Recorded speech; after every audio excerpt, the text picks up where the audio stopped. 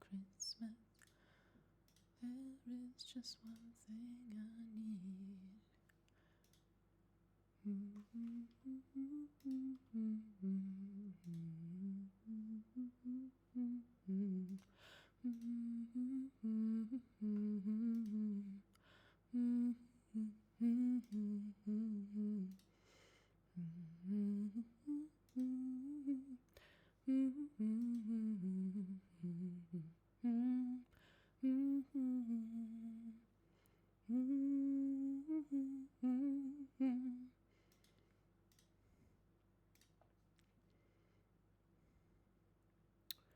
Okay. I'm opening the game.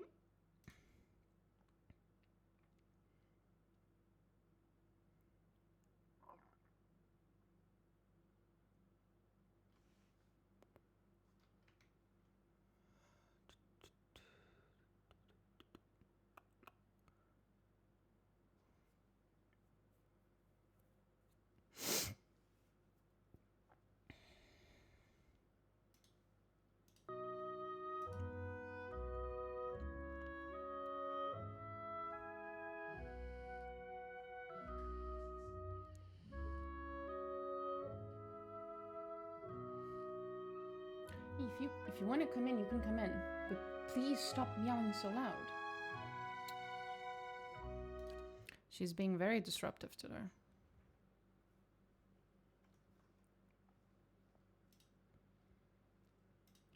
Little shit.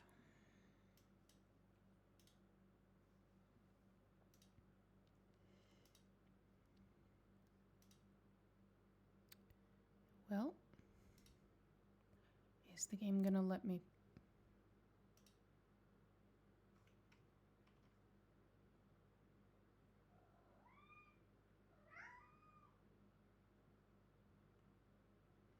Today is one of those days where I just have to have a lot of patience. I'm here. A lot of patience. Hmm? I didn't say that. Indeed. Duty before self. Eyes open.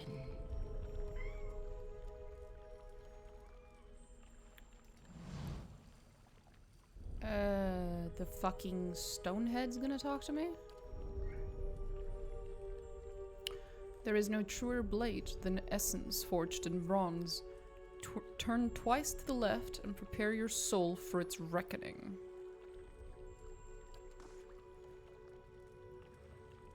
Okay.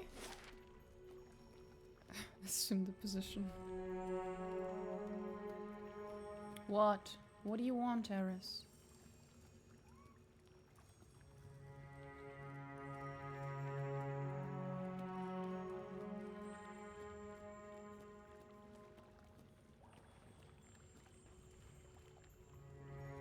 Yes, you are very cute, but you are incredibly annoying sometimes. There seems to be a correlation there.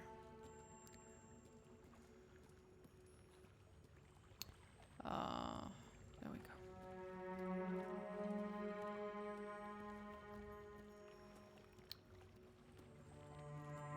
And there we go. There is a cat in front of me, halfway across the keyboard. It's really difficult to use a keyboard when there's a cat on it.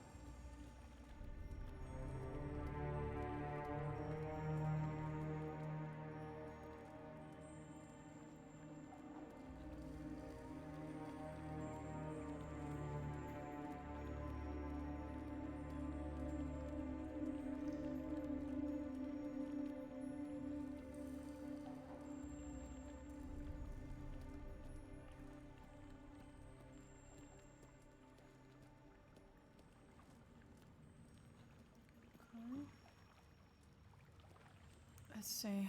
Can I play the game with only one hand and the other one petting a cat? Well, she certainly thinks I do. Well, she certainly doesn't give a shit, but yeah.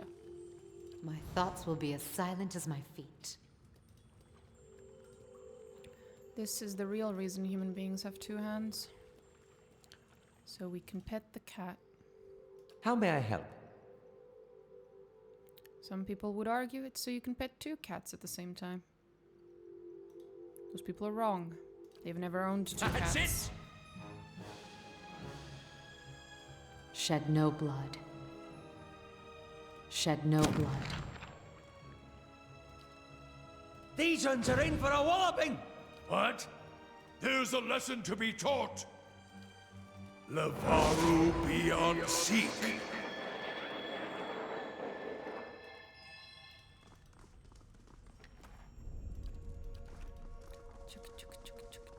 Hey, that's a whole lot of dead people. Slowly now.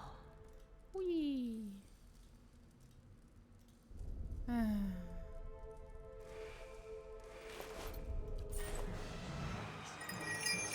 I guess that's the ghosts of the dead peoples. Rip.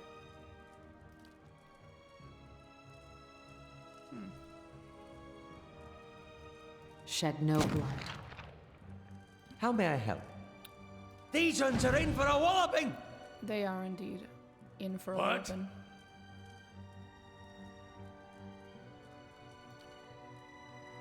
Lavaru beyond seek.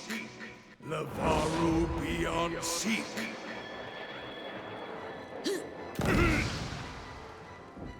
Verathus! I'm ready.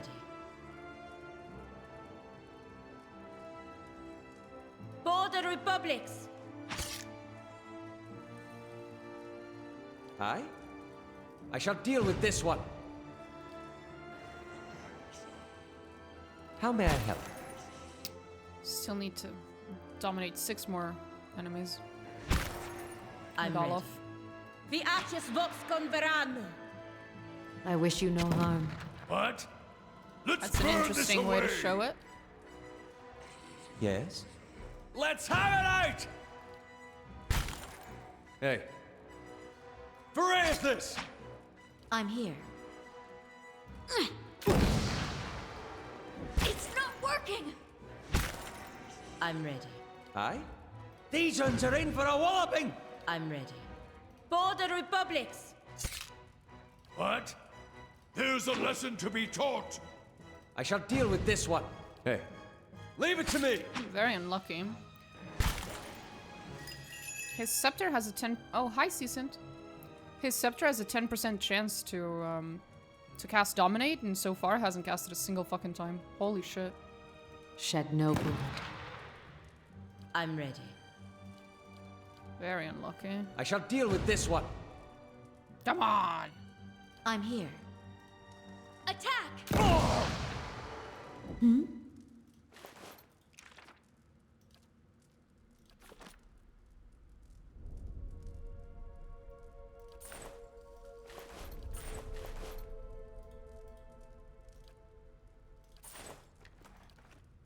I shall.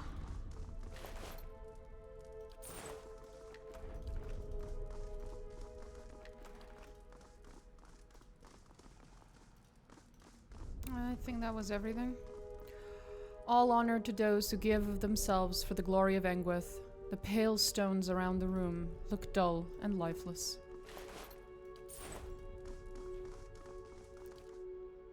Let's keep quiet. So this is a very similar place to the ones that were built to bring the gods about, I guess. Looks like it. Perhaps an early attempt, perhaps a failed experiment.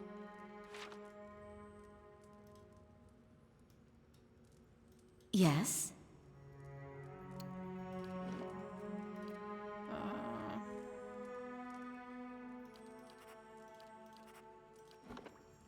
There we go.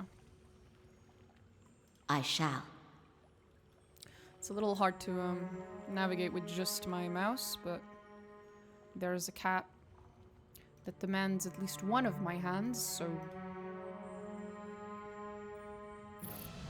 Your thoughts must flow deep. I shall end this. My mind feels sharp as steel. How may I help?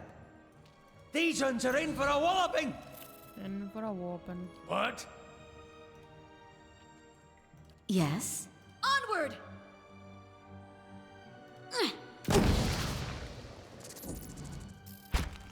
Hey.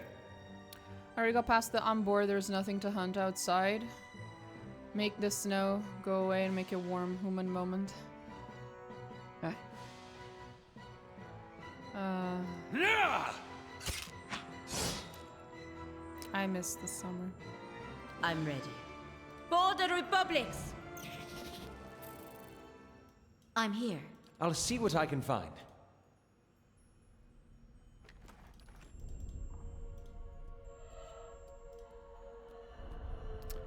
One second.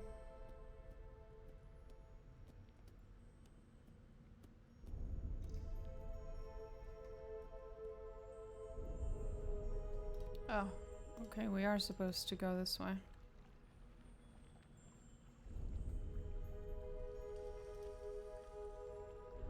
I can play open the door, I want to go outside, not too cold with him all day. You can.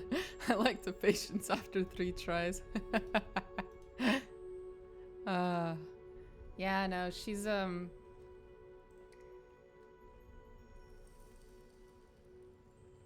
over my desk. She has been... Someone has spilled a cat on my desk. Very fluffy, yes. She is very fluffy. She is also a pretty little princess who's very, very aware that she is a pretty little princess and that she demands all of the attention that comes with that title.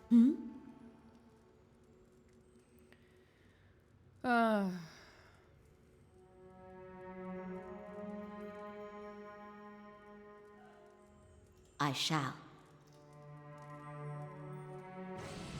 Your thoughts must flow deeply indeed. Oh, she's looking at the she's looking at the screen. You like the game, Eris? Yeah. It's a good game. Shed no blood. How may I help? These uns are in for a walloping! There's a lesson to be taught. Yes?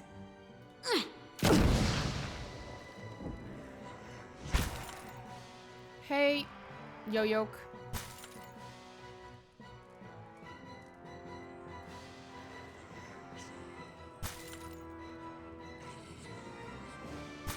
It's Yo-Yo. Oh, hi, Yo-Yo.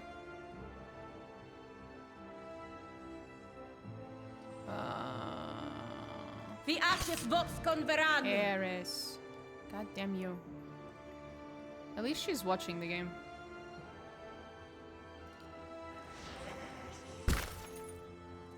Of all the games, to be fair, of all the games I could be playing right now, at least she chose one that's actually not that hard to play with just the mouse.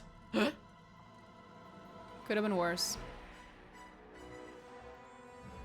Dragon Age Origins was considerably harder to do this with. Fuck those up. I have no idea how the fuck I dealt damage to someone 500 feet away, but okay. Aye? That one. Let's have it out! Finally! The cat is helping you? Oh yeah, she's being very helpful right now. She looks very, very happy, but she is not helping. She's having a great time though. Hey. Leave it to me! How many more? 5 more.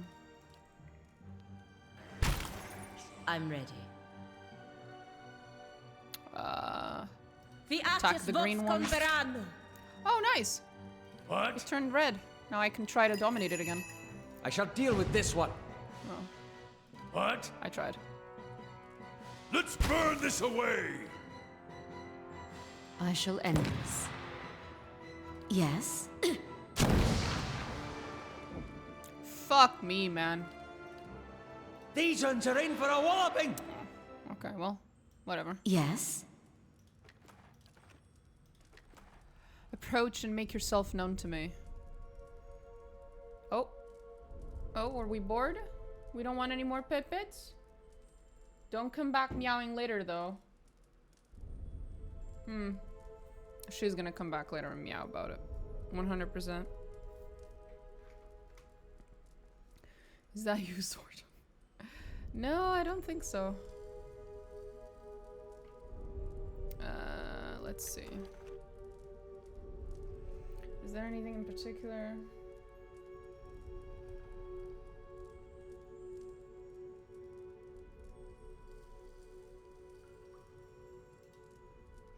The stone face's Adra eyes glow, and a voice rumbles from its open mouth. The past is the hilt of a weapon. The true warrior grasps it and knows her strength. Speak the quality that defines you.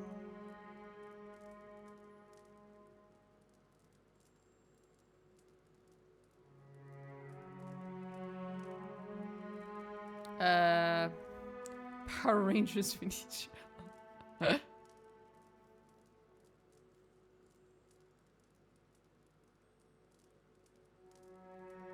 I hate Durance. Yeah, that's actually a pretty good one. I wish that was an option. That would have been a good option.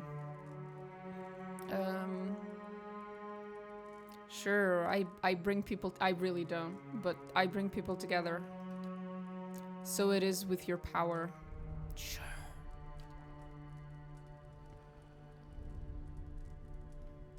Indeed.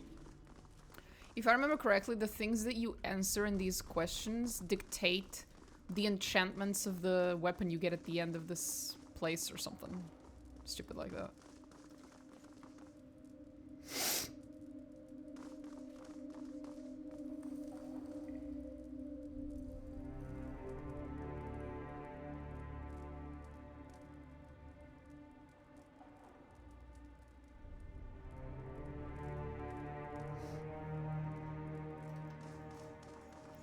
Still looking for that Jern's body pillow for you. Please don't.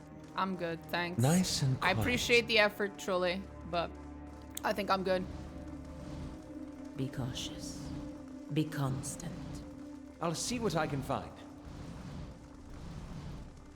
Shh.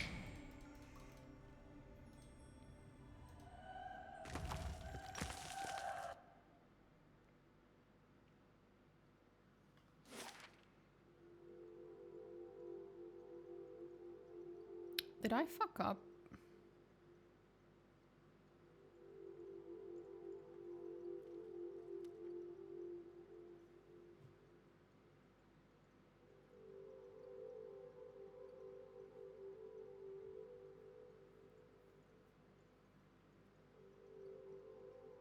Oh. Yeah, I don't care. Okay.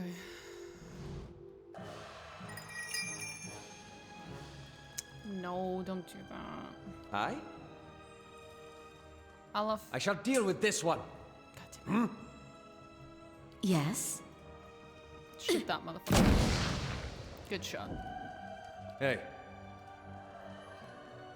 Leave it to me!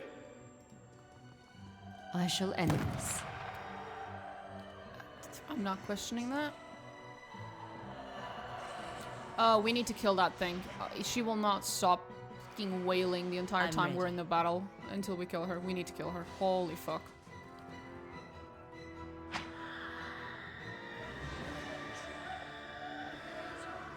She disappeared. Oh no.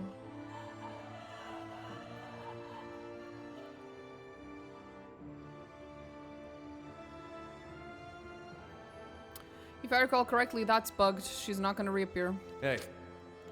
Oh boy. You're not getting through me. I'm ready. Permet Kong Swolias. Yep, and it's caused Paladin to become bugged as well. Yeah, we're gonna do that again. We need to focus on that ghost lady. if she casts teleport or whatever the fuck it's called, it immediately bugs everything out. And she becomes untargetable forever. Which is not intended.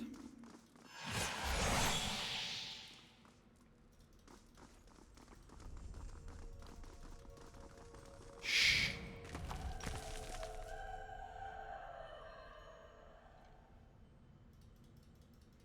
Are they going around in a loop like a little carousel? Oh my god, they are. Adorable.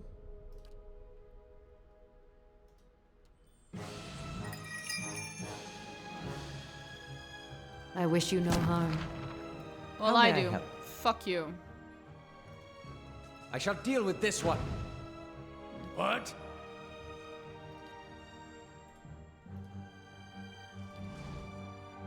Lavaru beyond seek. Onward! There we go. Can't teleport away if you're fucking dead. Hey.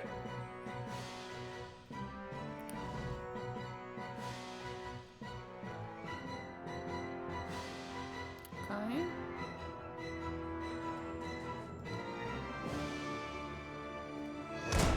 Fuck it. Guys, please be careful with the teleports. Don't get stuck under I'm the ready. ground.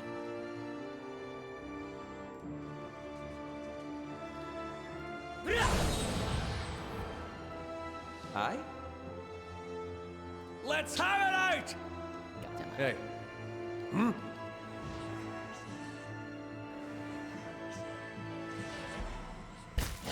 Hey. I'm ready. Hey. Yes? Come on These again. ones are in for a walloping! Ah. I'm ready. Permet kong swolias. Shed no blood. Hey. Oh, they both died. Yes? Oh well. It do be like that. Small white stones bloom from the rock. They all feel firmly fixed in place, but there's a hollow where one appears to have been removed. I shall. Concerning, but okay. Oh, Console Hot's there. I forgot I had him with me. Would have probably been funnier to hand him over to Langrath, though.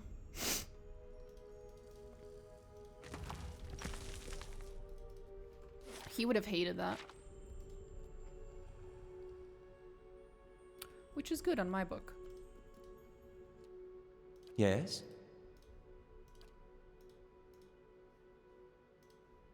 Aye? Ah! Your thoughts must flow deeply indeed. I shall end this. Come on. Are you stuck? I wish you no Of course you are.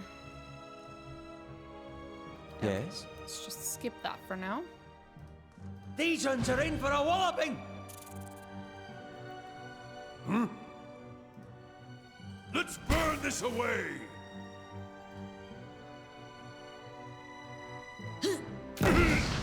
Overkill, but okay. I feel Ow. off. No, you don't. Perfectly fine. Oh, lordy, lordy, lord. There. Hi, Eris. Are we back? We are.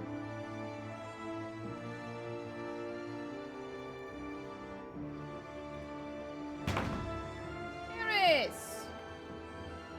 Back to our fucking mischievous shenanigans is what we are. Fuck's sake. Stop being a piece of shit for 5 seconds. Holy fuck. You're not getting through me. Your thoughts must flow I swear deeply she does it on indeed. purpose. I wish you no harm. I'm ready. For the Republics! Poison! Yes?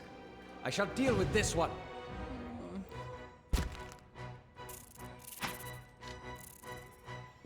Oh. Oh, one of them got dominated. She's just trying to help you. Oh yeah.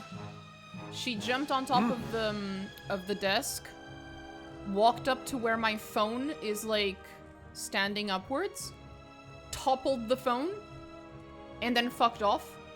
And I told her off for it. She jumped back on top of the desk and then tried to do it again.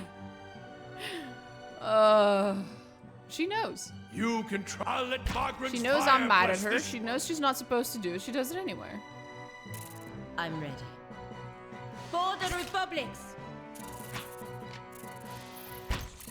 Hey. Verathus!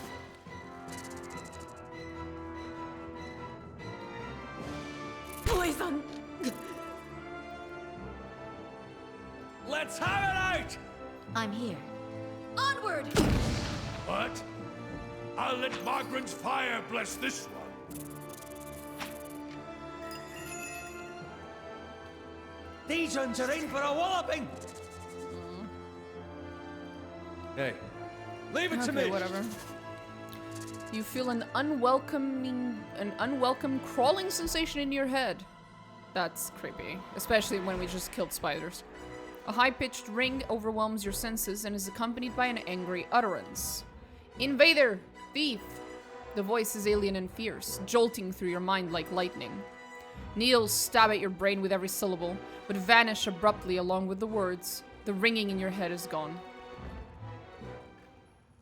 They could have waited until combat was over to open up that dialogue, but okay. I'm here.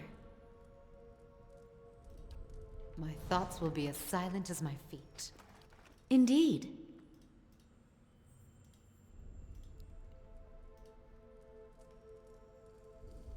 Interesting.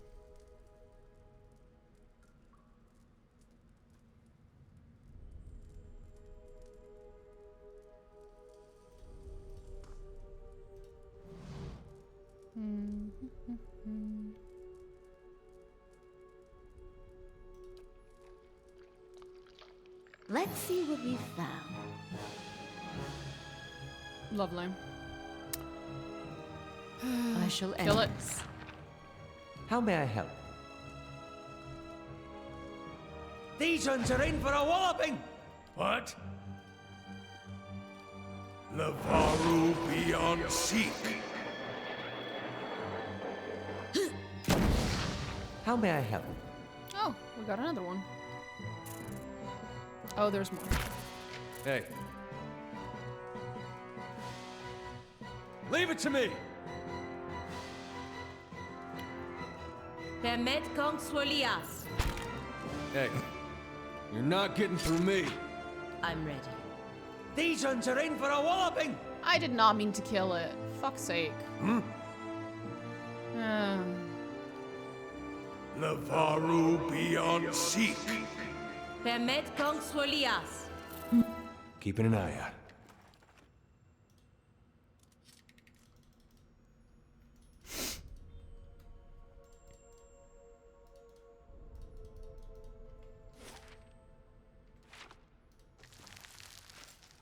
Is there something over there? Oh. Shattered crystal crunches and tinkles underfoot. That does not Eyes sound open. healthy.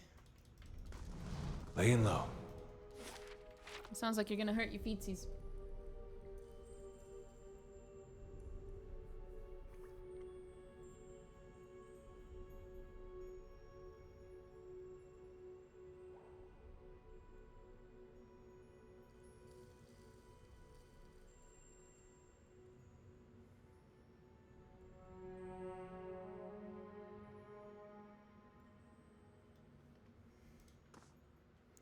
Oh, green spiders. Why are they friendly? What's this? Oh boy, that's a Vithrak. Do you mind if I steal from you? I'm sure you do. I was actually fully expecting her to, you know, call me a thief and... A robed, gangling creature lurches towards you, and you feel something needling at your brain again. The screeching hiss that invades your mind is edged with rage. Digging and ferreting animal. It pauses, its mouthpieces clacking. When its words fill your mind again, they're tempered with fear. My legacy. Benevolent too. Oh, okay. It clutches an egg-like stone in its spindly fingers. The white stone glows with life, and you feel a presence inside. The creature notices your interest. For the colony. It cocks its head. Animal calm. Peaceful, yes? I guess you've heard about my last deals with the Vithrak. Its thoughts echo back at you from within the stone. It occurs to you that a piece of the creature's soul is somehow housed within it. What are you doing with that stone? Such a different form, and yet its mind is alive with the same thoughts as ours. Home, family, memory, legacy, colony. Young are always few, slow to hatch, fragile.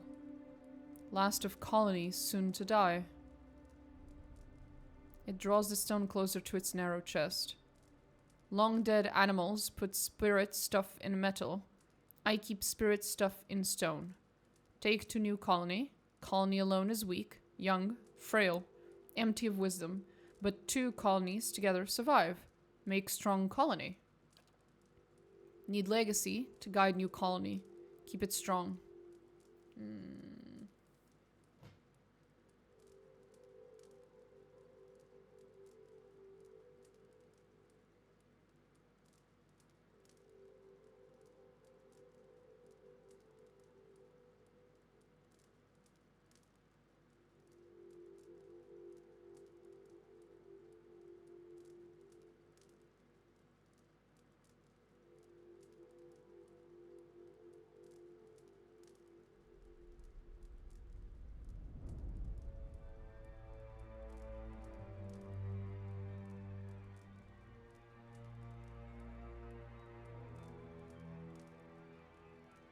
Trying to figure out if I give it... Well, I'm inclined to let the poor fucker leave, obviously.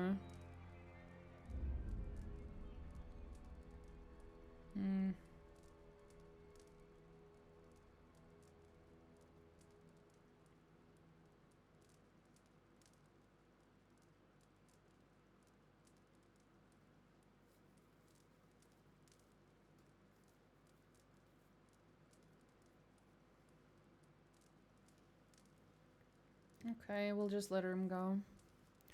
Hey. Go. And may there be peace between our kinds. Its black and blinking eyes stare back at you. Warm relief gushes into your mind. Knows peace and gentleness it does. Redek, go. Bring legacy. Many thanks.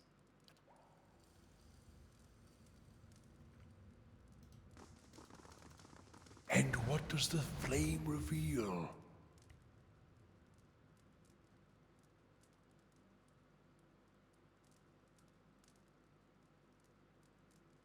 Yeah, it doesn't have any of the fancy enchantments that it should have.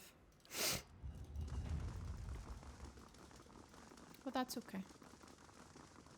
Doesn't have to. So we're done here.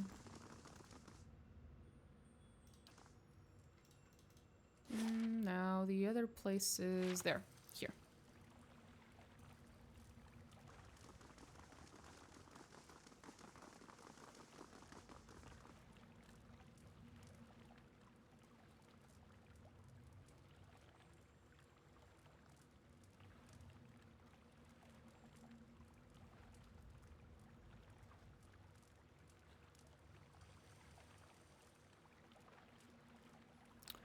Wait a minute.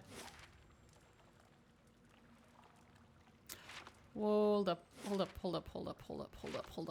I think I'm gonna save in case I'm wrong and then I'll just quick load real quick. I think I left something behind. Here.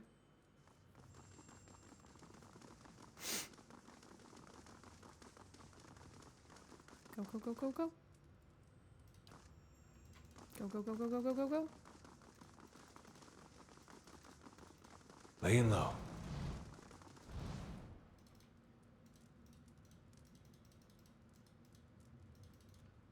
Oh no, it was just this one. Okay. Already have them. Hop. And this is now unusable, I think.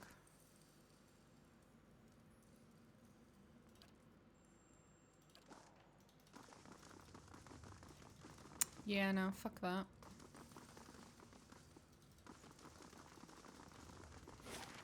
Who cares about that stupid weapon? It's a spear anyway. I literally have no one that uses spears. Could be OP as shit and I still wouldn't care. Stairs have collapsed, leaving a long drop to the floor below. Anchor a grappling hook. And off we go. And I fucking fell face first onto the floor. Nice. Good job, me.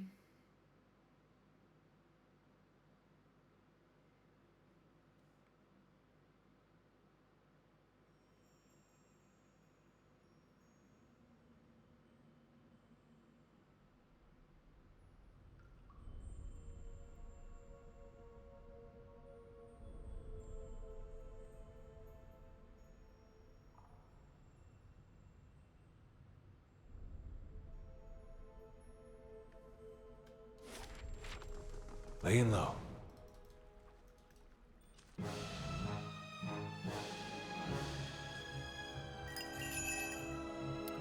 Right. Shed no blood. Shed no blood. Let's have it out!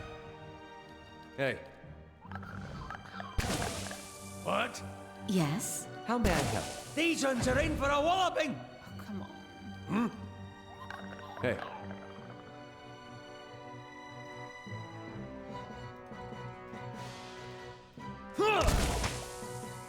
I'm here. Light, flame, and sound.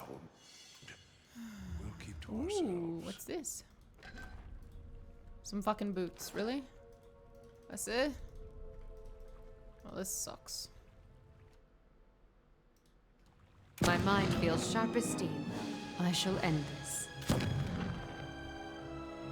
Aye?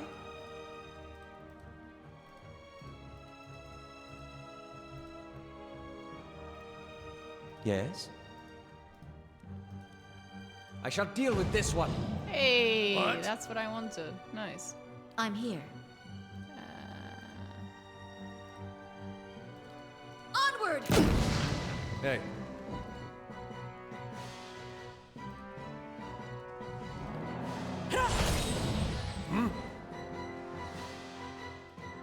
Hey. How may I help? Let's have it out! I'm here. Oh, someone else? There's another troll. Nice. Indeed. Hey. What? Hey. I'm ready. He's not gonna move? Hey, buddy. I shall deal with this one. 14 out of 15. Okay, just one I'm more. ready. Your thoughts must flow deeply indeed. Go back to being red. Come on. Oh, 3 turns. Fuck. Your thoughts must flow deeply indeed. Sure. Shed no blood. Hey. Yes? I'm ready.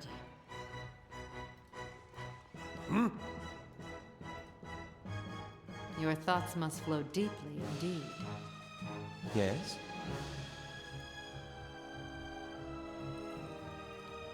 Lavaru beyond seek!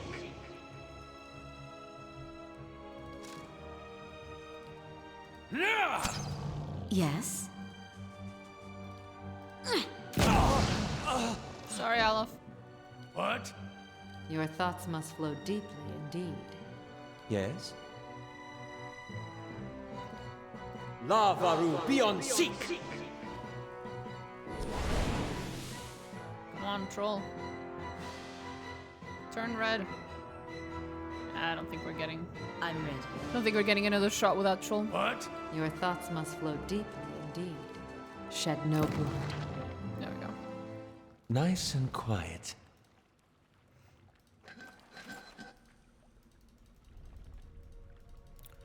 Partially corroded. Why are they corroded? Souls bound in eternity. Creepy. Laying low. Same thing. Yes? Those can't be dominated, so they're useless to me. Shed no blood. Yes? Lavaru beyond seek! Lavaru beyond seek. Onward! Hey. Yeah! I'm ready. How? I'm ready. Permet Kong Swolias. I'm ready. For the Republics! What? Be cautious. Be constant.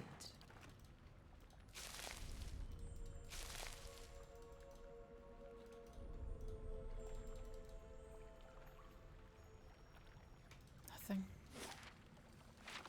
Anything here? Hi, Orbital. Let's see Oh, what...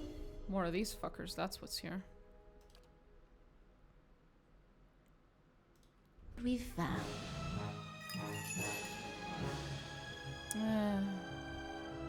Lurkin? Okie dokie. Your will, Watcher. I wish you no harm. Lies. Lavaru beyond seek! Lavaru beyond seek. There you go.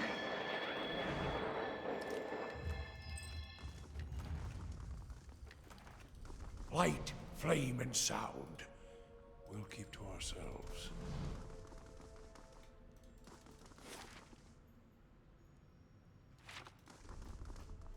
And I assume this is where we came from.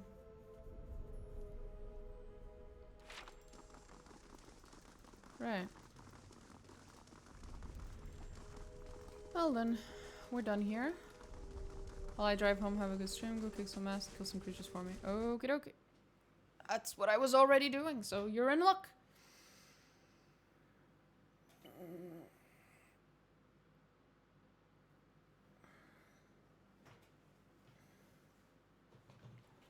Okay.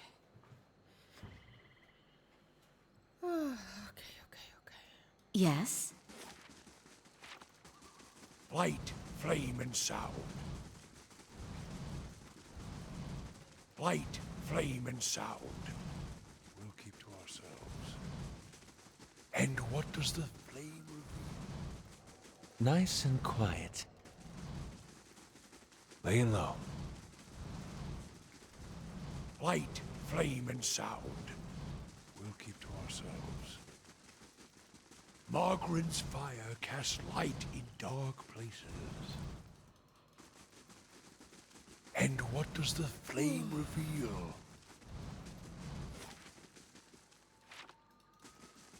Nice and quiet. The better part of valor. Eyes open. Easy now. My thoughts will be as silent as my feet. The better part of valor. There we go. Shoot that Shed motherfucker. no blood. How may I help? Let's have it out! What? Lavaru beyond seek. Charge! Hey.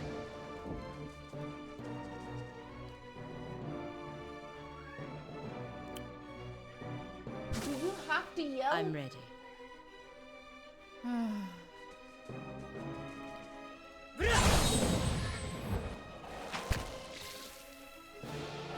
My mind feels sharp as steel.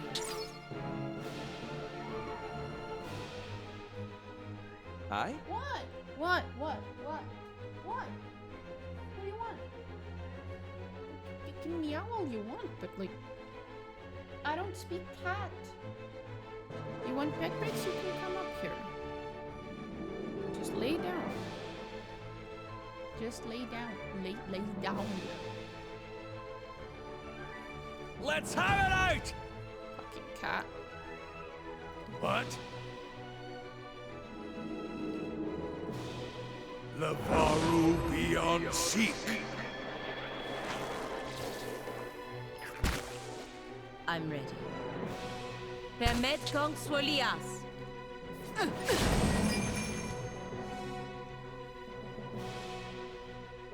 Eris. Eris, stop purring on the microphone, Eris. Verathus! Goofball. How may I help? I shall deal with this one.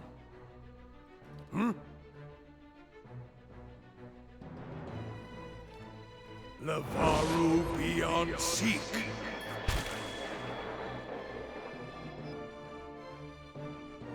Here. Nikiti, lay down. Your thoughts must flow deeply indeed.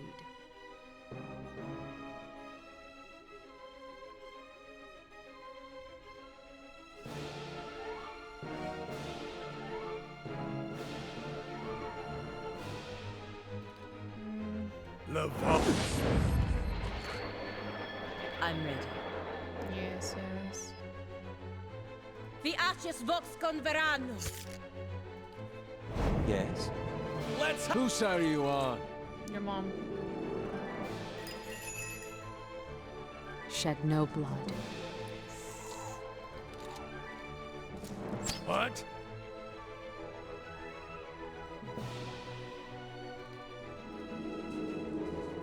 Lavaru beyond seek.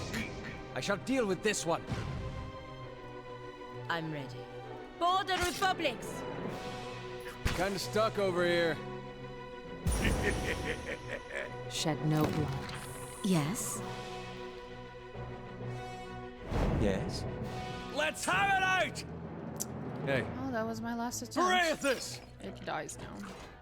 Yes?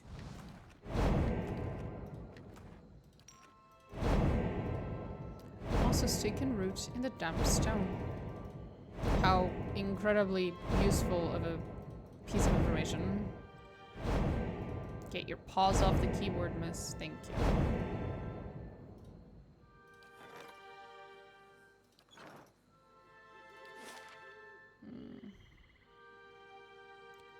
Well, guess we're done here then. Now we get to do Elmshore properly.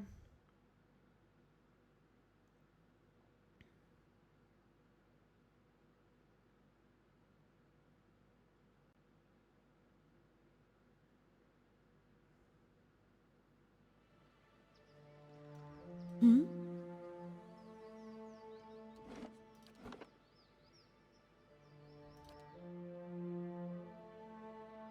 Yeah. Indeed.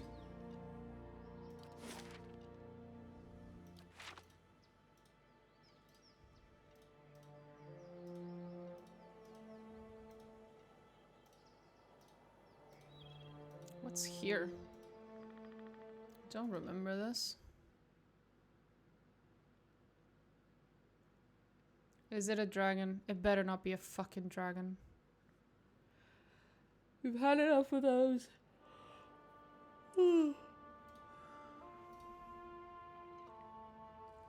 No, it's just a bear. These are... Shed no blood. Shed no blood. Yes. Okay, my that was a little bit more than just a bear. I shall deal with this one. Oops.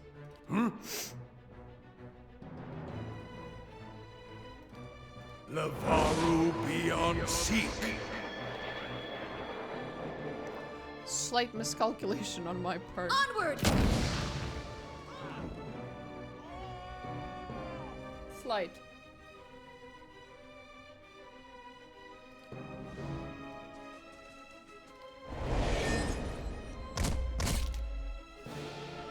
Oh, I'm supposed to kill this guy. I'm ready.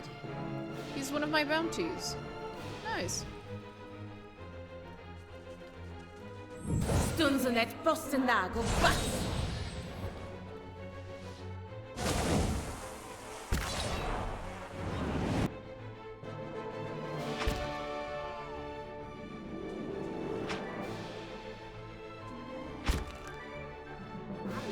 How may I help?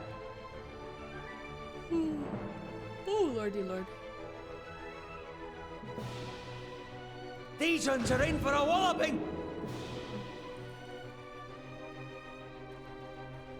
Ah, Ulu said! What? Lavaru beyond seek. Border Republics. Yeah, just shoot him. Shed no blood. Hey. Varathis! Aye? I shall deal with this one. What?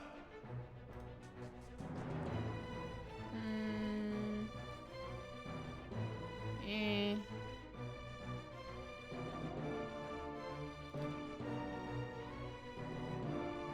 Lavaru beyond seek.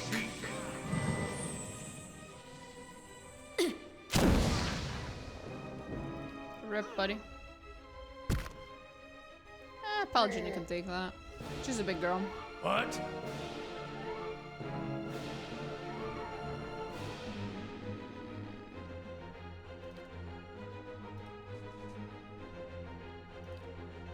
Lavaru beyond seek.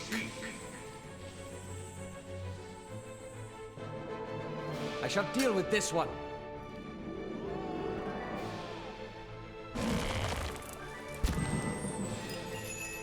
I wish you no harm. Hey.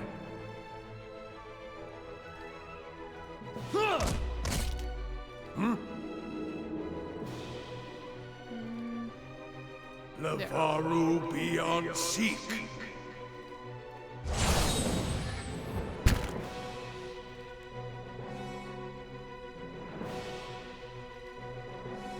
Lavaru beyond seek.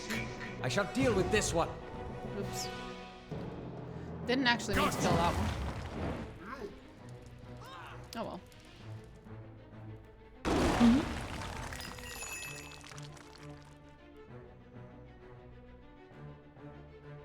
I shall end this. Hey. You're not getting through me. There's a lesson to be taught. I'm ready. Border Republics. Aye? Let's have it out! Hey. You're not getting through me. What? Let's burn this away. Aye? I shall deal with this one. I wish you no harm. I'm ready. Border Republics. Yes? I shall deal with this one. Nice, finally. Holy shit. Okay. Fucking finally. +3 resolve as well. Holy shit.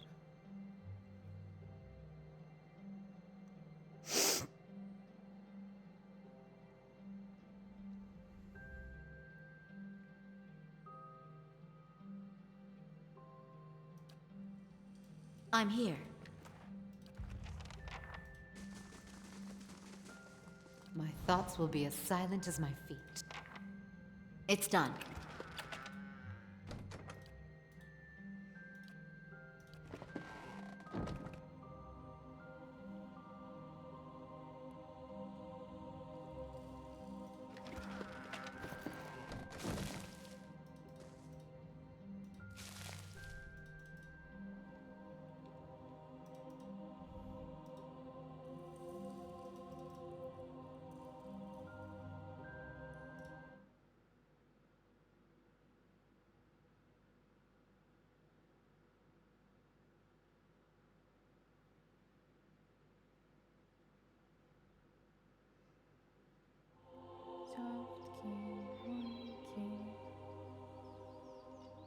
Little ball of fur.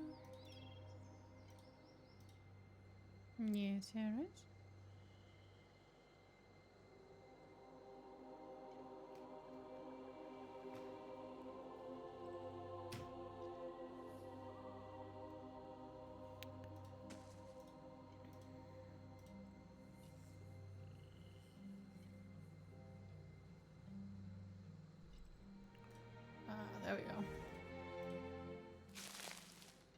Let's see what we've found.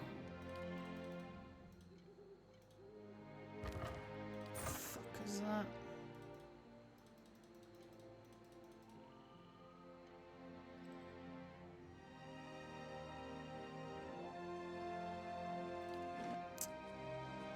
Wait a minute, I know there's a control.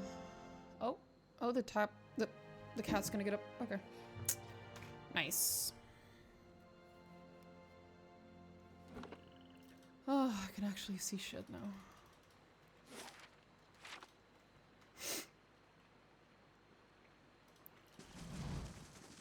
Eyes open.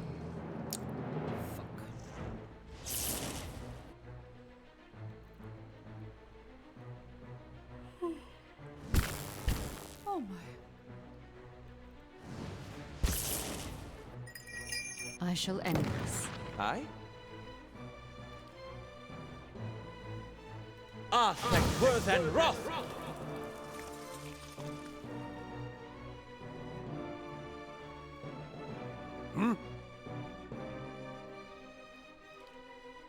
Lavaru beyond seek. Attack! Hey. Verathus! The Arches Vox Converano.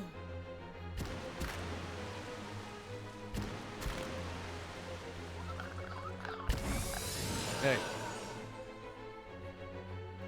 Verathus! How may I help? Thank you, Palagino.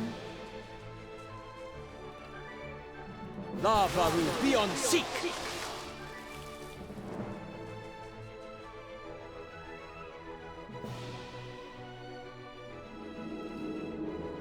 Lavaru beyond seek. Uh-huh. I shall deal with this one.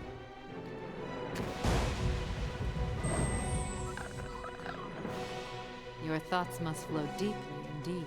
Shed no blood. Hey. I'm here. Light, flame, and sound. We'll keep to ourselves. Easy now. There's more. I wish you no harm. Of course there is. Yes? Like worth and wrath! Lavaru beyond seek. Hey.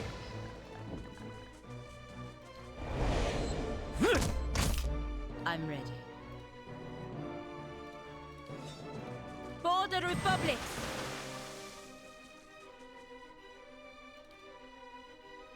Lavaru beyond seek!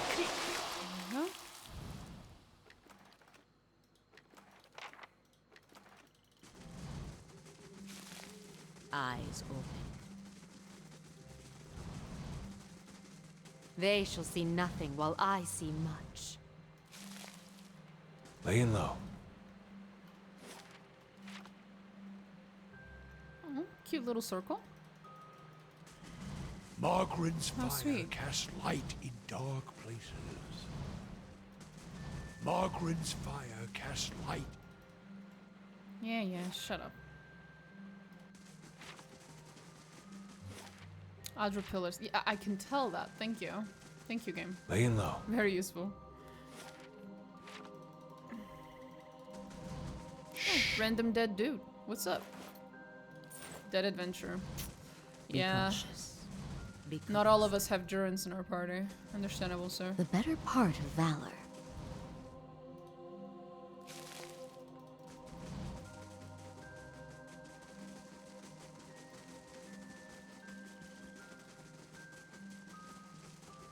They shall see nothing while I see much. Nice and quiet. Oh, lordy lord. Let's keep quiet. It's been a long day. Light, flame, and sound. Okay, so this is all clear, roughly-ish. My thoughts will be as silent as my feet. eyes open. Yeah. We can go check this area.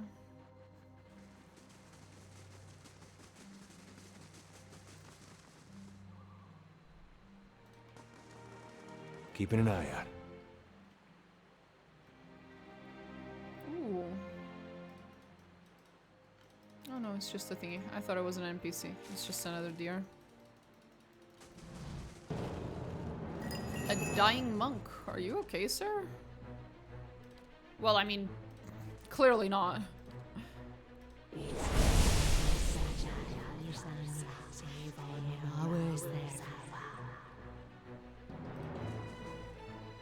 Ulu Sen!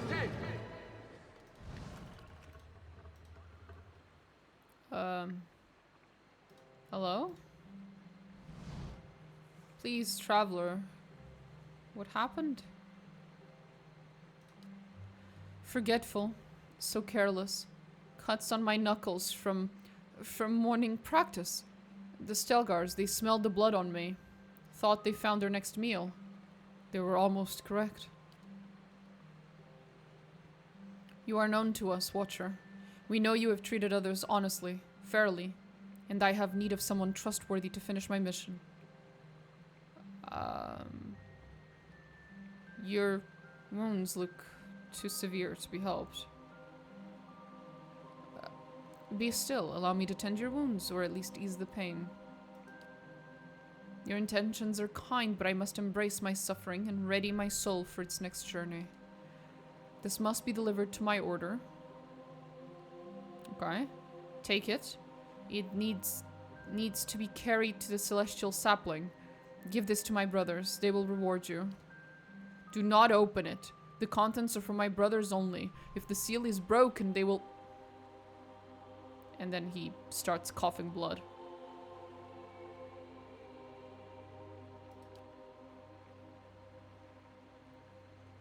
Scroll case is crafted of darkly stained oak in the likeness of a thin tower.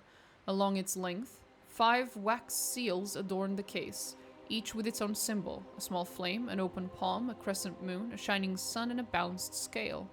The seals would more than likely break if you were to try and open the case. Put it in your pack, I guess.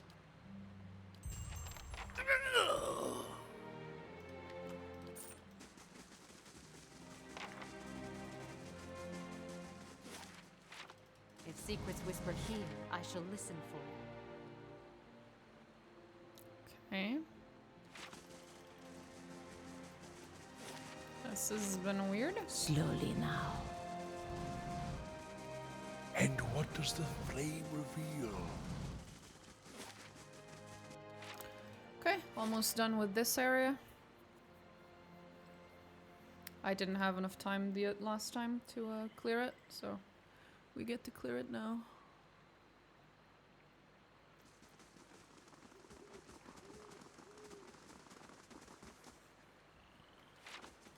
Be cautious. Oh, little Be boars. constant. Oh, so cute. Hi, little boars. Oh, cutie patooties. I was hoping I could pick one up or something, but no. If secrets whisper here, I shall What do you listen mean? for I them. can't just... Nice and quiet. Oh, baby antelope! Can I have one? No? Eyes open. Laying low. The game already gives me so many pets, and I'm still upset I'm not having all Thoughts of will be them. as silent as my feet. I'm not allowed to pick up every animal I find along the way. How dare they? Okay. That's all I wanted. Now we can actually go and do our fucking quest.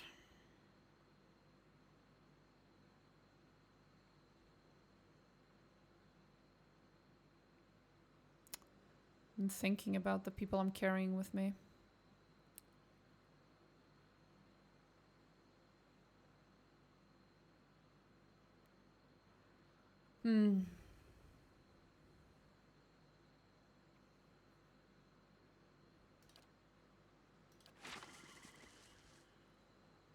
While I love having Grieving Mother with me, I might have to swap her.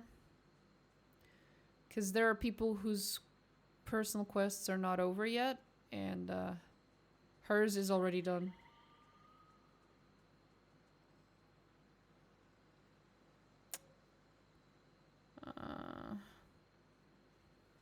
Let me check on Durance. Durance's quest is a bitch if you're playing the game for the first time. Because you really can't get him out of your party. But if you have the gift of hindsight,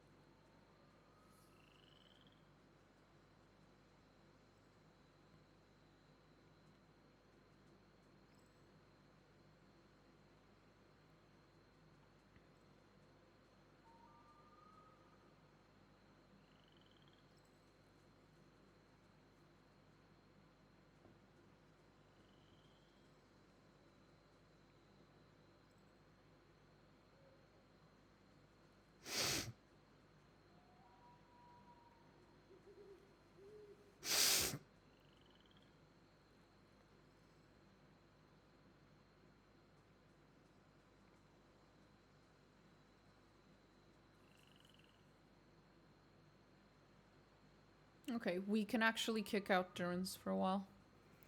So we don't have to kick out the Grieving Mother. As I would obviously prefer to keep her. She's a lot more likable.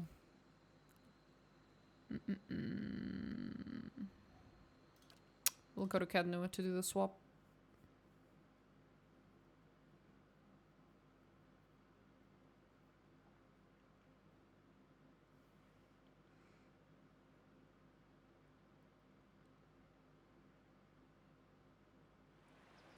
This place, as beautiful as it can be with the absence of children.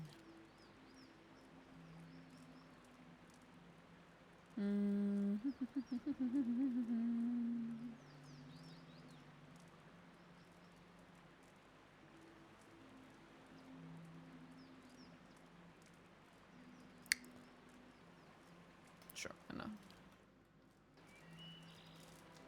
Okay, we take You this walk boy. your path, I'll walk mine.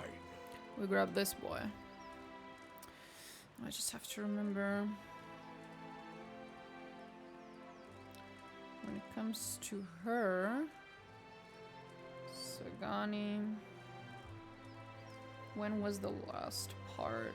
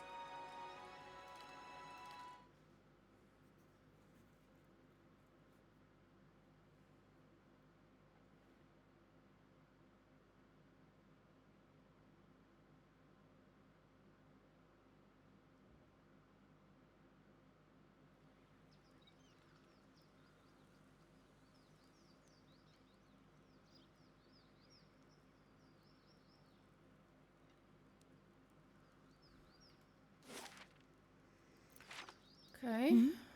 Oh, Haravis, right.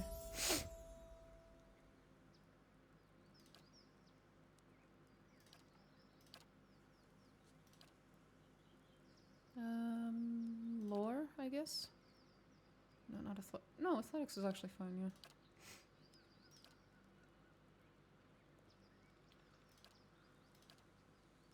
Sure, corrode. Why not?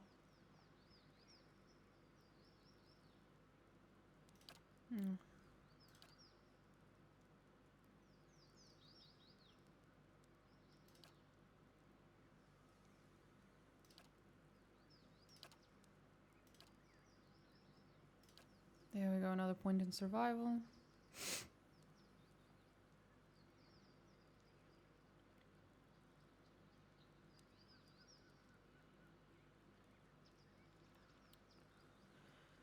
Athletics tends to be more useful.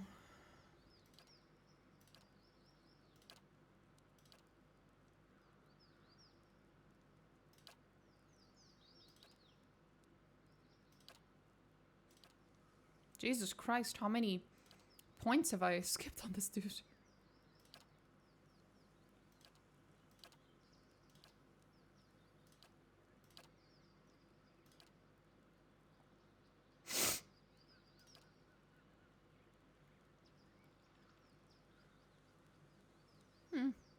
Nice.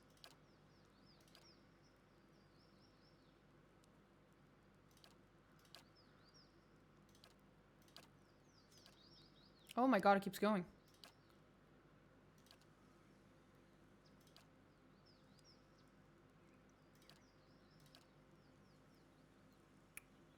That actually works as a heal, which would be nice, because... I'm sorry, I just looked at his fucking model. Horrifying. My dude is, how do I say this tactfully? Fucking ugly. I'm here.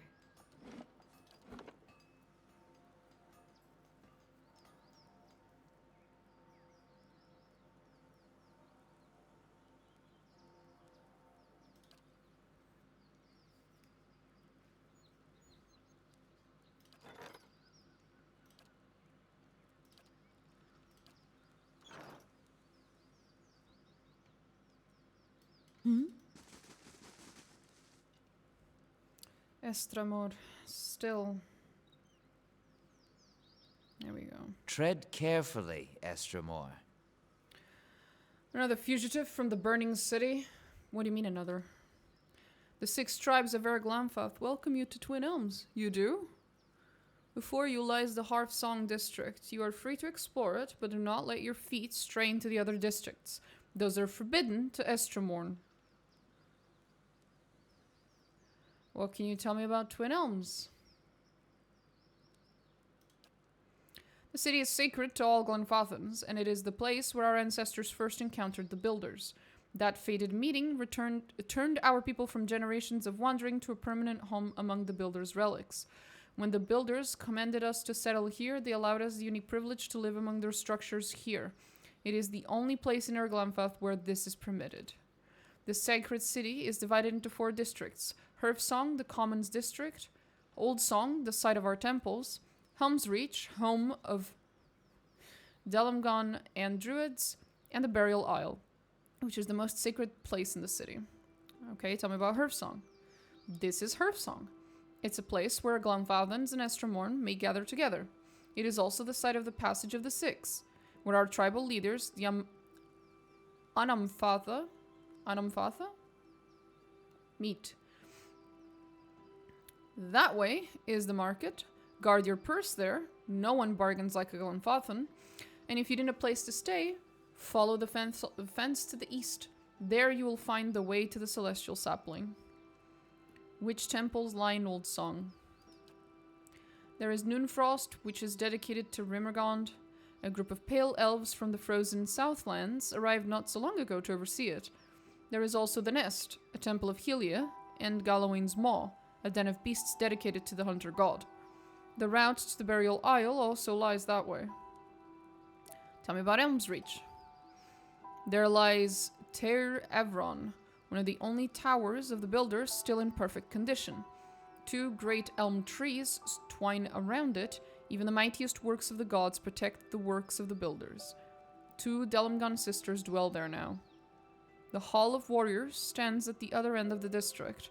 Rumor has it that Anamfath Simok of 3-tusked Stelgar is there now. Elm's Reach is also where the Druids keep their halls. There are the Ovates of the Golden Grove and Ethic Knoll of Blood Sands. Many shudder at the brutal sacrifices of the Ethic Knoll, but High Ovate Arona is just as powerful in her own way. My watcher friend. I would be honored to accompany you to Elm's Reach to meet those druids, though I'm a bit wary of any circles with a reputation for brutal sacrifices. Do you know anything about the Burial Isle? It is the place where our Anamfatha are laid to rest among stones placed by the builders. They say the souls of some of the Anamfatha linger there still. The way lies through Old Song. It is the holiest place in all of Twin Elms. That's all I wanted to know about the city. Something else you wish to hear? Why is it forbidden to enter the remaining districts? Twin Elms is a sacred city built where the first keepers of the stone met the builders. It exists alongside the works of the builders, and it is the only place in all of Glenfalth where it is permitted to set foot among these sacred places. Right. The Estramorn, however, do not have proper respect for the stones here.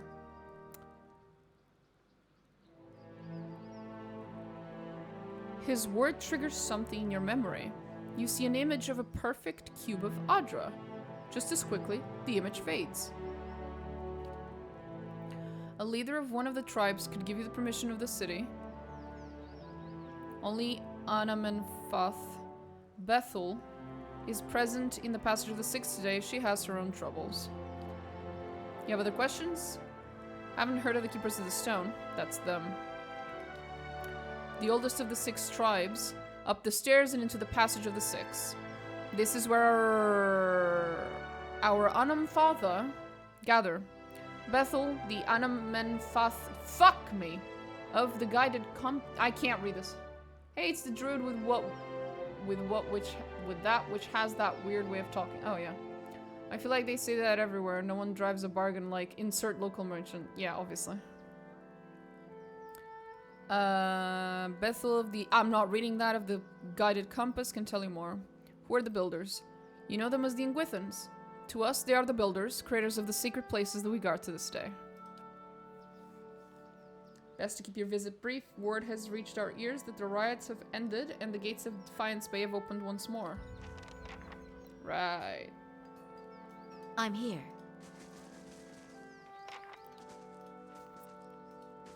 On behalf of all Glonfathans, welcome to Twin Elms. Mind your manners, refrain from public intoxication, and don't mention your history of violating Engwithan ruins. You know, that'd be a lot easier if you didn't mention it out loud in the middle of her song. Yes? Buddy. Motherfucker.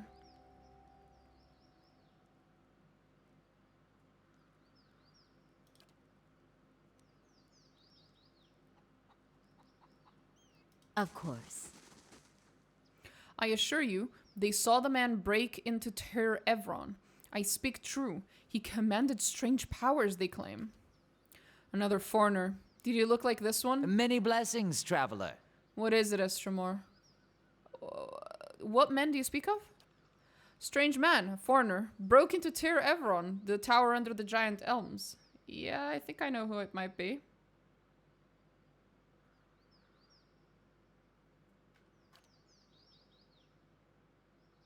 Estramorn cannot walk the grounds of Elm's Reach. Why was he allowed to pass? This one was unseen. He wielded a strange power, we now know. Was Ter Evron... Yeah, it's the tall tower or whatever. You said the gods live in Ter Evron? How's that possible? The mystery of our ancestors are not for every foreigner to understand, which is code for he doesn't fucking know either. In Twin Elms, in the temples of the builders, the gods commune with us, be sated in knowing this truth. Right, buddy. Yes?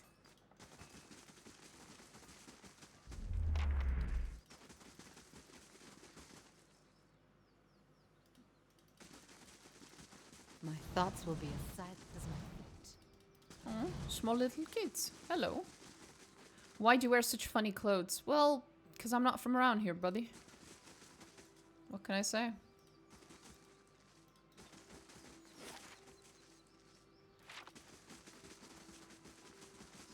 Oh my god, this is the place where I can totally not kidnap a small child that I will bring with me to the second game. I almost forgot.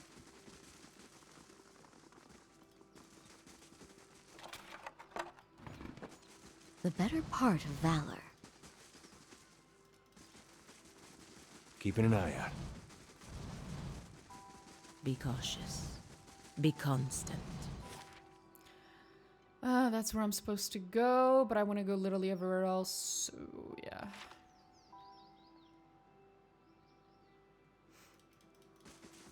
Keeping an eye out.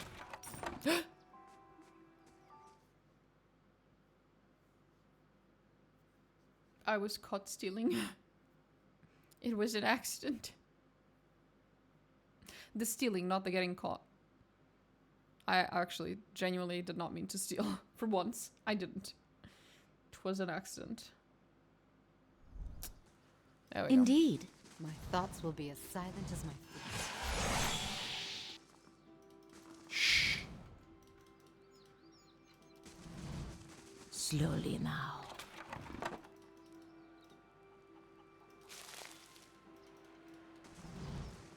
Nice and quiet. Merla, that Glenfathan witch sold me useless twigs and herbs. Is that so? Hello? She'll pay, that witch. She'll... You there, have you come here to trade with the savages? Learn from my example and take your business elsewhere. Liars, cheaters, swindlers. Guess you're a witcher now, they steal kids too, right? Yep, pretty much. That duplicitous bitch, Alarhi. Alarhi? She claimed to be selling, I'm not reading all that, flower buds, but all I have now is 6 bushels of common houseplants. The herbs are useless. I'll get my money back from that swindling savage. Okay, buddy, can we tone down the racism for 5 seconds? What do you intend to do about this? When I get my hands on... I'm in the savage's home court, so it's my word against hers. Where does that leave me? I'd be a fool to threaten her here, on tribal soil.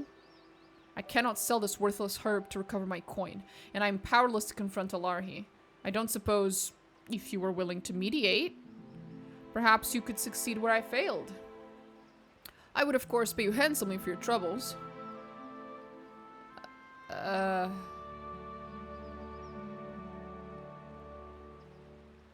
the new Witcher series is terrible. I have no idea. Let me see what you have for sale, buddy.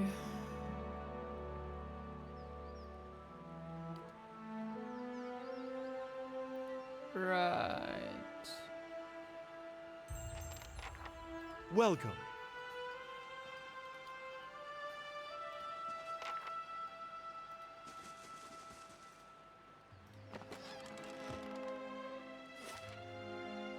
Celestial sapling. Right. You want up? I pull. Aww. Eyes open. That's cute. He's working as the elevator. That's cool. Be cautious. A little weird, Be but cool. constant. As long as he's being paid. Slowly now. Let's keep quiet.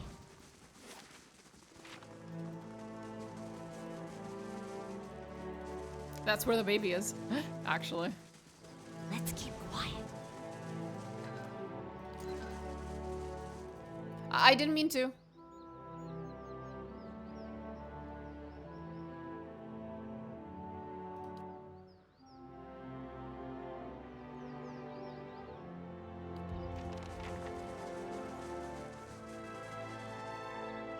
The stones have been worn smooth by centuries of wind and rain. Okay. I'll stay out of sight. If secrets whisper here, I shall listen for it.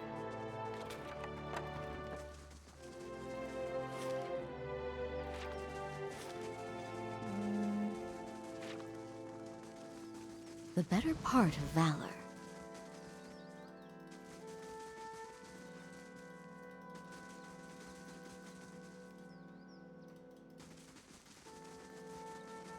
The better part of valor. I shall be discreet. Okay, we've cleared that whole area. What else is there?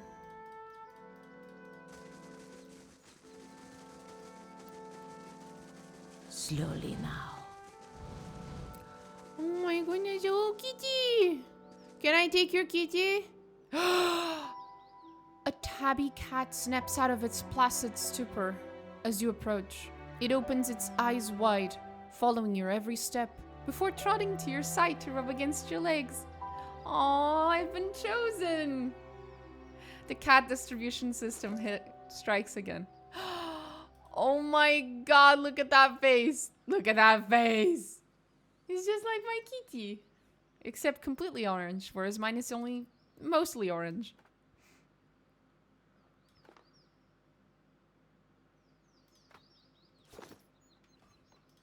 I got a kitty. Eyes open.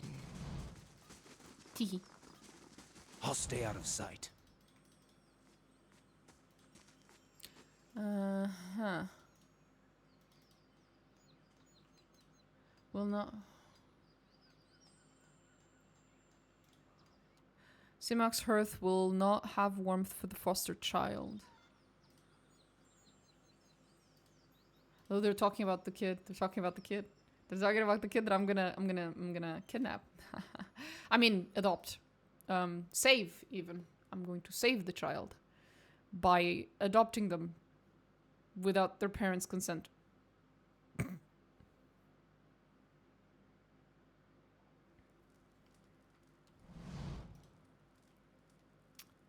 Adopt. Exactly. See, I'll you get it. handle this. It's done.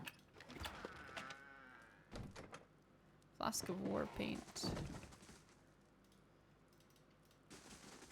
Hello, ma'am. Hail, Estremor. Welcome to my home, Estremor. I am Lindsay, healer and guide. What brings you here? I like your songbird. I didn't even notice there was a songbird, but apparently I like your songbird. Does it have a name?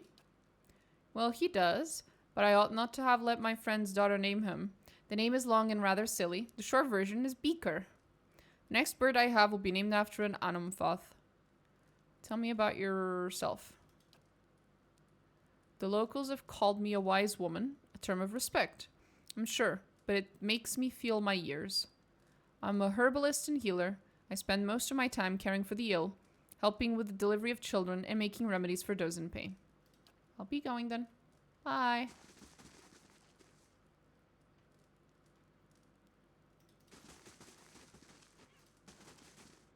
The kitty is so cute. Very fluffy. Very orange. Exceedingly so.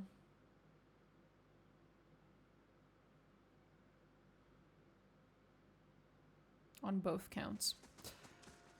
Look at that. Oh, cutie patootie.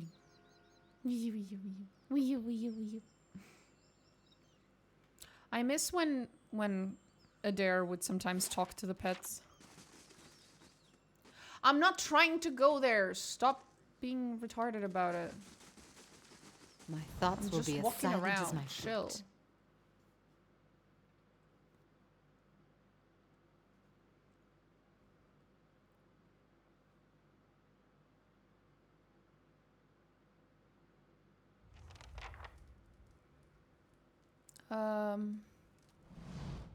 Oh boy.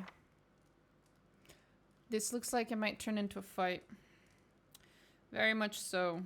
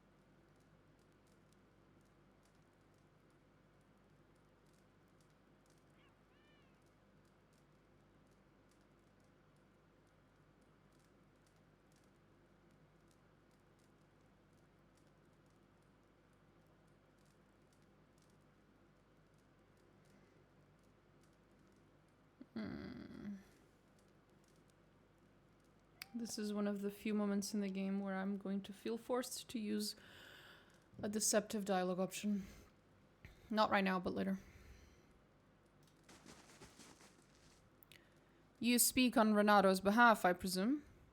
I knew he would convince someone to do his bidding. I did not expect it would be the Estremor involved in all the chaos at Defiance Bay. An old elven woman stands tall and proud, surrounded by Glenfathan warriors that study her every move. She tilts her head to the side and blinks slowly. Does the presence of my armed entourage concern you? You were expecting a defenseless shopkeeper, am I right? Alarhi raises her dye-stained hand just as one of her guards begins to lurch forward. Stillness! Give the Estremor a chance to speak. We're not their wooden beasts here. Hospitality reigns. Envoy of the Valians, speak the message you were sent to deliver. I want to hear your side of the story. The first step of any sensible path. Renato did purchase from me several bushels of Elard Gola, and for it he paid a high price, but did so willingly, saying it was a bargain, right as he handed me his copper. It was after our trade that the Valiant spit his venom. Renato accused me of trickery, of fraud, claiming I delivered withered likenesses of Elard Gola and not the genuine root. Such nerve! For in truth, he is beyond the help of Elard Gola. Renato's old bow isn't firm enough for a full draw.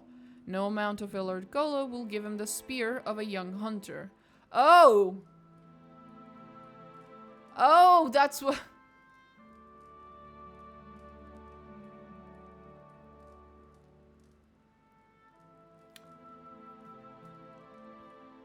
I see. Well, that's fair then. A fair deal was made, and now Renato objects, angry that his withered family plow is beyond herbal remedies. I have never sold anyone a remedy I knew to be false. If Renato does not silence his slanderous tongue, we will do it for him.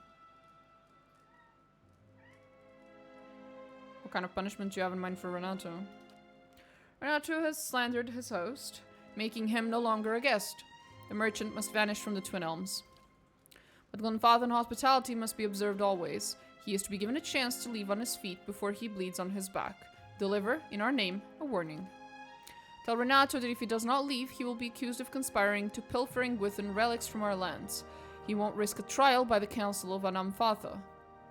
If he won't listen, tell him that his faulty member will end in a cage, just like this black beetle. Food for our birds.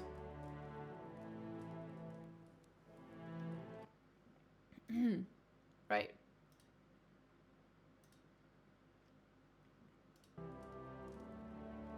I'll deliver your message, I guess. Return to me when the Valiant has disappeared from Twin Elms. Okay.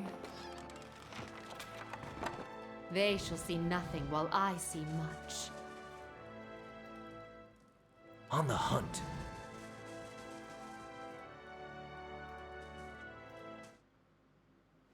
Oh, hi, Jeff the Sun.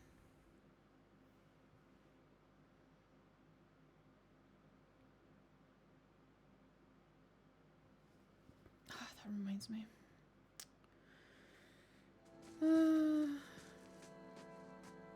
I need to pay my cleaner before I forget. There we go.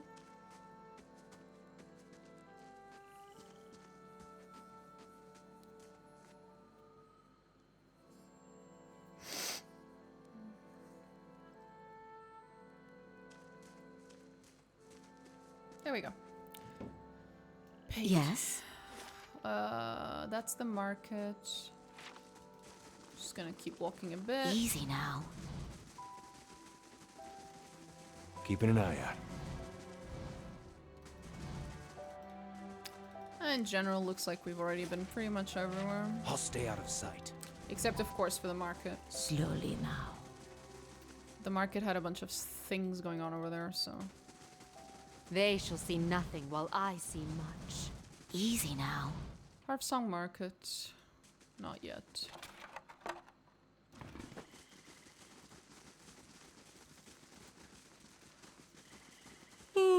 Slowly now. Sweet Lord Jesus. Okay, so we're done with that, and they want me to go and talk to this dude.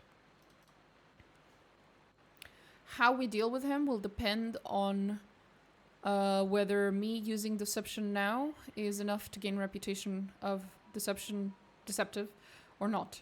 If I can tank it, then I can tank it. If I can't, then I'm not doing it. Which means he'll just have to die instead. Rip. Well met, friend. How do you think the Glenfathans will react if they find out you're dealing in stolen relics?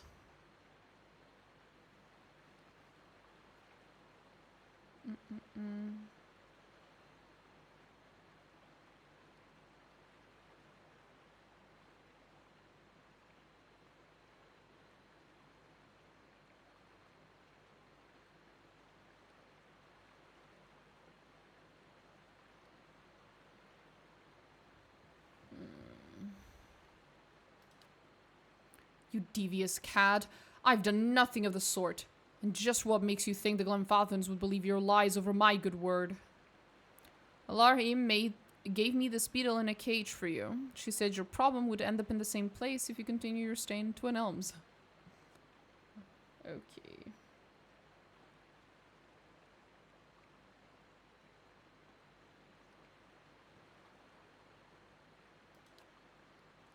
Insufferable witch.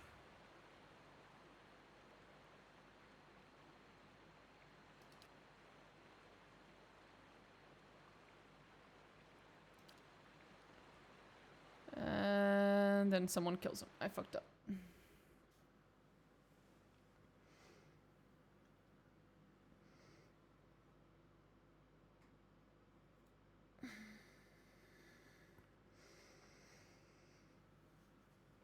Looks like this is bugged, though. There's supposed to be a diplomatic way to do this. If you start off with the deceptive dialogue option. Good day to you. But I didn't see it. Yeah, no.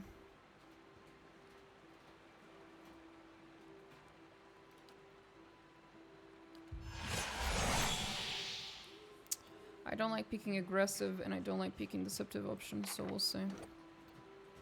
Benevolent, clever. Clever is fine. Diplomatic. Passionate. Rational and honest. Okay. Yes, Eris. Do we have to yell?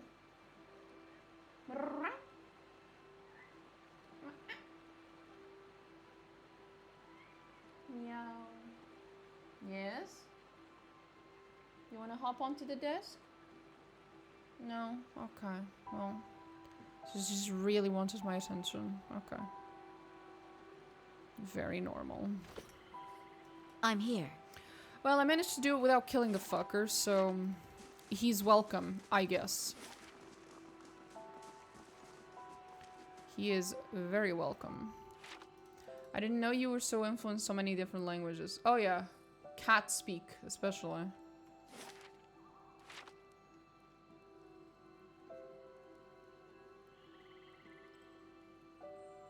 She disappeared. You better not be on top of my computer, bitch.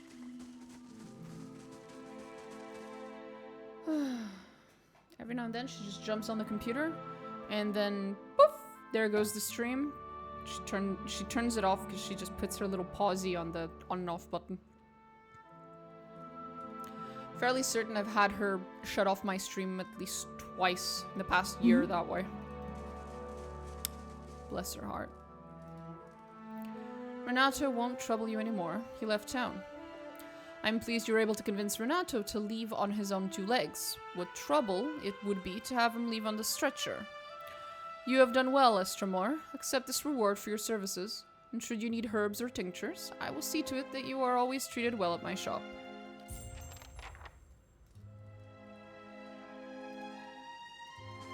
I don't believe in coincidences. Clearly, your cat is a mastermind. A mastermind? Of course. What else could possibly explain this?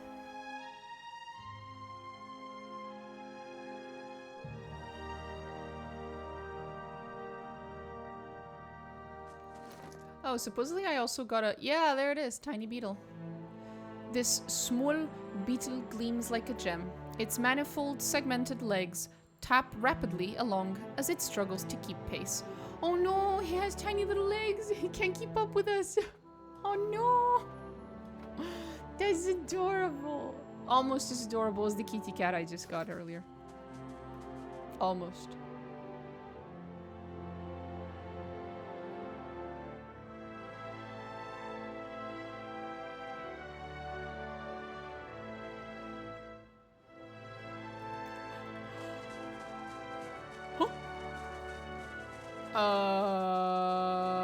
She left?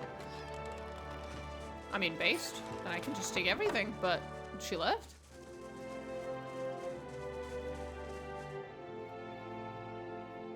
I'm so confused.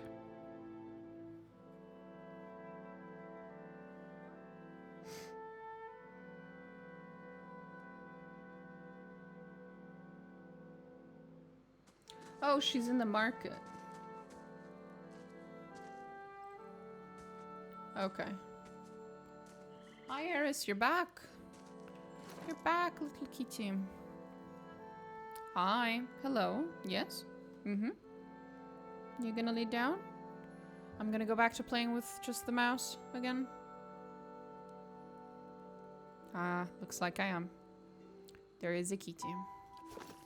And it wants petting.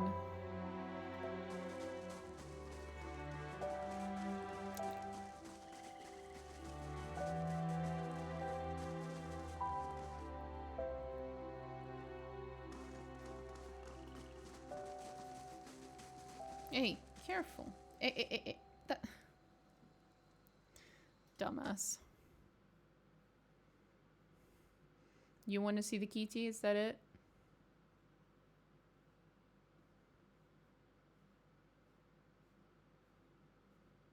Ah. Eris, look over there. Hey.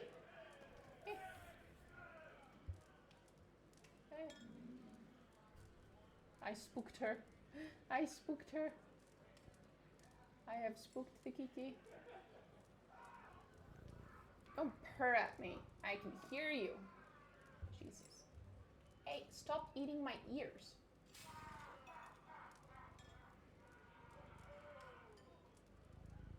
Eris, leave my ears alone. There we go.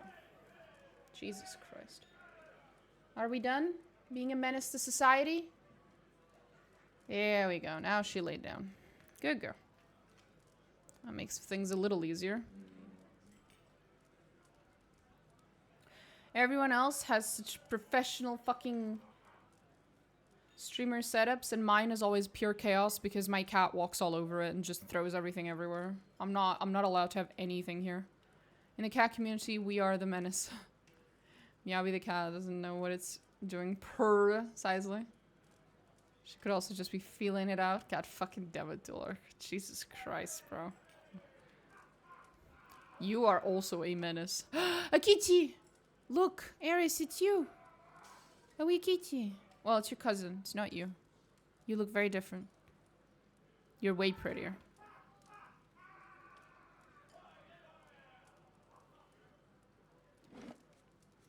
One second.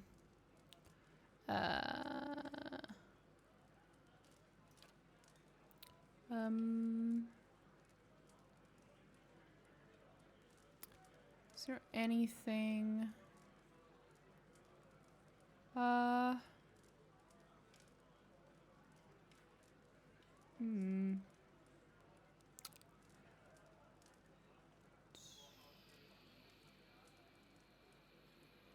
Can I do this? Keypad divide. There we go. This makes it easier. Those kitties come with guns? No, they don't. Eris, do you have a gun stash? Eris. Eris, where are the guns, Eris? Where are you stashing them? She won't tell me. Oh my god, there's so many, and that's mine. So many kitties. Hello, small child. I have never met an Estromor before. Well, bitch, you have now. There's like 5 of us. Why do you wear such funny clothes? Because I'm a foreigner.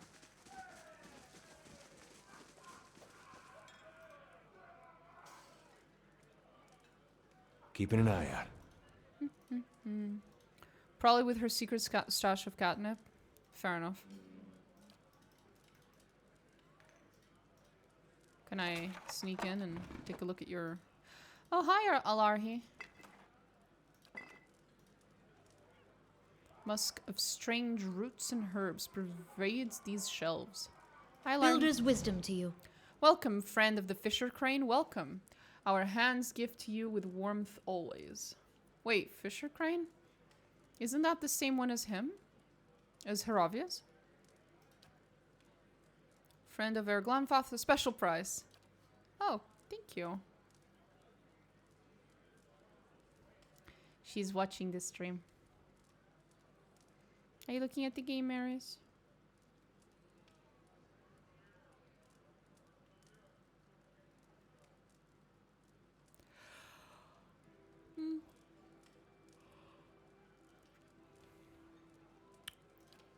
Not much, but I can probably sell some stuff. Oh, there we go. The kitty is now rolling about, and she has her tummy up. That's how you know she's comfy.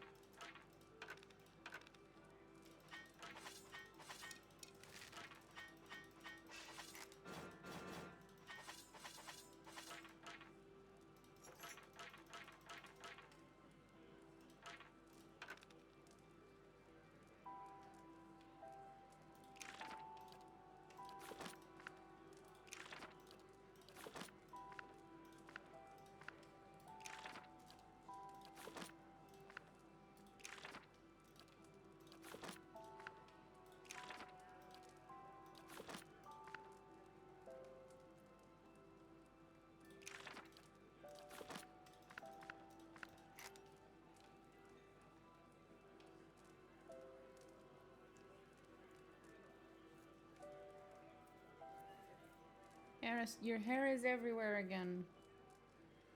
Why are you so floof? Why must you be so goddamn fluffy?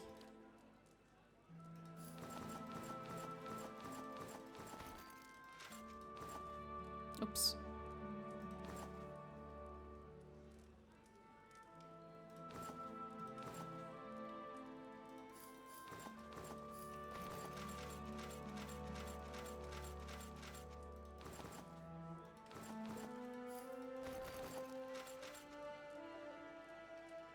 Ooh, 50k. Nice.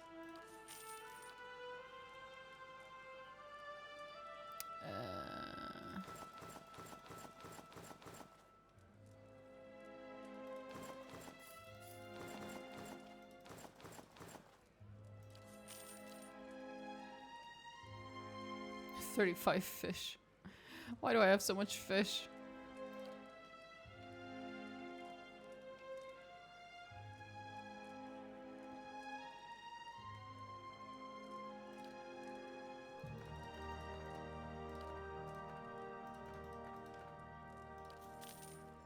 Are you selling or buying? I'm selling right now. I'm just getting rid of all the shit I don't need.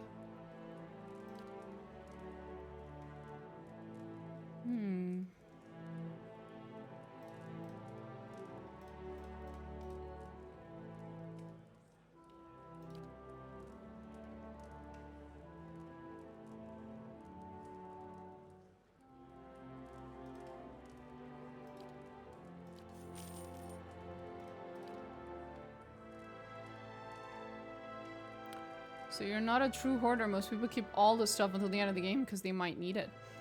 Oh, I keep all the stuff that I think I might need, but I also know which things I don't need. Hi. Someone's very sleepy. Oh.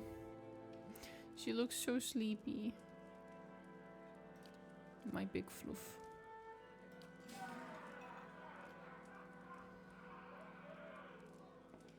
Many blessings, traveler.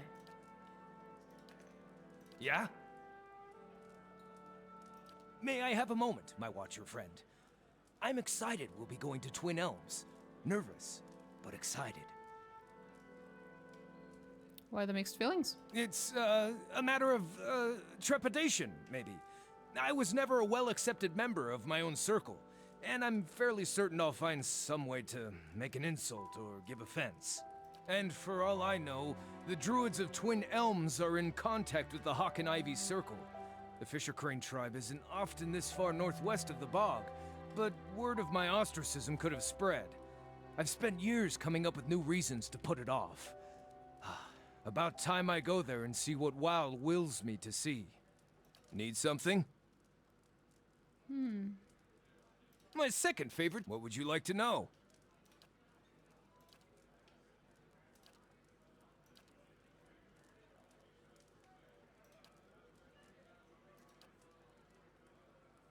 Curious about your compatriots? Who? Oh, right. I guess I haven't kept a close eye on her. Not sure what to say. She seems harmless enough, but she must be a glutton for trouble if she's traveling with us. She'd probably be safer on her own.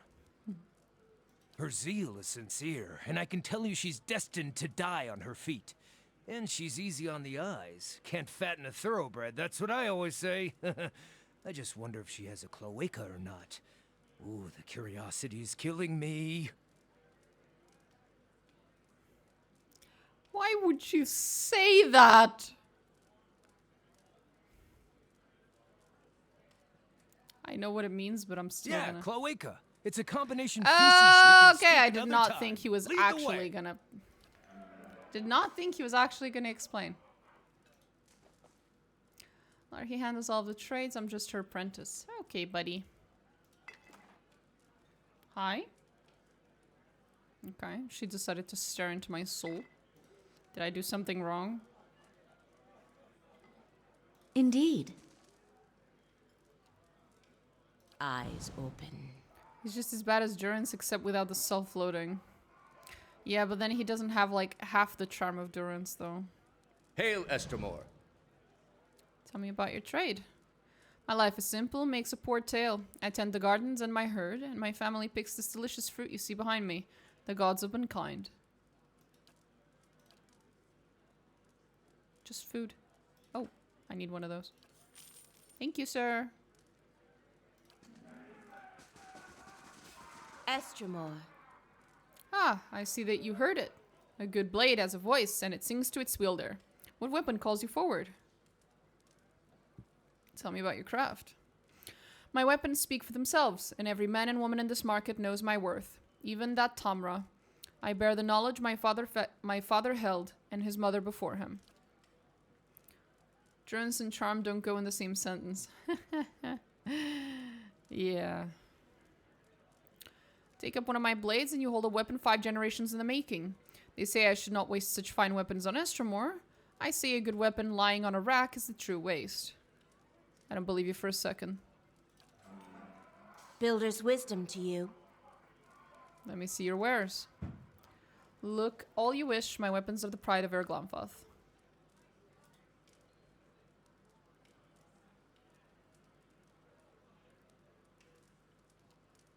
Star collar.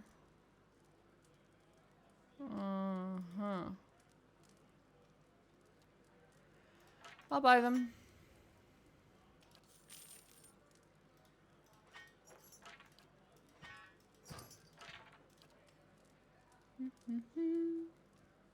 Everything else is meh. Oh? Gerhard Pains. By an endearing man who belonged to a band of mercenaries who call themselves the Walkers. Huh?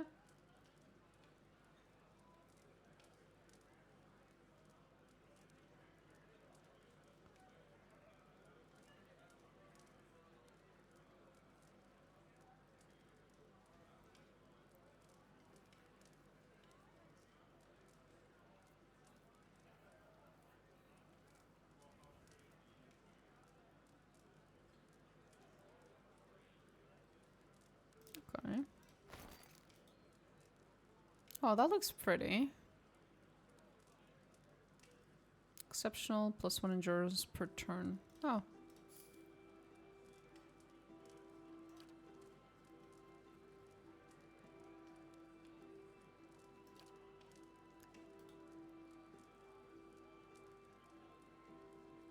Uh-huh. That looks a little...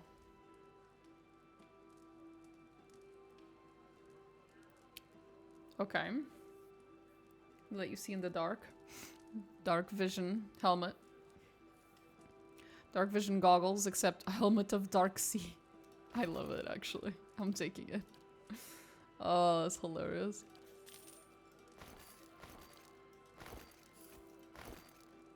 There we go.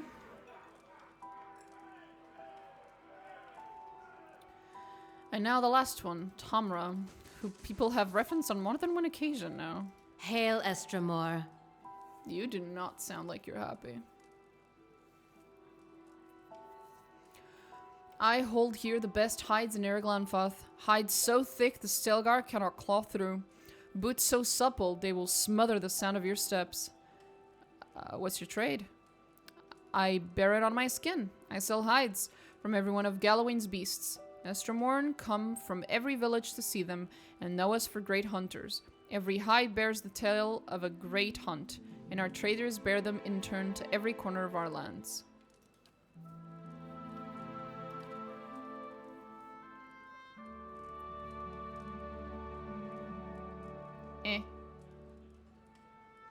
Ma'am,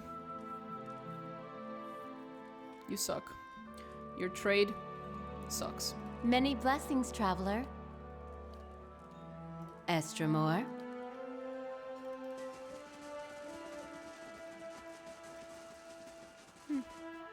Thought there'd be more here. Is it later?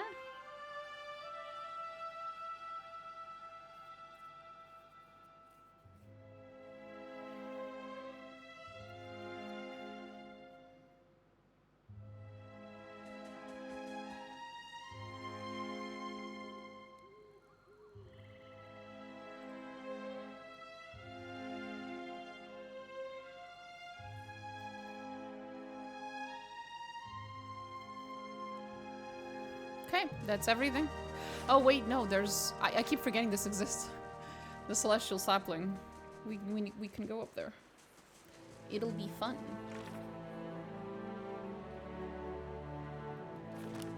You must gather your party before venturing forth. Yeah. I heard you.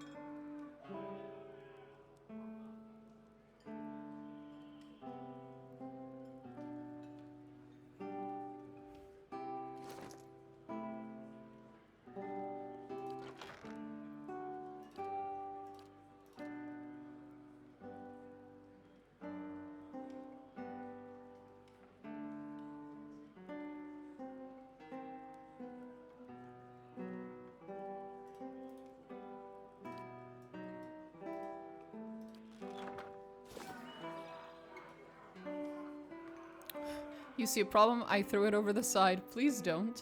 We're several hundred meters in the air, sir. Quiet. Please do not just throw people over the side. Thank you.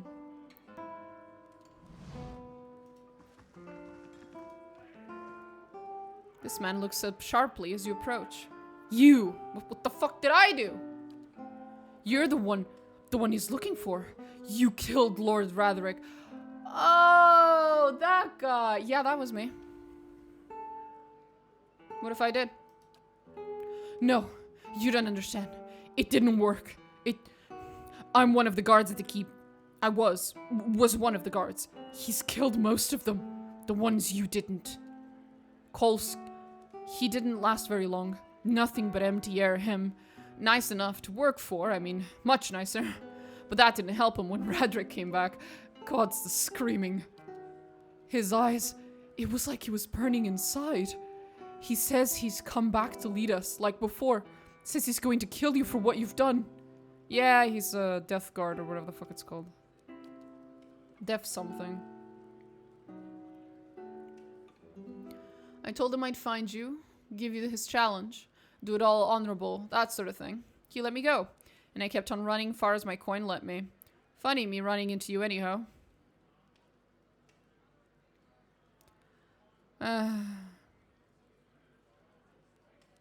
You mean I have a chance to kill him again? How could I refuse? See, this is what happens when when you don't double tap, they come back.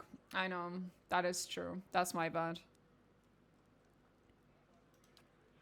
It won't be like last time, I think. He's not human. I mean, not mortal anymore.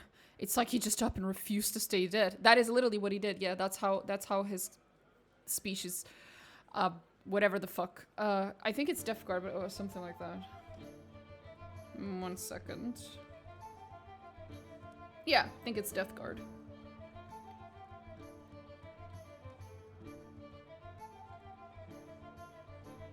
Yep.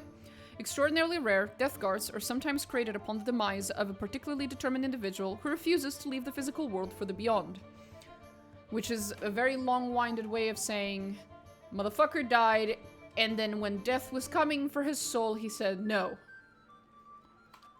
In fact, I'm staying put here and drinking until I don't remember a thing. I wish you all the luck in the world, friend. There's something awful in the keep, howling after your blood. When a paladin stops hearing the voice of God, he becomes a deaf knight. Thank you, Dulark. Thank you. Be cautious. Be constant.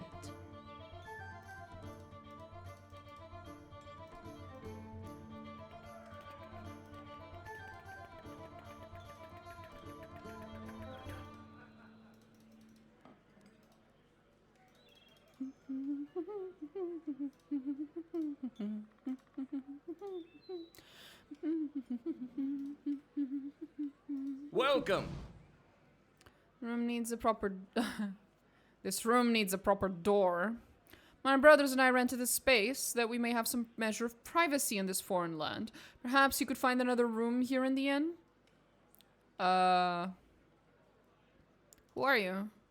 My brothers and I were having a private discussion in a room we rented for our use. Please, there is a tavern full of people who would provide you with the banter you seek. What brings your order to this place? We travel where the teachings take us, not that it is any of your business. I met another monk in robes like your own. He died of his wounds right as I found him. Robes like ours, you say? Was he carrying anything? Did he tell you anything? Hand you anything? Please, we've been waiting for another of our order to meet us here, and if you found him... He gave me this missive. Hand me that. I mean, please, this is of great importance. My brethren, the Archmartyr has sent word. At long last, we now have what we need. Thank you, stranger. Your honest soul is to be applauded. I admit I was surprised when you handed me the message. I expected the seals to be broken. I am glad to see common decency is not yet lost from this world. Here, your honesty must be rewarded. Thanks. I hope I didn't do something stupid.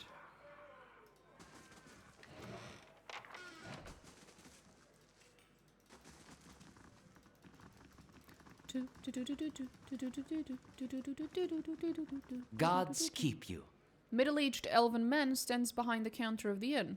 He has a warm, open face and smiles pleasantly in greeting as you approach. Welcome, welcome. Archmartyr? No, Archmartyr. I am always glad to see a new face. Take a seat where you like, my friend. It seems to me you've walked a long road. All are welcome here, and those with interesting stories most welcome of all. Who are you? My name is... I'm not reading that. They call me Haggard Shoes. I can read that. For all the walking I used to do, and all the boots I wore down. But those days are well behind me. My eyes have seen a great deal, and now my ears get their fill from the travelers who come through here. I am always glad to see a new face. Take a seat where you like, my friend. It seems to... Oh, okay. Tell me about this place. Of course, I founded the inn many years ago, but in many ways, its tale begins much earlier. It was while I was returning from a long journey south that I first heard the story of the tree upon which this inn rests. Hundreds of years ago, a strange event occurred. The sky was troubled that night, with many stars falling across the sky, and one of those same stars began to plummet instead towards the aura. It fell here, striking a young tree and burying itself within it like a fiery heart. But the tree survived, and over the years it grew and grew and grew, twice as big as its fellows in half the time, until it reached the size you see now and grew no more. Hearing the tale, I knew I must find the truth, and you see it there. He gestures towards the large stone at the center of the room. Around the tree's heart, I built this inn to welcome all travelers who might look upon it. I am always glad to see a new... oh, fuck me. Okay, then. What do you have for sale? I'll buy that.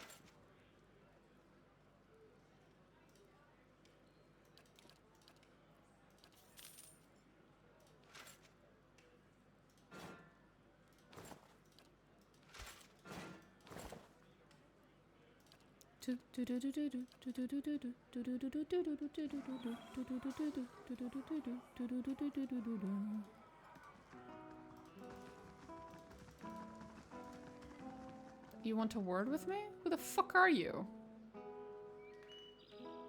Swinif? Quinif?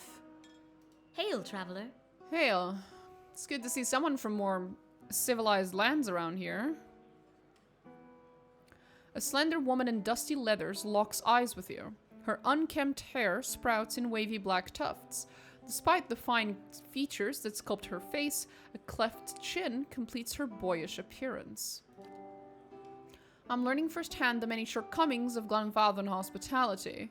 Her gloved hands come to rest on the pommel of a long estoc, cinched low on her hip.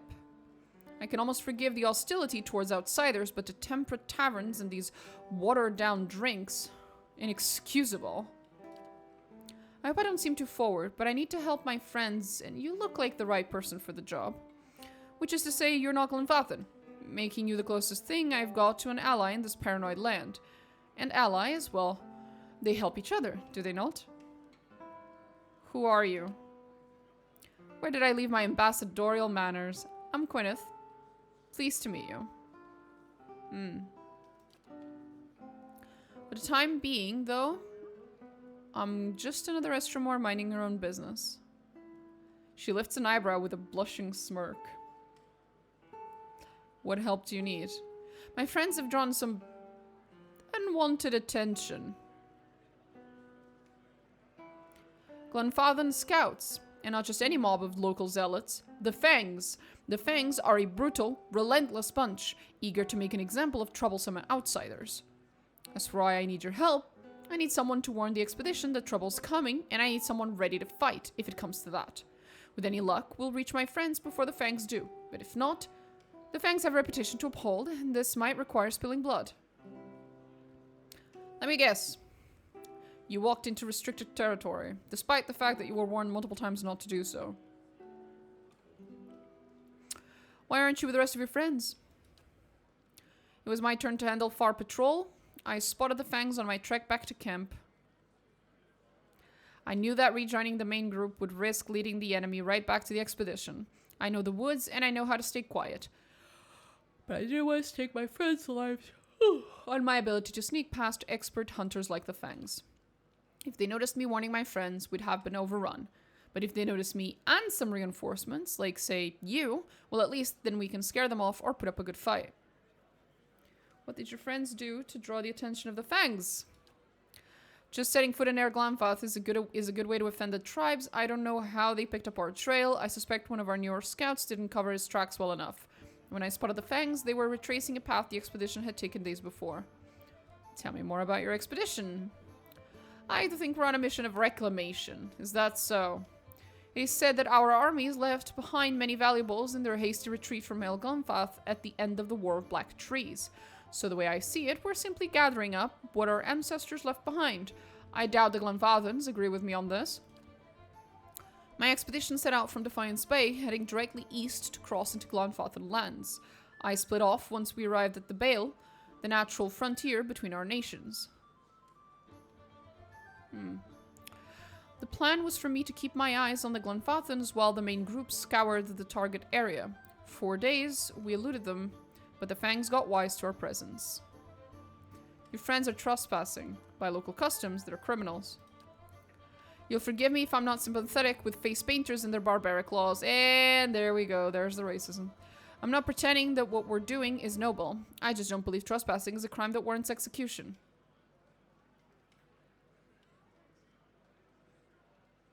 I don't disagree with that part. I'll help you warn the expedition, I guess. Excellent. I knew I could count on you. Assuming the Fangs didn't already get them, my friends should now be at or around the Pilgrim's Trail in the North Weald. The plan was to camp along a trail leading to the Temple of Helia. Moral of the story, trespassers will be shot here, survivors will be shot again. Exactly. Find my comrades, warn them the Fangs are coming, and help them clear out of the forest. I'll head out first on my own to see if I can't lead the Fangs astray and buy us some time.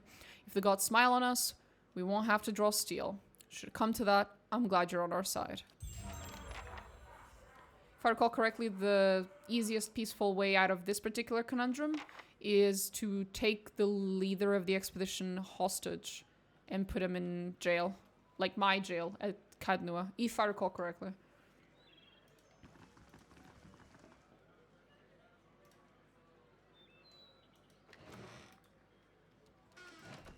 I'll handle this. Eyes open.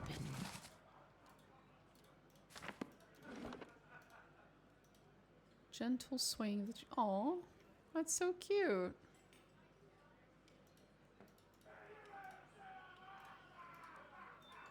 Well, this has been interesting. Oh, yeah, right. Now we need to go and kill the dude. They're really pushing the whole kidnapping people angle with this part, aren't they? Oh, yeah, I guess so, yeah.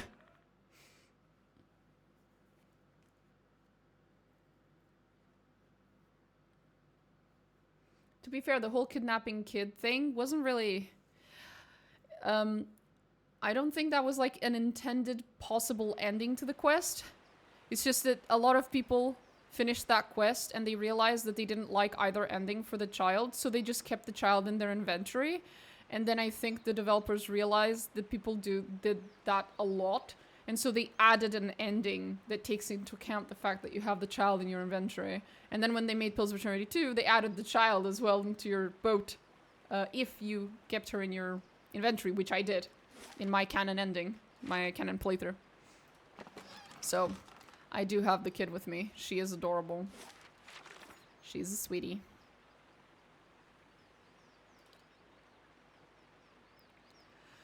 Well, you can keep her in your inventory like she's sleeping. That's a very wholesome case of kidnapping. Yeah, she's just a teeny tiny sleeping baby. Like, she's very, very, very small. So you have her in your inventory and she's just sleeping the whole way. All the way to the end of the game. The game literally acknowledges the fact that you have chosen to carry a small baby in your backpack all the way to the fucking final battle of the game. Well, the location of the final battle. Which is a little silly of you, but you know, she survives, so. I just think it's sweet that the developers decided to honor that, you know? Even though it was probably not exactly intended initially.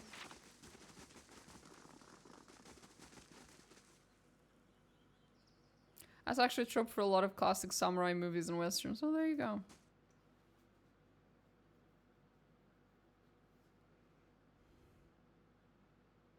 The fact that we get to have her as like a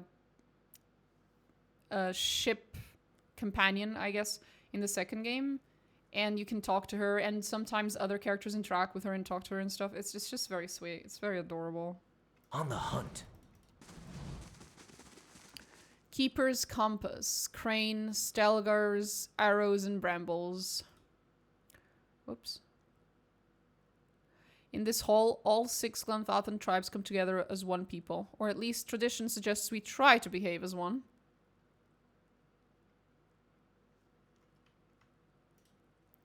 Oh, the Fisher Crane, that's his.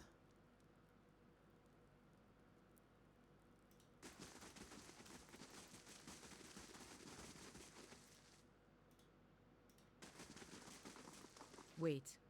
I don't know if I should go through with this. Make the trade deal with the Anamenfath. Anamenfath. If a Valiant deal with the Glanfathens weakens the Deerwood, it could mean war for the Republics in the future. What other option do you have? I could put the idea in the Anamenfath's head that the Republics are not interested in exclusive trade, but limited trade of goods that they do not already trade with the Deerwoodens.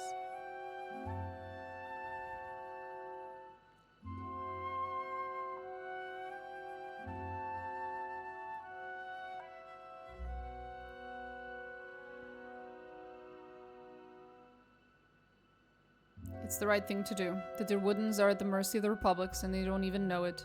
Your actions today could prevent further suffering.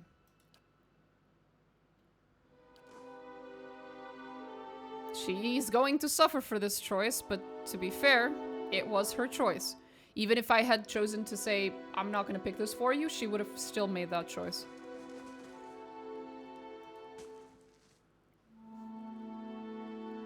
Another Estramore. What do you want? She's irritated.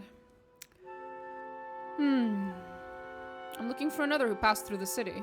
Few Estramoran are given the freedom of our sacred city. That you ask for this person is suspicious. There are reasons we don't let you Estramoran roam our sacred city. Reasons I am coming to understand. You having some kind of trouble? Maybe I could help. I'm afraid not. Looters have grown bolder at the sites of the builders. The people of Defiance Bay set fire to their own city. And every week, the 3 Tusk Stelgar bring news of more desperate settlers pushing at our borders, trying to escape their plague of Anolfane children. Suddenly you feel the presence of someone else in the hall. The Anamenfath continues to glare at you, but something has stepped out of her skin. It reaches out to you. Permitting more strangers the freedom of the city is out of the question right now. Go and be thankful that Anamfath Shimak doesn't sit in the passage of the 6 today. He would not be so kind as I.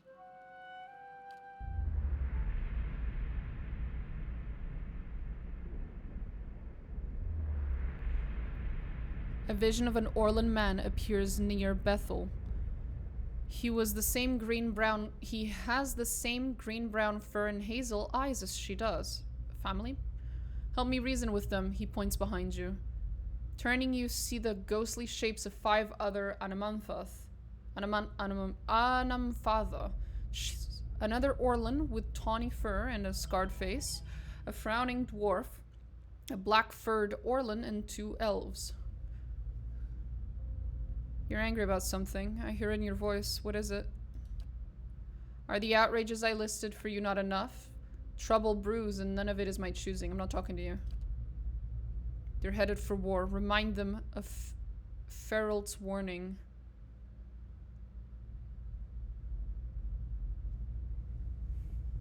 Does Feralt's warning mean anything to you? Feralt's soul image gasps. Taut thread of essence tug at him, drawing him back into the Anamenfath. He looks up at you again. I tried to tell them. The builders' souls have touched even the Estramore. You'd better explain yourself. The builders' souls have touched even the Estramore?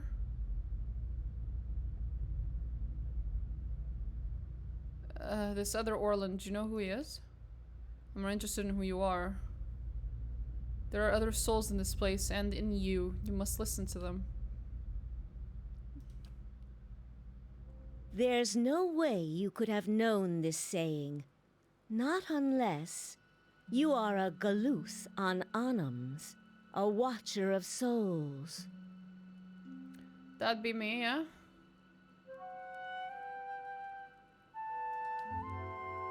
Feralt's warning came before the Broken Stone War.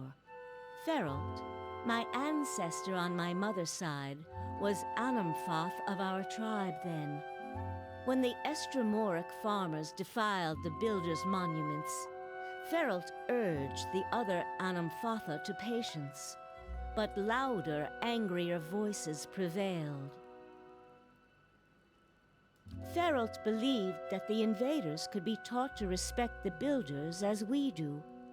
He also believed the builders' souls had spread to all peoples, and that we should avoid needless conflict with others. More practically, he worried that a violent response would only spur further bloodshed across the generations, and you can see where we are today.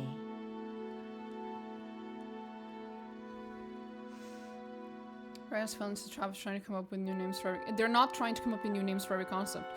Every time you deal with a person in this game that comes from a place other than the Dyrwood or from Adir, and even those who come from Adir, depends on where and when from Adir they come from, they have different words for the same things because they're literally speaking in a different language.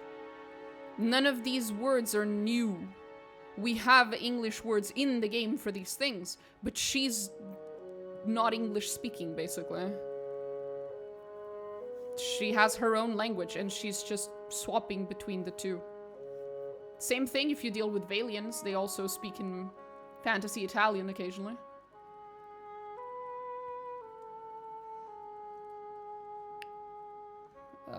What do you mean? After 2 wars with Dyrwood.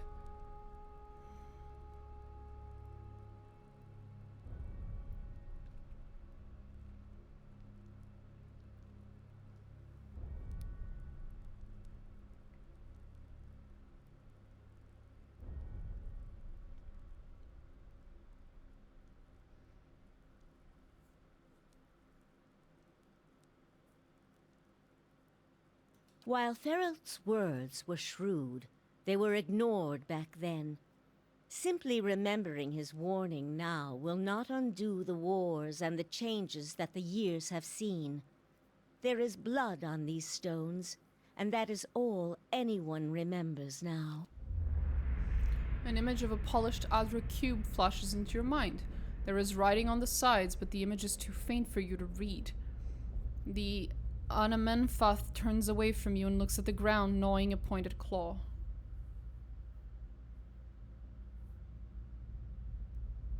You can't change the past, but your choices now still matter. Yes, that is the problem. Another Estromor came through here a few days ago, and, well, letting him through was a mistake. One I am eager not to repeat. The Guided Compass tribe has a reputation for being too soft with Estromoran. One that will not be improved by my failure to stop this man, who has desecrated our most sacred sites. I find it creates confusion in the reader. I disagree. The alternative is that everyone speaks the exact same language with no differentiation whatsoever. And when you're writing the type of world that Eora is, where you meet a lot of people from different locations with very, very different cultures, very different customs, and very different languages, one of the ways that you can have people understand each other while still keeping that this is a foreigner with a different language vibe is to occasionally throw in a foreign word in there. Is it very realistic? No. But does it help keep up the vibes? Yeah. There's also a difference between reading out loud and reading without it being out loud. It is considerably more annoying to have to read some of these weird-ass words out loud when I don't know how to pronounce them yet. But if I was just reading to myself, it would not bother me whatsoever, as I wouldn't have to worry about how to pronounce them. That sounds like the man I came here to stop. Yeah, it's Theos.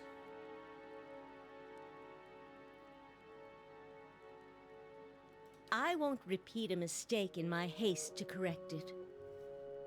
We bar Twin Elms from Estromoran to protect the ancient places that the builders left behind. Ugh.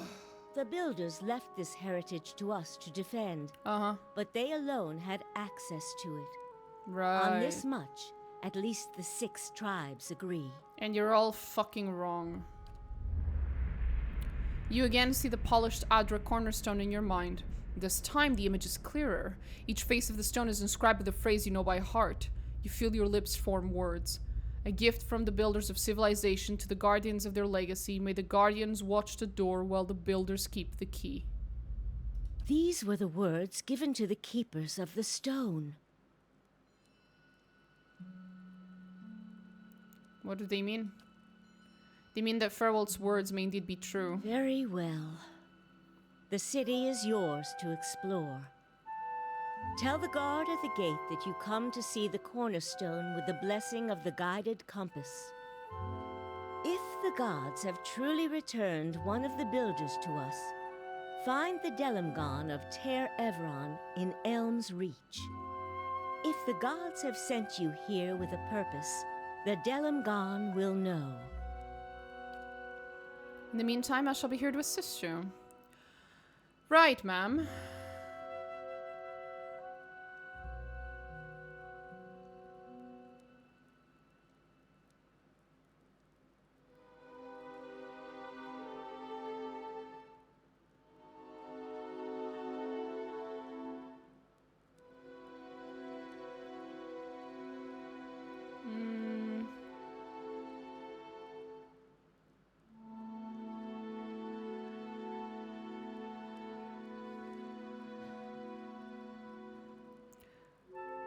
You could tell the Canary had a different culture and understanding with different words, but it was a lot more clear. I don't know if it was a lot more clear. There are stretches of conversation in which you can, at least in Dragon Age 2, I think, where Kunari will just straight up speak their language to each other, in which you understand abso-fucking-lutely none of it. So there's that. I prefer still being able to understand everything the characters are saying. I think it's just a choice. I think both are fine. What are the 6 tribes? Glenfathan society is divided into tribes, which are further divided into clans. Each tribe is united by a particular history or a way of life, and clans are communities or families that live together. More than 6 tribes, the 6 largest have traditionally led the— oh, I was pretty sure there were more than 6. Yeah, we've already seen those. Yep, I've seen that. Who are the Keepers of the Stone? They're the first and oldest of the tribes. When they first sailed to Air Glanfath, they met the builders, who gave them the cornerstone, and those words you quoted as a token of friendship. Many of the tribes, even among the 6, look at the Keepers for guidance and leadership. Their long history grants them a place of honor in our society, though it has also made them more conservative in my observation.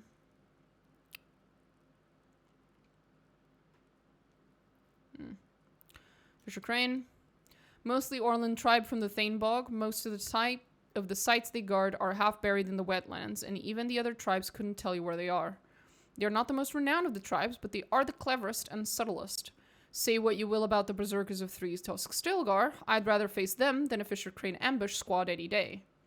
They named after a long-necked bird that lives in the bog. It can stand motionless for hours waiting for a muck frog or a spotted salamander, but when it strikes, it's faster than anything. 3 Tusk Stilgar. Considered a wild bunch, even among Glenfathans. Many of their territories have seen the most conflict with the Estremorn, and they don't forget it. They don't want anyone else to either. They inflicted and bore some of the heaviest casualties in the war with the Estremorn. In fact, there was a rift between— I'm not reading all that— after the War of the Black Trees. Dozens of clans broke away from the ravaged lands and retreated further into the Deerwood, joining whichever tribes would take them. Broken tusks, some call them. The majority of the tribe dug into the half-buried, half-burned forests to hold the line, and many respect them for it. They've more than earned their place among the 6, but they advocate more conflict than is wise. Too many others are quick to idolize them for their valor in battle. Stone Bramble? Mostly dwarves out of the White March. They're one of the younger tribes, formed over the years by trade routes between the wilds and the mountains. They see themselves as genuinely Glenfathan, though, and who can argue with them? Only Fisher Crane defends sites in such inhospitable territory. Personally, though, I'd say it's gone to their heads. They like to think the rest of us have it easy in the lowlands, forgetting that the wars with the Estromorn never reached their mountains. Still, they came to our aid during both. They're named for a tough, thorny little plant that grows up in the mountains. It suits them. Twice split arrows. Not many are. They're traditionally outcasts and exiles from other tribes. Probably the least respected tribe of them all, but our ancestors believed they should have a voice, and so they've got a seat among the six. Most of the other tribes see them as scavengers and bottom feeders, but don't say that to a twice split arrow. They think themselves survivors, and they're as proud of their tribe as anyone else. They'll accept anyone, and I suppose there's virtue in that. You never know what you're getting with them. Some clans rob you blind, others will slaughter a lamb for the honor of your visit. Guided compass. We're one of the younger tribes, not one of the most prestigious. Okay. We've tried to keep the peace with the Estromorn, which has earned us the reputation of appeasers among some of our hardline brethren in Three Tusk Stilgar and the Keeper of the Stone. We value our heritage as Glenfathans, but we recognize that the Estromorn are here to stay. The way we see it, we can better follow our mandate to protect the places of the builders by making peace with our neighbors. Okay. Tell me more about you. I'm not reading your title again. Of the Guided Compass, like many, I'm not reading that. I have leadership in my blood. While tribal authority is not strictly hereditary, we believe that strong leaders can impart a portion of their soul to their children and grandchildren, meaning that, I'm not reading that either, may succeed from a single line from many regenerations. Of course, with all that's happened here lately, I've wondered whether my family's line is coming to an end with me. Okay.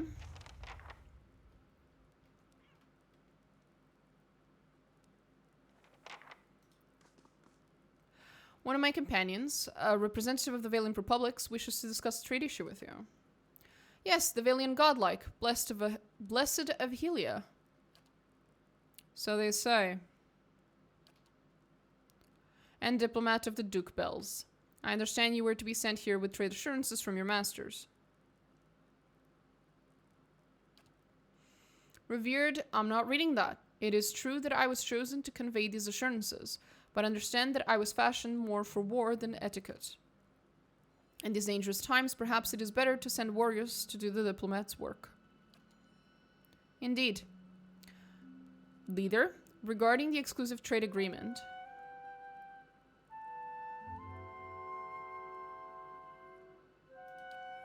the Republics feel it would be in the best long-term interests of all parties if you maintained your traditional goods trades with the Deerwood. A strange turn. What do the Republics want then? To Ondra Tara Pearls. Trade will be picking up quickly on them in the Eastern Reach.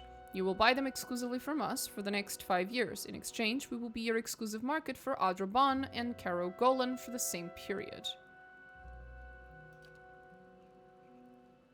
An interesting proposition, Valian.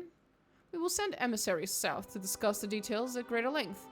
Your appearance here speaks well of your Duke's intentions. Revered Anna Menfath? That's it. My position in the Brotherhood gone. I can't believe I just made up new trade terms to the Glanfath and Anna Menfath. Postenago. Algina, you did the right thing for the Republics, even if the Dukes don't see it from their vantage. You can deal with their disapproval later. Verus. They have a saying in Biagepe. New gold clears even the oldest debts. If I'm right, all will be forgiven. If not, there's nothing I can do about it now.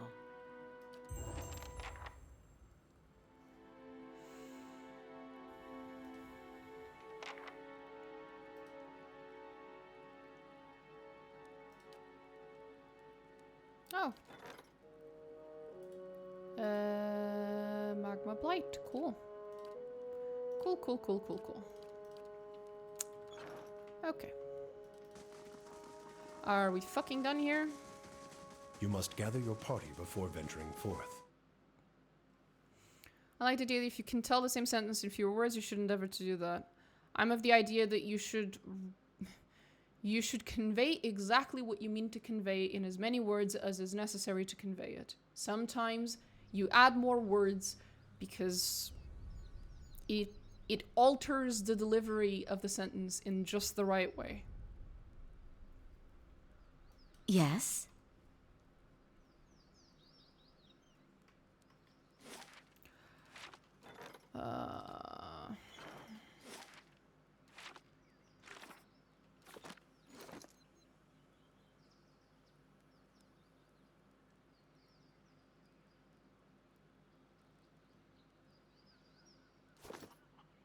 So we're done here.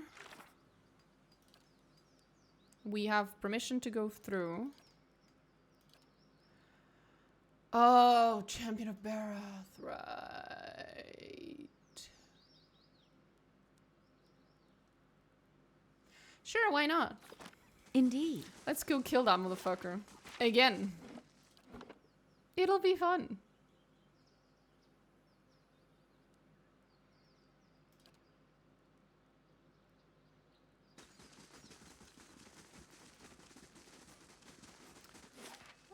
Yep, that's Northfield. We'll get there when we get there. It'll take a while. There we go. This will be fun. Let's go fuck up Radric again. It's the first time wasn't enough. It never is.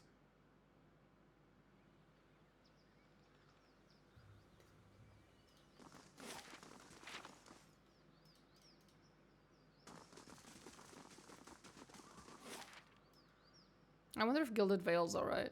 They're probably fine.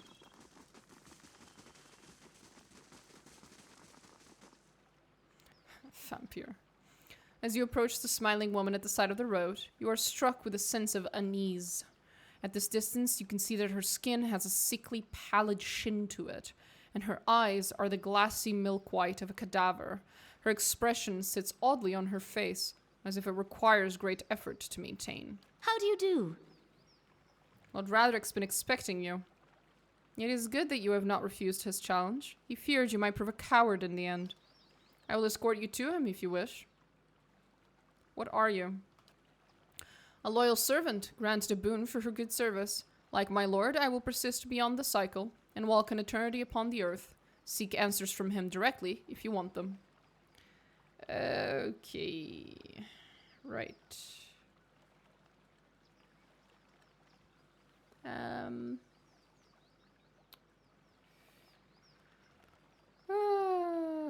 Oops. That's not what I was looking for. I need to check Kana.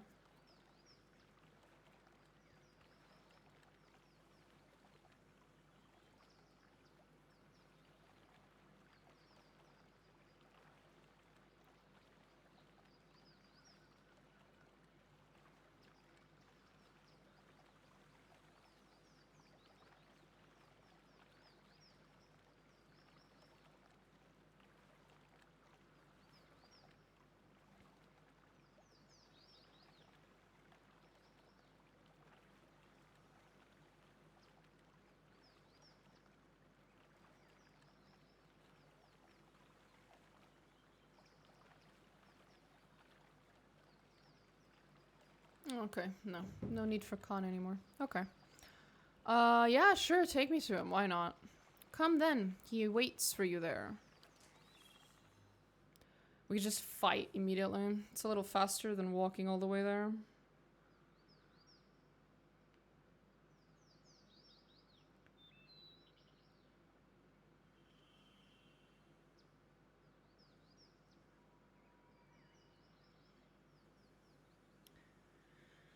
Does it matter?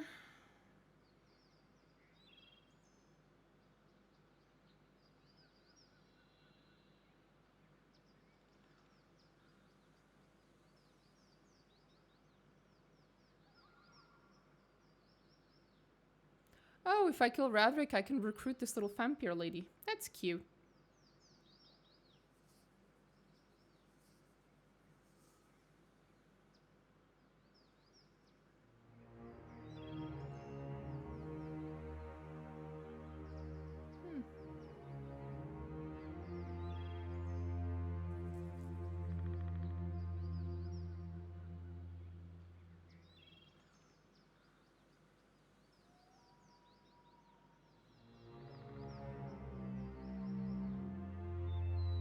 Okay. Lord Radric waits for you upon the tower. Okay. Here we go. Oh boy.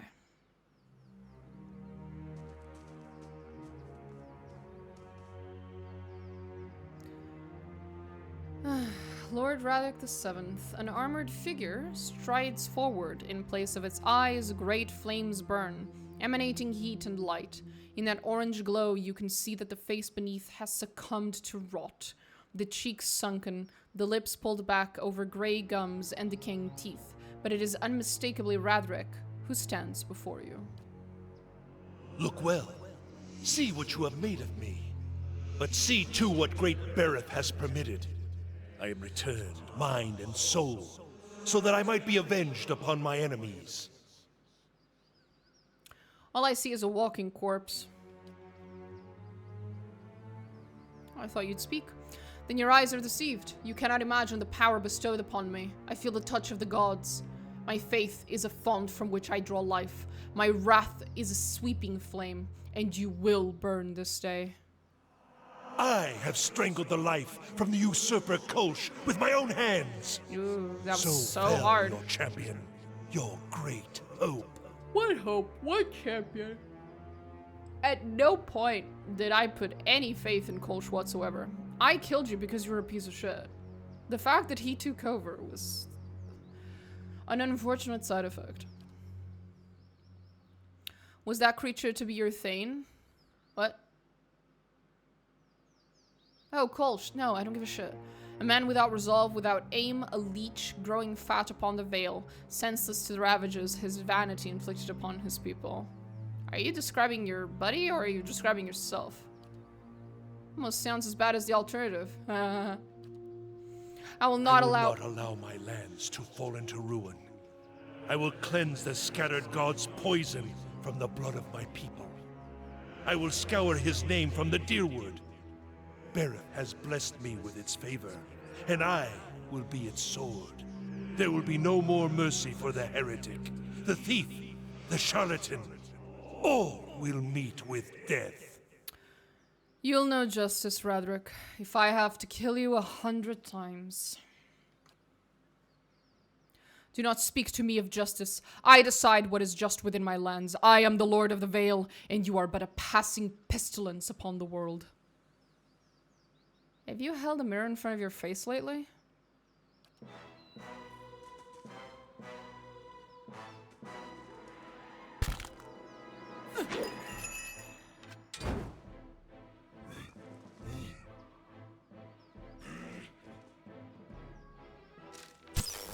Yeah? Right.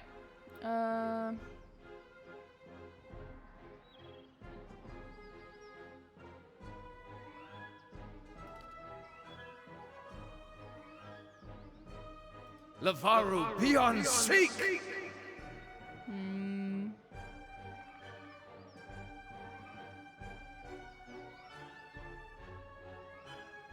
Yeah, sure, whatever. Hey. Okay. I'm ready. Stunzonet postenago bazzo!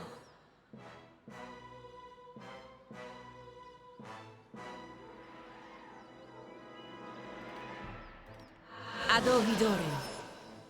Freros seres!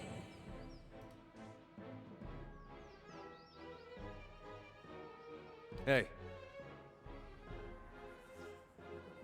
We're gonna delay your turn, buddy. Hey. Okay. Fine.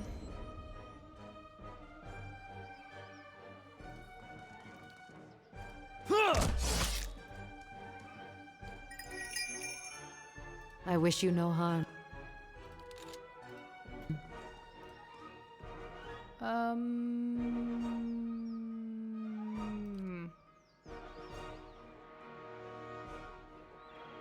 They're immune. Fuck, okay.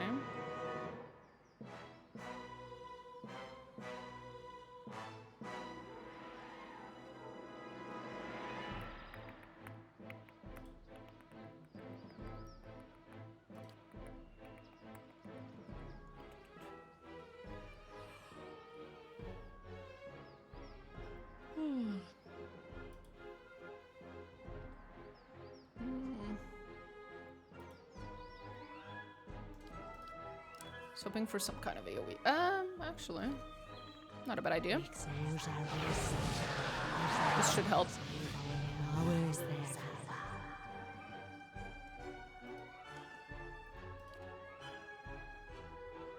Lavaru, beyond seek!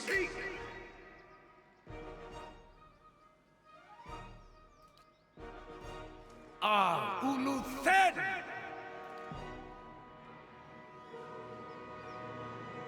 Lavaru, beyond seek! That works. Whatever.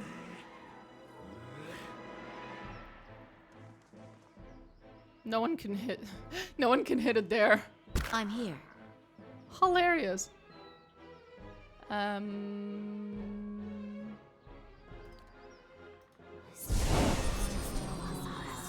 Sit the fuck down, bitches. Ah, like worth and wrath!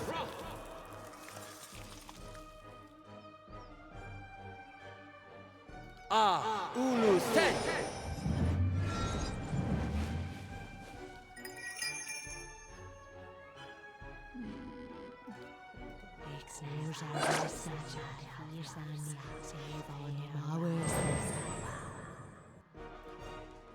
Fuck that fucker up.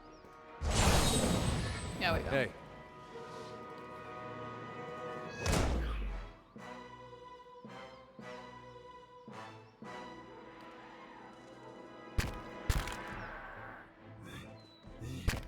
Yes?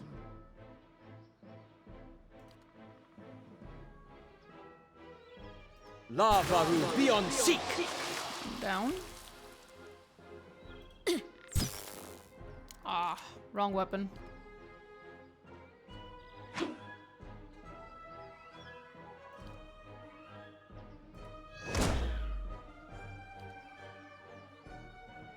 I'm ready.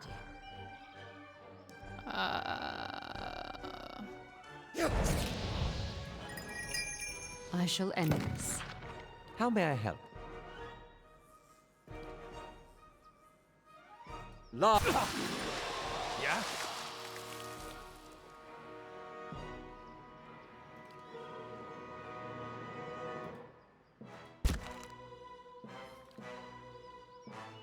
Lavaru, beyond seek! You're not getting through me.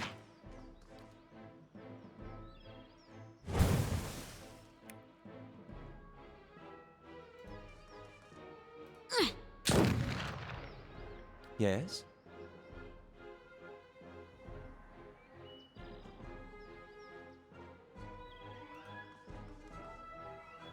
Boo. Ah, Ulu Sen! Oh, still not enough? Oh, he's really low now. Lol. Fair enough.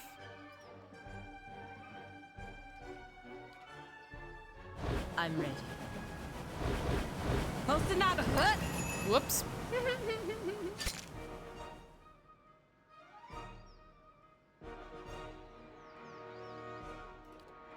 Lavaru, beyond seek! He was just a tickle away from dying. Ooh, he carries many scars.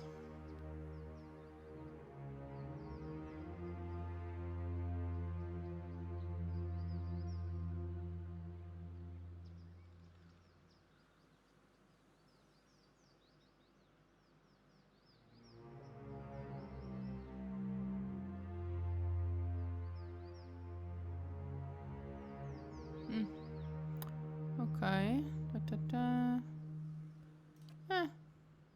It's fine. It's not even that good. I shall. Fucking Radric continues to disappoint. Impressive.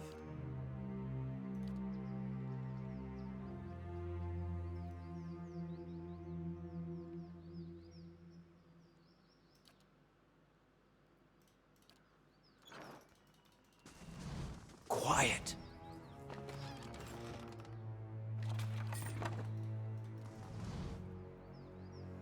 Okay. Ma'am? Are you still here? She's gone. The vampire? Gone. Okay. Fine.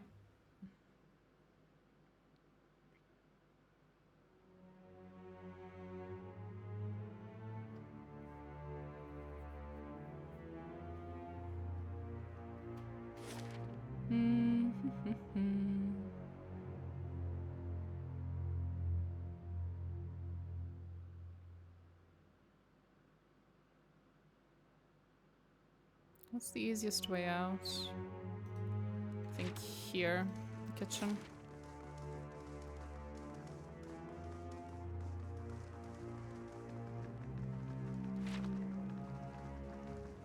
Should lead me to the first floor, well, the ground floor, and then we can leave. And then we're out of excuses and we have to do main quests. Well, we have to explore the new area.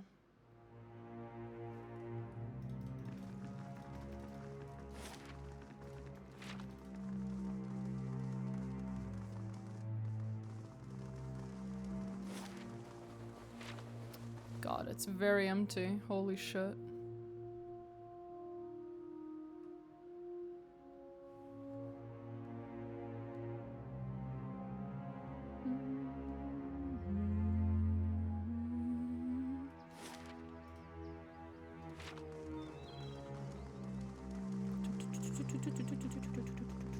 Is the vampire here?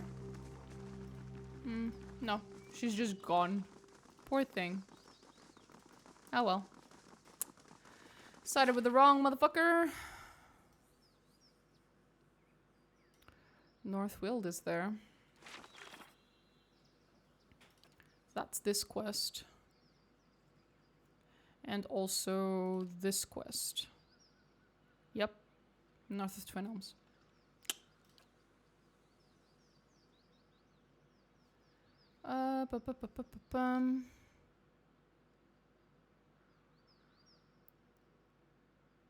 Oh, this. Oh, we can go do this. I forgot. I'd totally forgotten. Oopsie. We can go do that stupid fucking quest. That's way too difficult.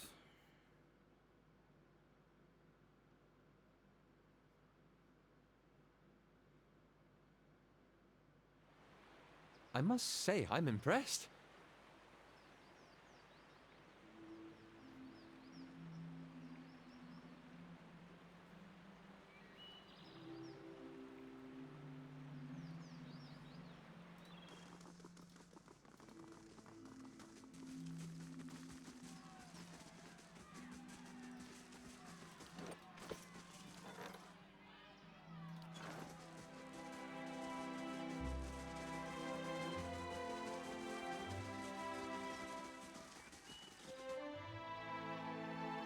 The casual Bleakwalker paladin at the fucking front of my keep. I love it.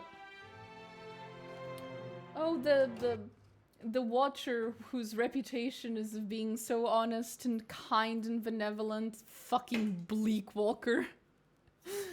As my bodyguard. Holy shit. Well, not bodyguard. Is like my doorman. I'm here. Terrifying. Hey, buddy.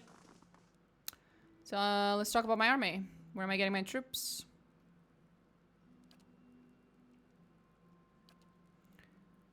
Flames that whisper. And the Raid Sarens. Yep, that's the three of them.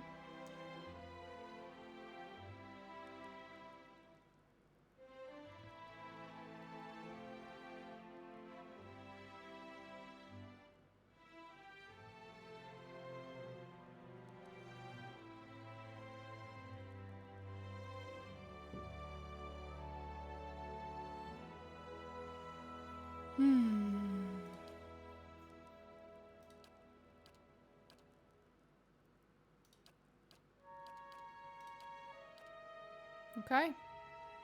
We can go. Just gonna save here real quick. We can go.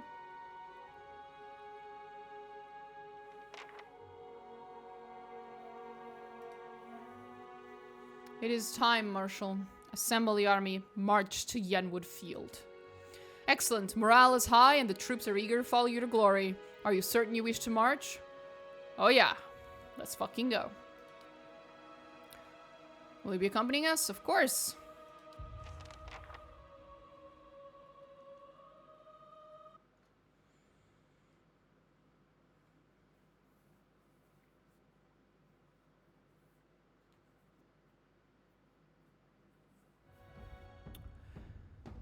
Ooh. as you crest a small hill overlooking Yenwood Field, Lord Gathbin's army is a flurry of activity, scurrying to and fro.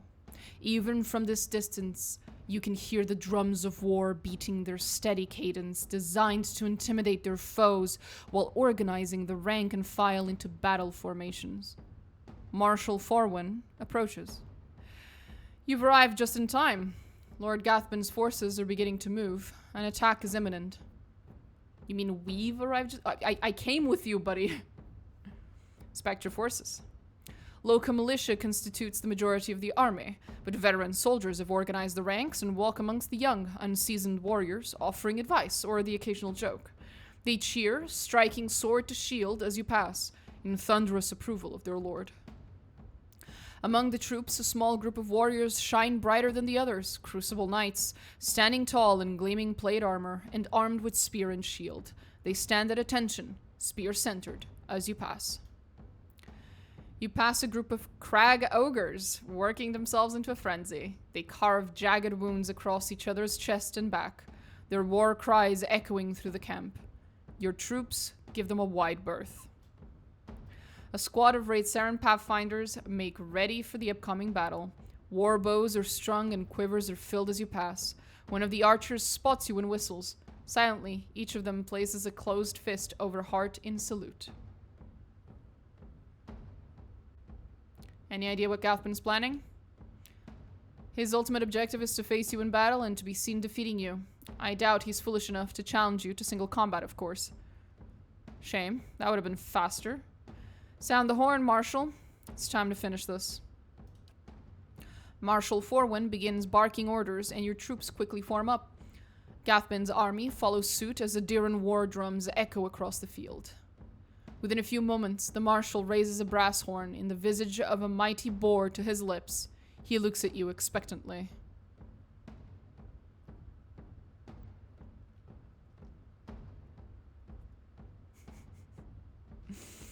Tonight, the ravens will feast on our enemies while we drink, fuck, and revel in glorious victory!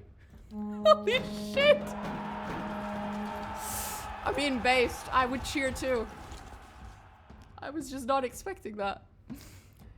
Your troops bellow across the field, pounding weapons to shield as the Marshal's horn sounds. Uh-oh.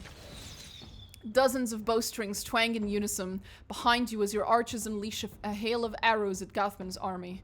The missiles hiss through the air with deadly accuracy, felling scores of enemies. In a bold move, Gathbin points his sword towards your position, giving an unheard order. His infantry, shields raised, charge the field. Your infantry charges headlong into the enemy, infantry in the center of the field.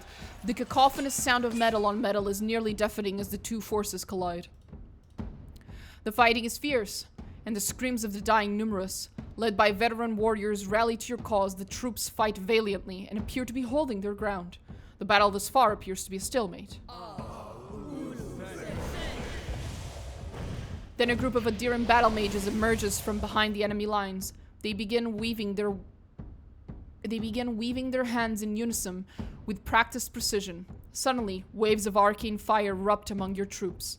The acrid smell of smoke and burning flesh is nearly overwhelming. Nearly. From the left flank, a unit of Rawatai berserkers clad in plate armor and wielding greatswords begins to collapse the left side of the line. The ground is thick with... How did he get Rawatai berserkers to help him? The ground... I know, right? Eris meowed and she sounded just as annoyed about it as I am. The ground is thick with the dead and they press their advantage. Okay. Meanwhile, bleak Walker paladins dressed in dark armor and carrying swords and shields stride back. Oh. Sword and shield. Sword and shield stride back and forth between Gathbin's lines, rallying his warriors and exhorting them to fight harder. What? You wanna hop on? You wanna watch the battle? Come on. There we go. The Kitty's here. The Kitty has joined our troops. Eris, will you rally the troops? Eris will help with morale. Oopa. There we go. Eris, whoop. Help with morale. That is a terrifying look. The enemies are running.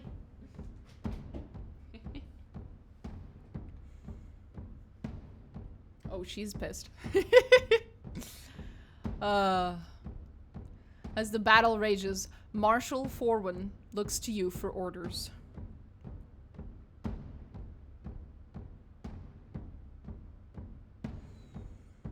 The Bleak Walkers must die.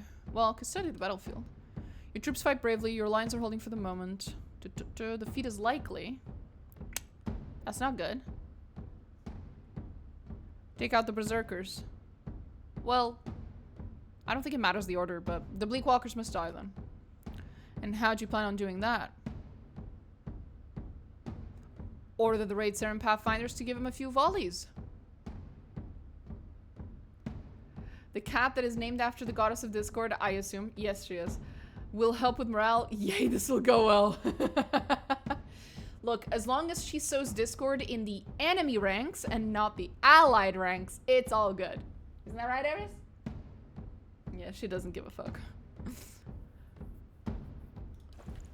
The Raid Saren archers send volleys of arrows into the Bleak Walker ranks. The precision of the archers shocks the heavily armored warriors as the Raid Sarens find weak points between the thick plates of armor. That is impressive. With Gathbin's elite guard behind them and the line in front of them, the Bleak Walkers are forced to charge. This doesn't stop the Pathfinders from launching volley after volley into both the knights and their allied troops on the front line. Each volley lands with devastating effect as dozens of enemies drop to the bloody earth, clutching lethal arrow wounds. Inflicting discord on your enemies? They've never dealt with memes and toxicity of that level, you monster. What can I say? I don't fight fair. As the battle rages, Marshal Forwin looks to you for orders. Battle rages. What's your plan? Sorry. Apparently it's the ogres on the battle mages. Oof. That sounds pretty grim. Sound the charge for our ogre allies.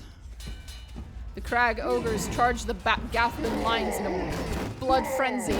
Using their size, many of the ogres leap over the enemy line, ignoring grievous wounds.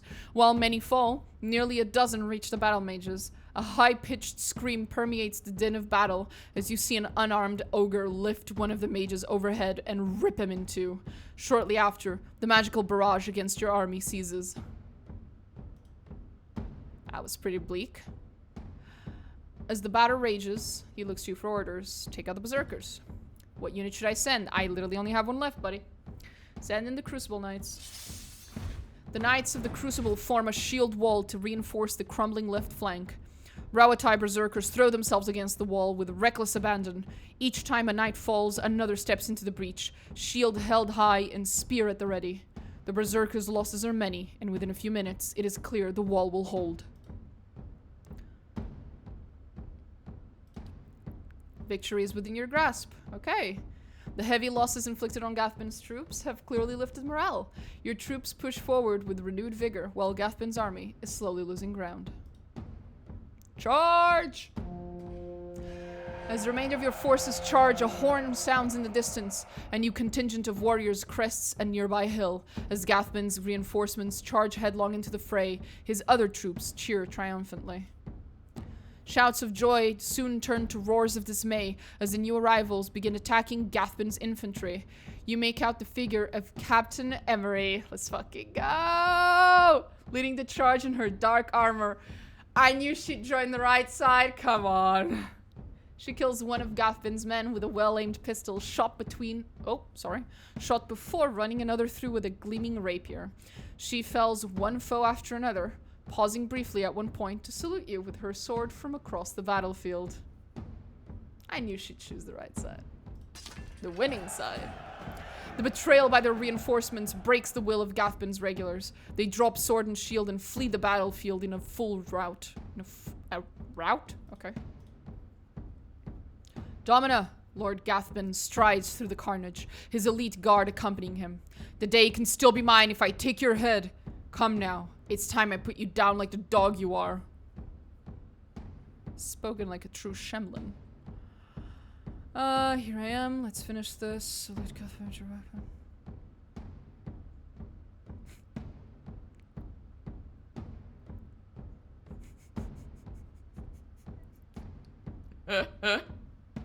Here we fucking go. Ooh, look at that. Look at my beautiful Cadnua skirmishers and archers. Nice. Nice. Now, do I just wait it out or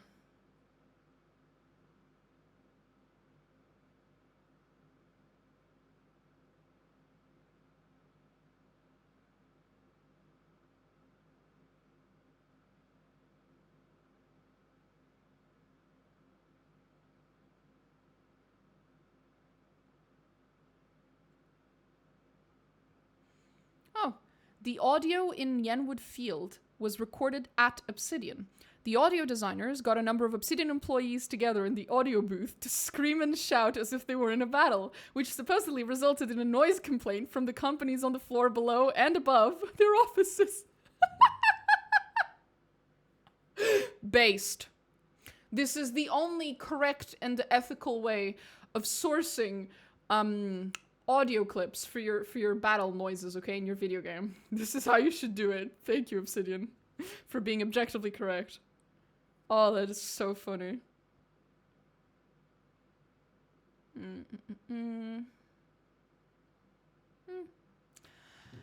Okay. Let's go, boys and girls. Die, you Adiran bastards. We're with you, Domina. Oh, it's so sweet. Where's the fucker? There he is. Holy shit, I can barely handle I can count the frames. Okay, buddy. How may I help? Olive, dear, honey. Fuck him up. Oh, he's too far. Yeah, we're still too far. I should have moved a little further ahead. It's okay, though.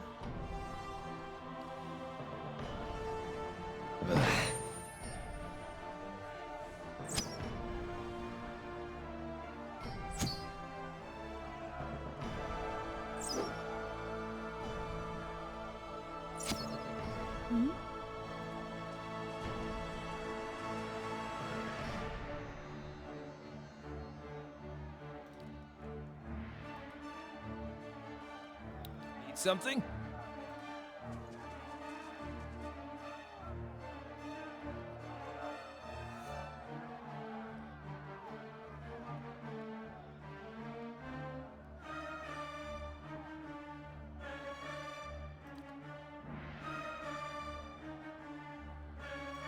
Lavaru, beyond seek!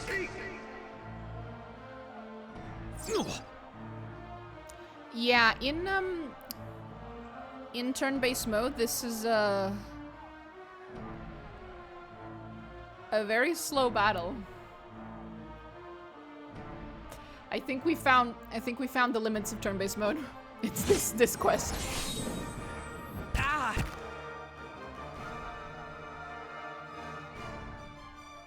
I'm starting to think maybe I should go downstairs, pick up a bottle of water, come back, and it's still not my turn.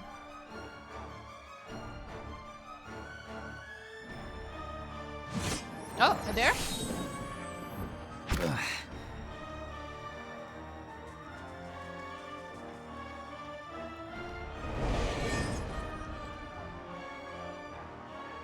Oh look, Lord Gaffin. And puppies.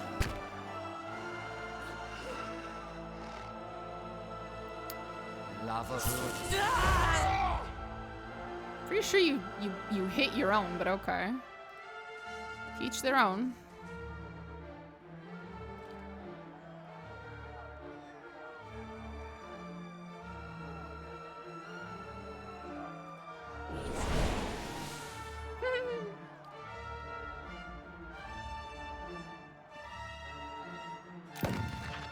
I'm ready.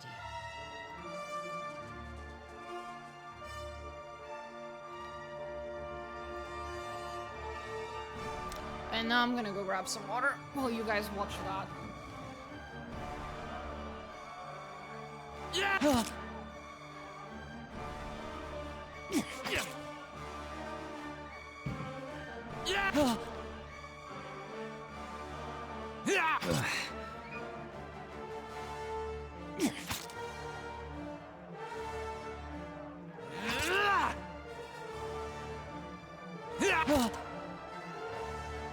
Lava Bayan Sik. No, Ixi. Hana.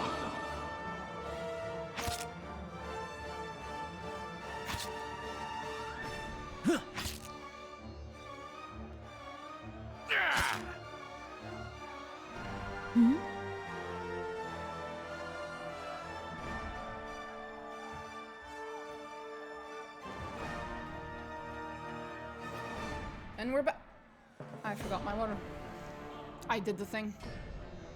I went downstairs. I did everything except the thing I went downstairs for. Fuck. Anyway.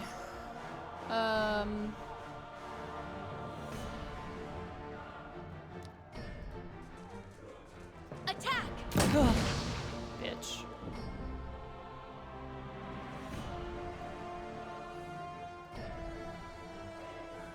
I'll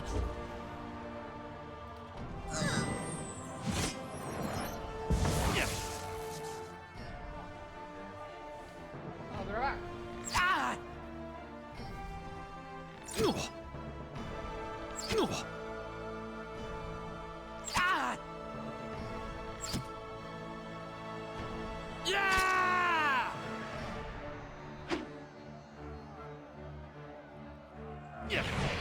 Hey.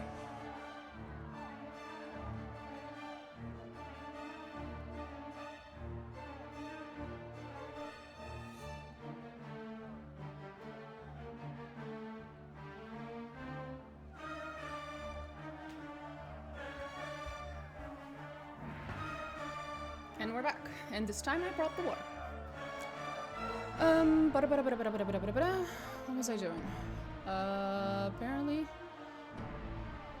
using a dare to kill off something. Not that. Can't reach that. Ah! Yes? Oh. I just spilled some water. This is a great time to have this nearby.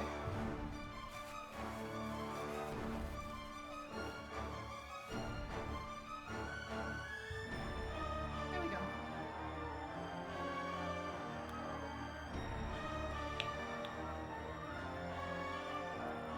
Jesus.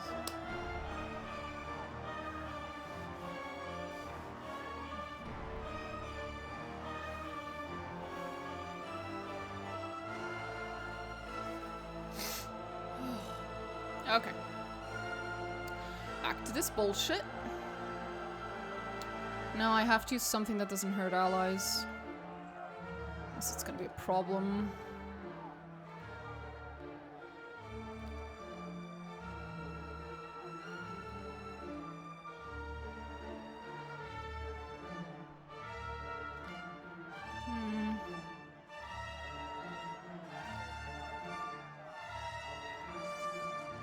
Lavaru beyond seek!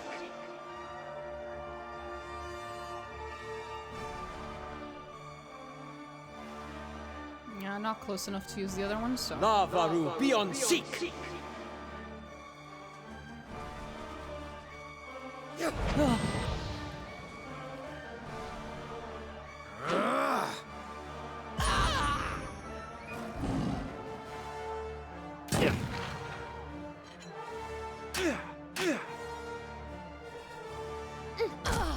Hey.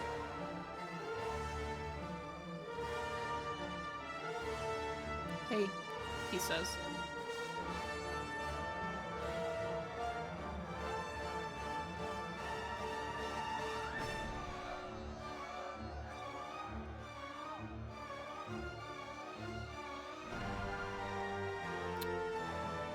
There.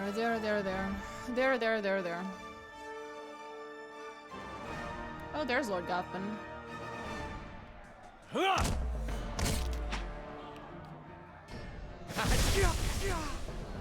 I just blew up Lord Gothman. Hilarious. Shed no.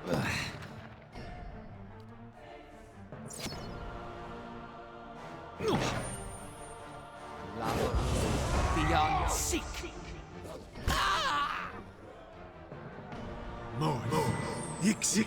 Hi,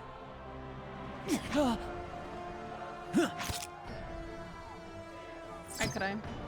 My favorite place that sells cake is closed already. Feels extremely sad, not gonna lie. Feels incredibly fucking sad. It's not even that late.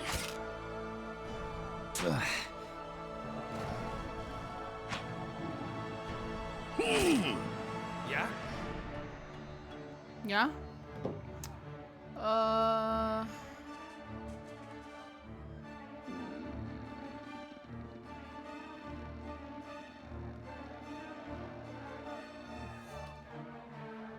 Lavaru, beyond seek!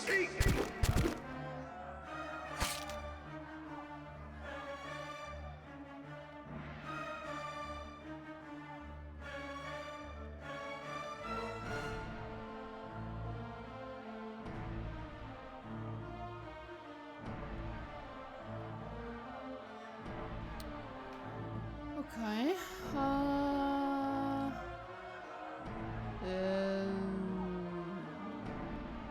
That one.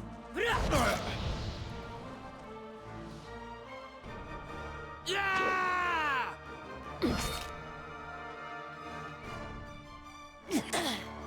Yes?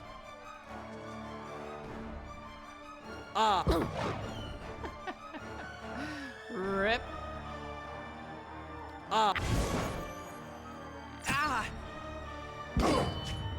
Eh. Lava beyond seek.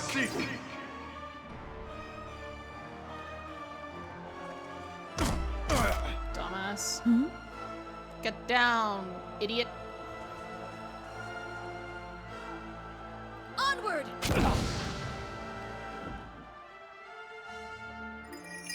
I wish you know. You wish what?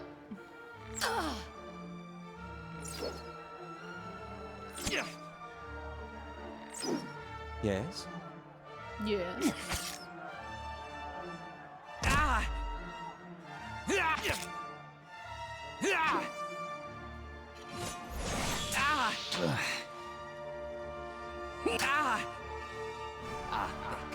Worthy.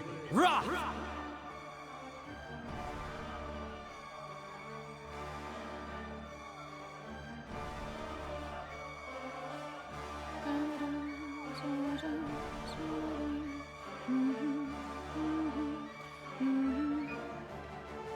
Whose turn is it? Palagina. For Kill the that one. Republic!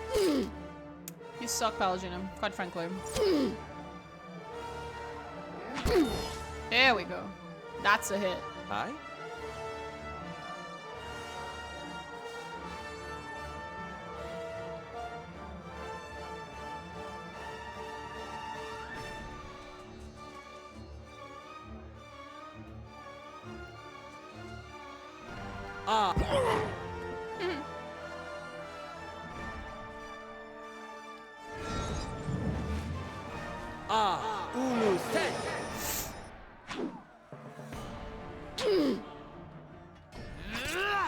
Yeah?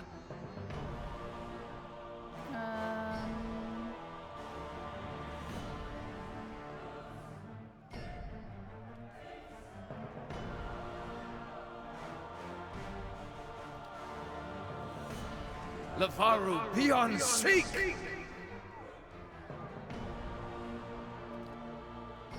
Lavaru, beyond seek! I was hoping for something that would come out immediately.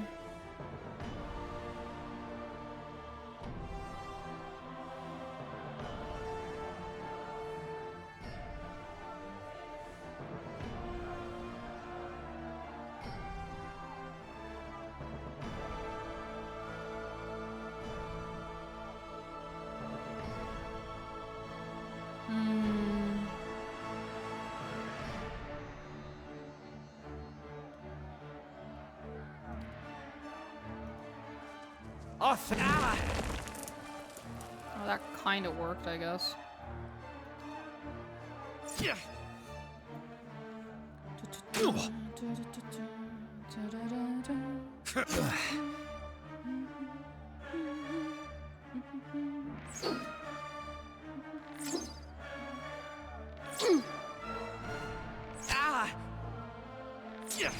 Aye? Let's go! Boink.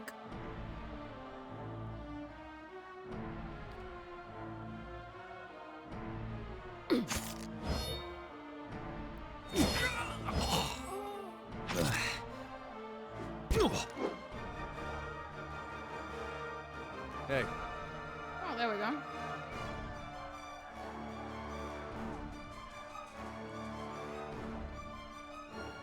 Is he okay? He's blinded. I see.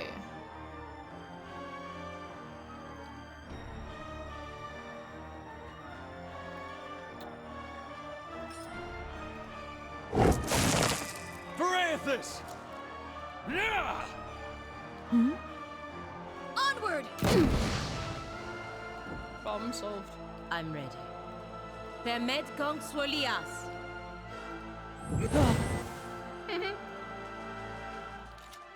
Border Republic. That's it. It's just one dude left. Come on. Okay, they're all thinking about it. It's okay. I understand. I understand. It's a hard decision. It's very difficult to decide who to attack here. There's so many targets. Your thoughts must flow deeply indeed.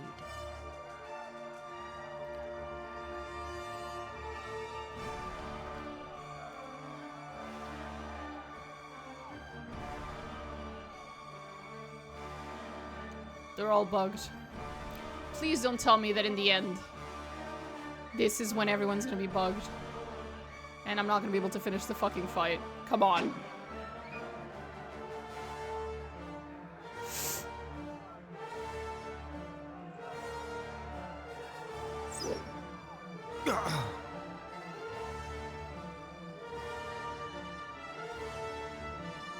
Aye? A little orange tabby cat. Aww. You kitty patootie. Lava! I can still attack the guy. I shall enter. And not everyone's stuck. Just most of us.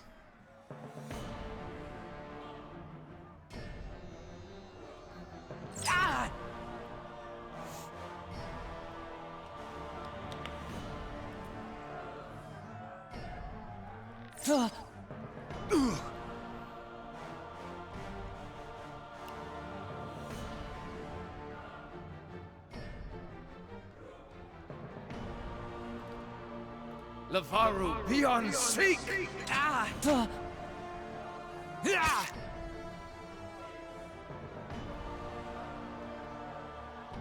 He's gonna die to the Sunlands.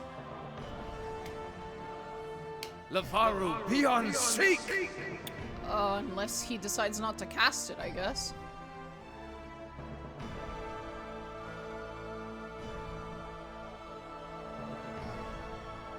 hey.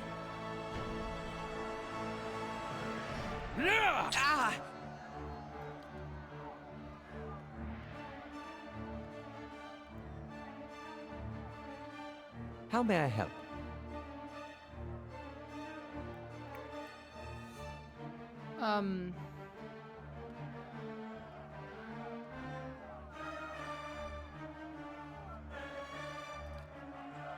Lava!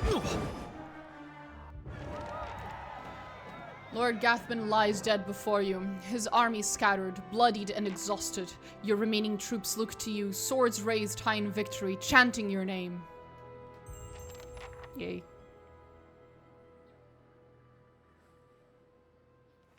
Holding the hem of his robe as he steps over several dead bodies, Chancellor Warren approaches you. Although his face is pale and he looks as if he'll be sick at any moment, he forces a smile.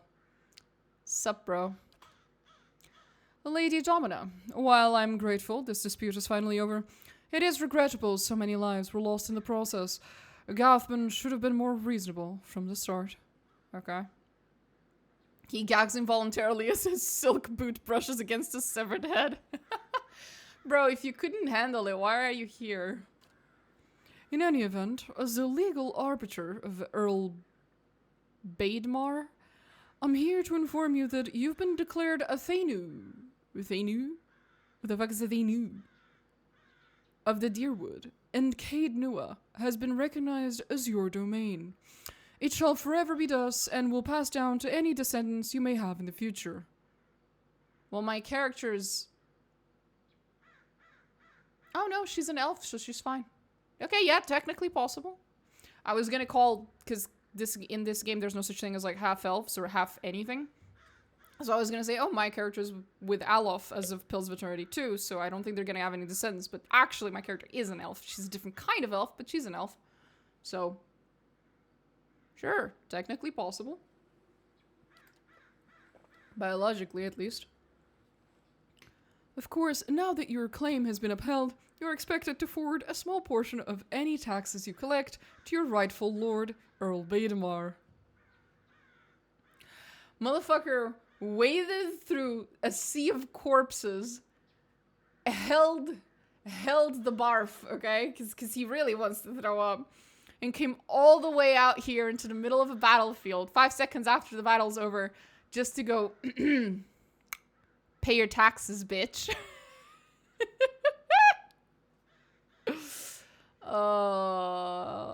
This is a very realistic video game. That is exactly how agents of the IRS act. This is very accurate. This is very realistic. Sounds reasonable. Tell Earl Baidmar that I'm grateful for his assistance. I'll make sure his taxes are collected with regularity. Sounds reasonable. It appears my work is done. Feel free to visit the palace if... He steps in a pile of entrails with a wet squish, as he turns to leave. On second thought, I'll come and visit you. Yes, yes. Perhaps in a year. Or 3. It's also how members of the Mafia act. So yes, very accurate to bureaucrats. Exactly. Lady Domina, it's been an honor to serve you. I'll be making my way back to Gairen's Grasp. The Earl has some urgent business for me there, unfortunately. Should you ever find yourself that far north, feel free to call on me. I'd love to trade war stories with you over a cup or two. He grasps your hand briefly in a firm grip, then turns on his heel.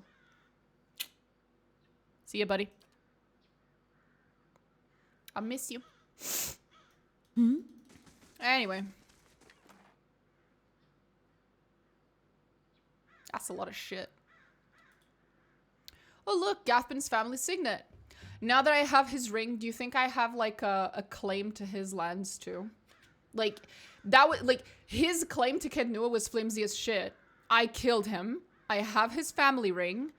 By his own logic, I'm fairly certain I could probably just go back to Adir and take over his land, marry his wife, murder his. I mean.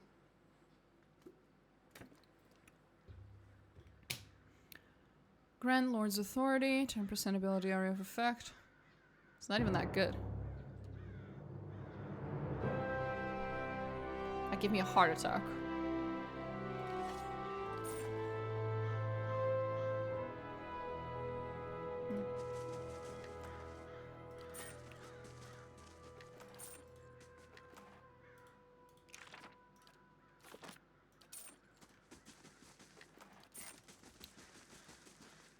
At least I can...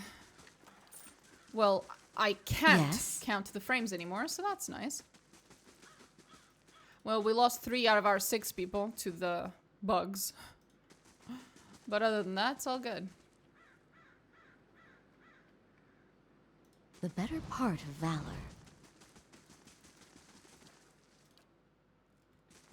I'm here. They really don't want to move, huh? Oh well. I shall be discreet. Easy now. Nice and quiet. thoughts will be as silent as my feet. Keeping an eye out. I shall be discreet. Okay, there's nothing. I figured. Laying I low. just wanted to check. They're not gonna let me leave, are they?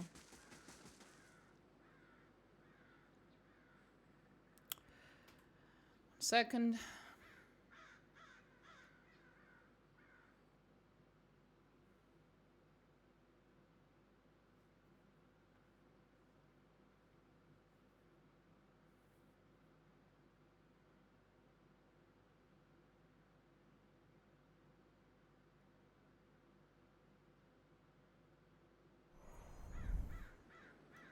I'm here.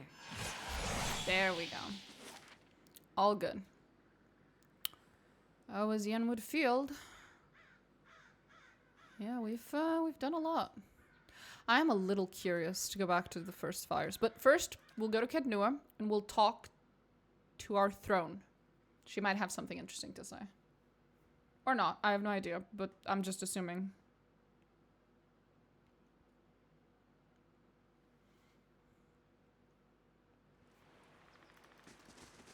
This place, as beautiful as it can be with the absence of children.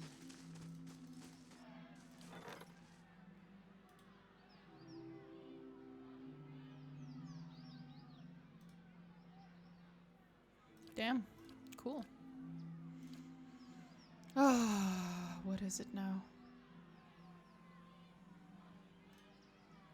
Send him on a grand adventure. Just keep him busy. I do like Kednua. I like our little keep. I like that we get to build it up and see it go from that like super run-down thing that we find to this beautiful fortress. It's a keeper. It is a keeper. It's cute. It's so cute. The only thing I wish was different is when you go to Bright Hollow here, there are rooms upstairs. And it's clear that those rooms are designated to each specific companion, but there's nothing in the rooms to like customize it, you know? There's like, there should be, you know, items from Adir in Alof's room and books and spell books and research papers and stuff, and there should be a bunch of fucking animals in Adair's room, let's be real. All of my animals, actually, the ones that I keep in his fucking inventory, you know, these ones. They should all be in his room or something.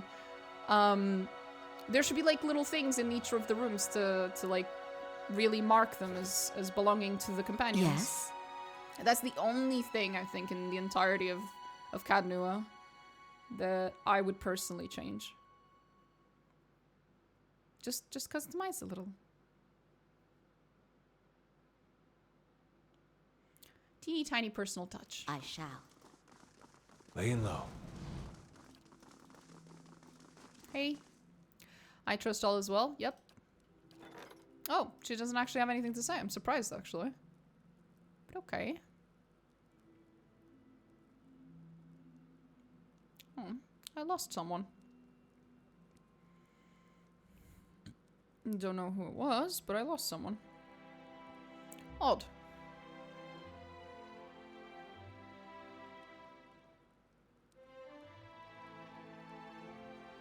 Okay.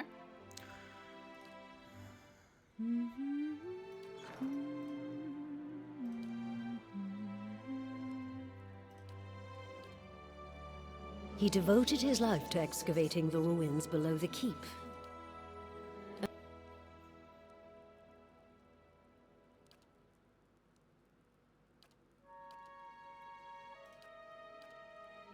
When it was built, I couldn't bring... But he began to grow distant. Okay. They'll make a lucky crazy cat lady very happy one day. Sure. Goddamn, that's a lot of stuff. Goddamn, that is a lot of stuff. I keep forgetting to pick it up, and then it just piles up. Sounds difficult to implement, though, having each companion's room have personal touches. No, that's not difficult to implement. What do you mean? That's, like, very standard, actually, in a lot of video games.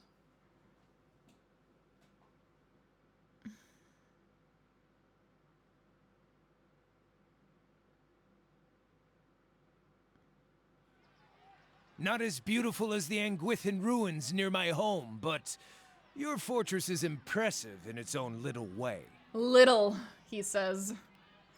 I'll have you know my fortress is considerably bigger than every Anguithan ruin we've found so far, but okay, sir.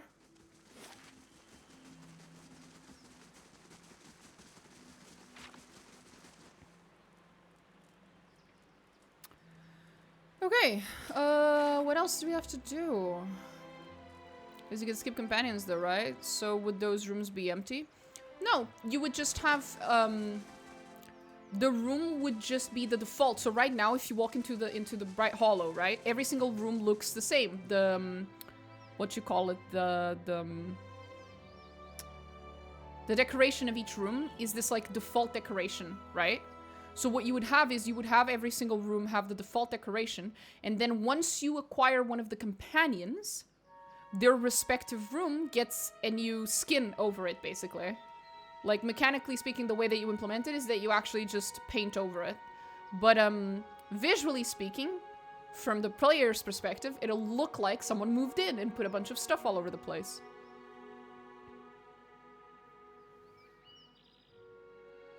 It is actually easier to do that in a 2D game like this.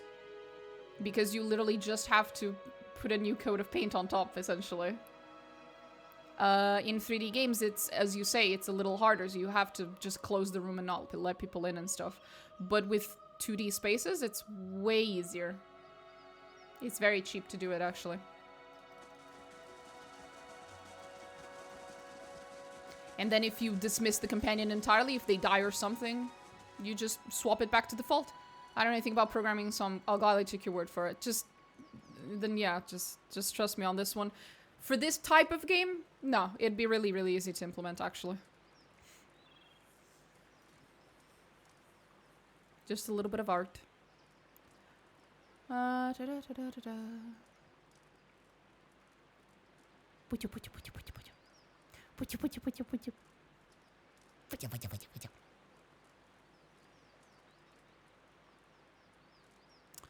don't know if I need anyone else with me.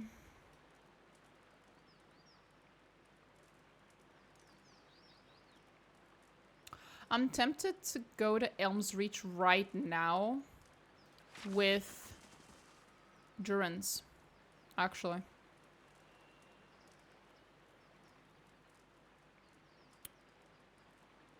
Let's do it. Fuck it. Let's fucking do it. Fucking do it.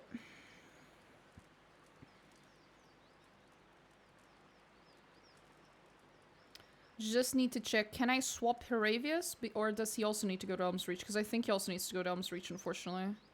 Ah, puta. Oh, 1 second.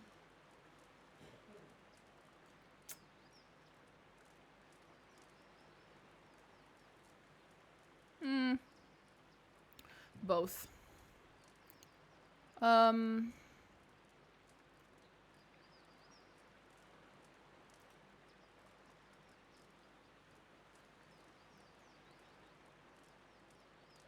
We'll save here. We'll grab Durance. I don't want to drop the Grieving Mother, but I guess it would make sense to do so.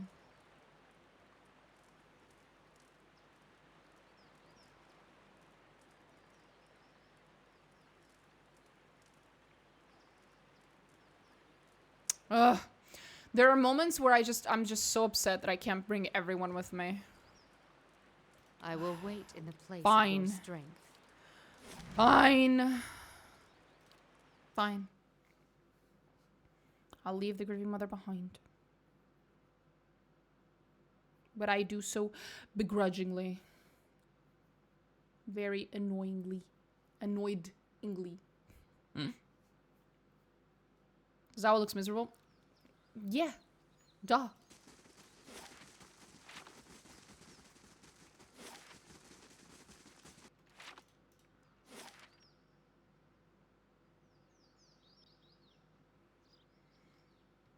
1 second.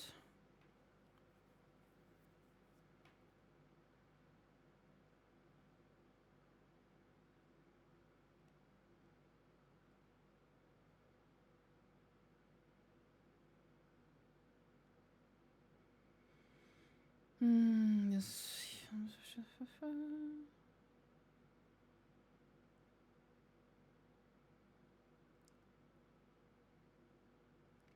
Oh, okay. Let's go.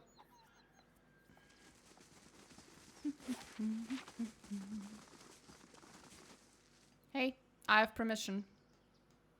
Let me through, bitch. Do not try my patience. I come to see the cornerstone with the blessing of the guided compass. Always too cozy with the Estromoran. Go then, and mind your step around the sacred stones. Sacred stones, my ass. Fucking sacred stones. Oh, I hate the Yenwood so much.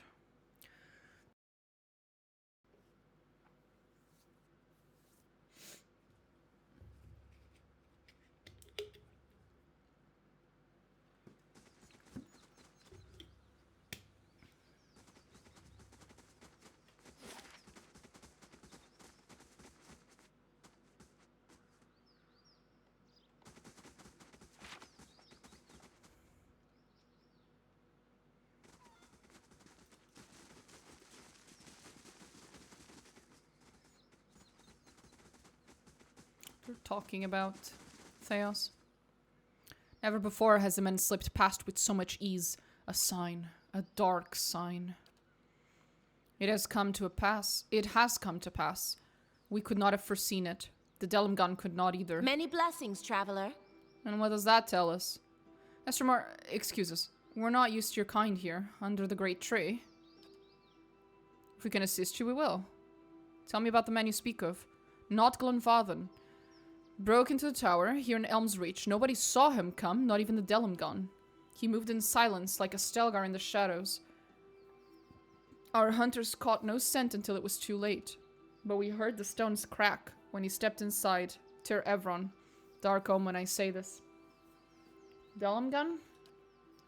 Ancient children of the giant elms, our people have lived with the two sisters in peace since we arrived hundreds of years ago. Delmgun call us friends, we call them our kin. Our protection, their wisdom. Together we share a strong bond.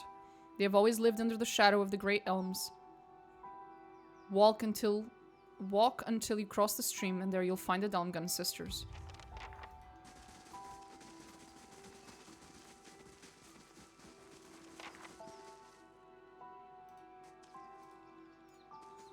And they're arguing about going to war. Ooh.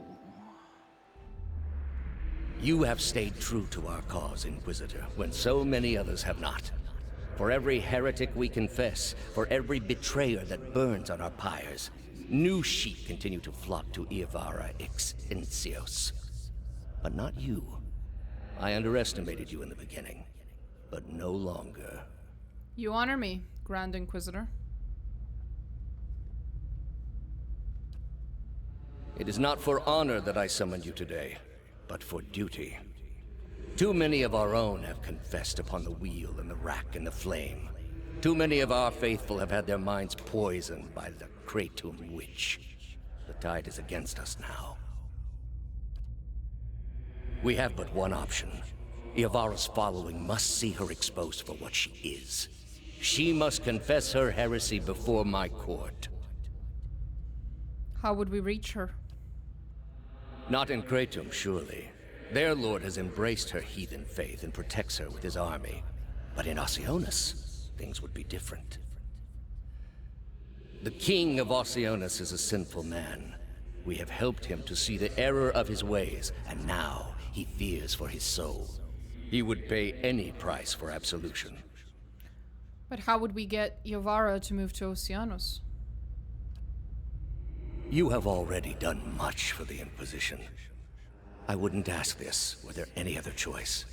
Theos puts his hand on your shoulder.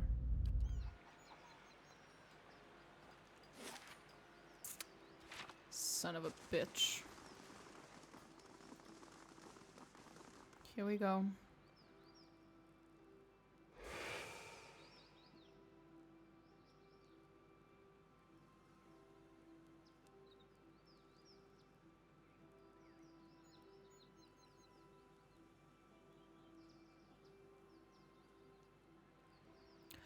Two identical women seem to fade into view as they move away from the great trees that camouflage them.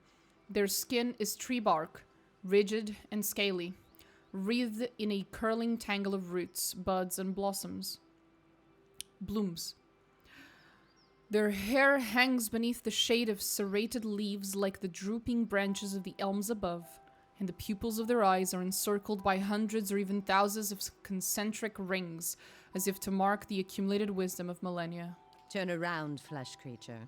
Outsiders are not permitted to approach the elms. Do you not feel it, sister? Something familiar. An ancient soul, like the other one. Another defiler, no doubt. Let us fell her and be troubled no more. It would pay the debt of her predecessor. So it would seem, Rhiannon. But we must not hasten to judgment. I see a different motive here. Different questions in these eyes. What of it, young trespasser? Is it as my sister says?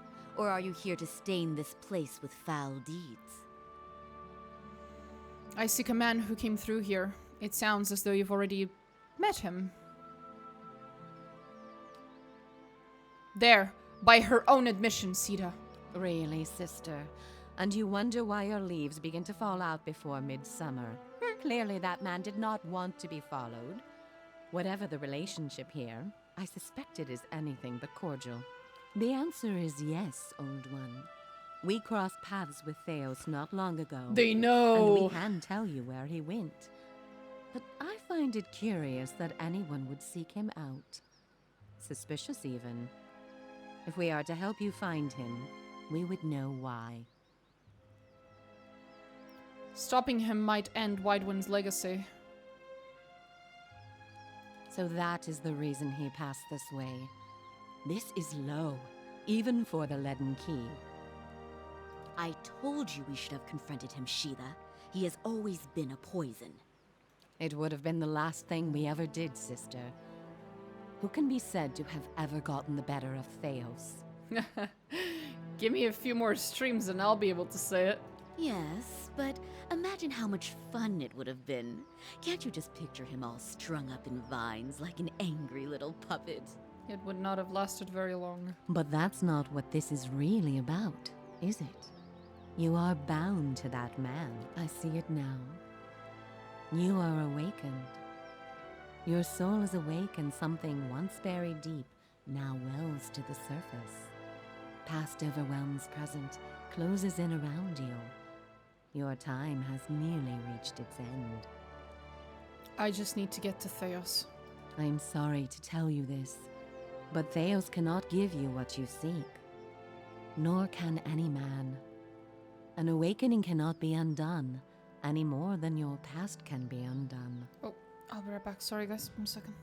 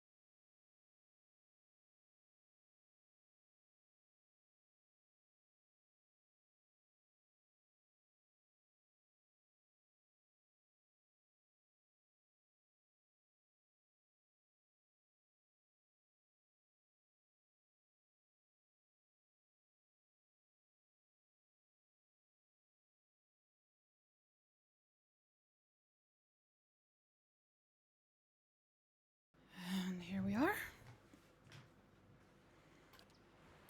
What's she mean? I thought Merwald said this is permanent? We did not come down this road together to be refused passage by a pair of talking saplings. Maldito, there must be some way. So this has all been for nothing. And I'm going to lose my mind. The soul is formless without a past to shape it. Did you truly expect to be able to wipe it away?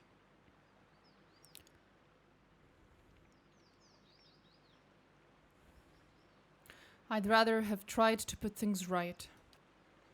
A noble thought, but for the lifetimes that separate you from your problems. However, as much as my sister speaks truly that there is no way back from an awakening, there may yet be a way forward. Would you agree, Shiva? I would. Were the way not so likely to end in death. You underestimate me. Or perhaps you underestimate your foe, Old One. Where your soul is renewed in its ignorance in each span of your life, his only grows in cunning and resolve.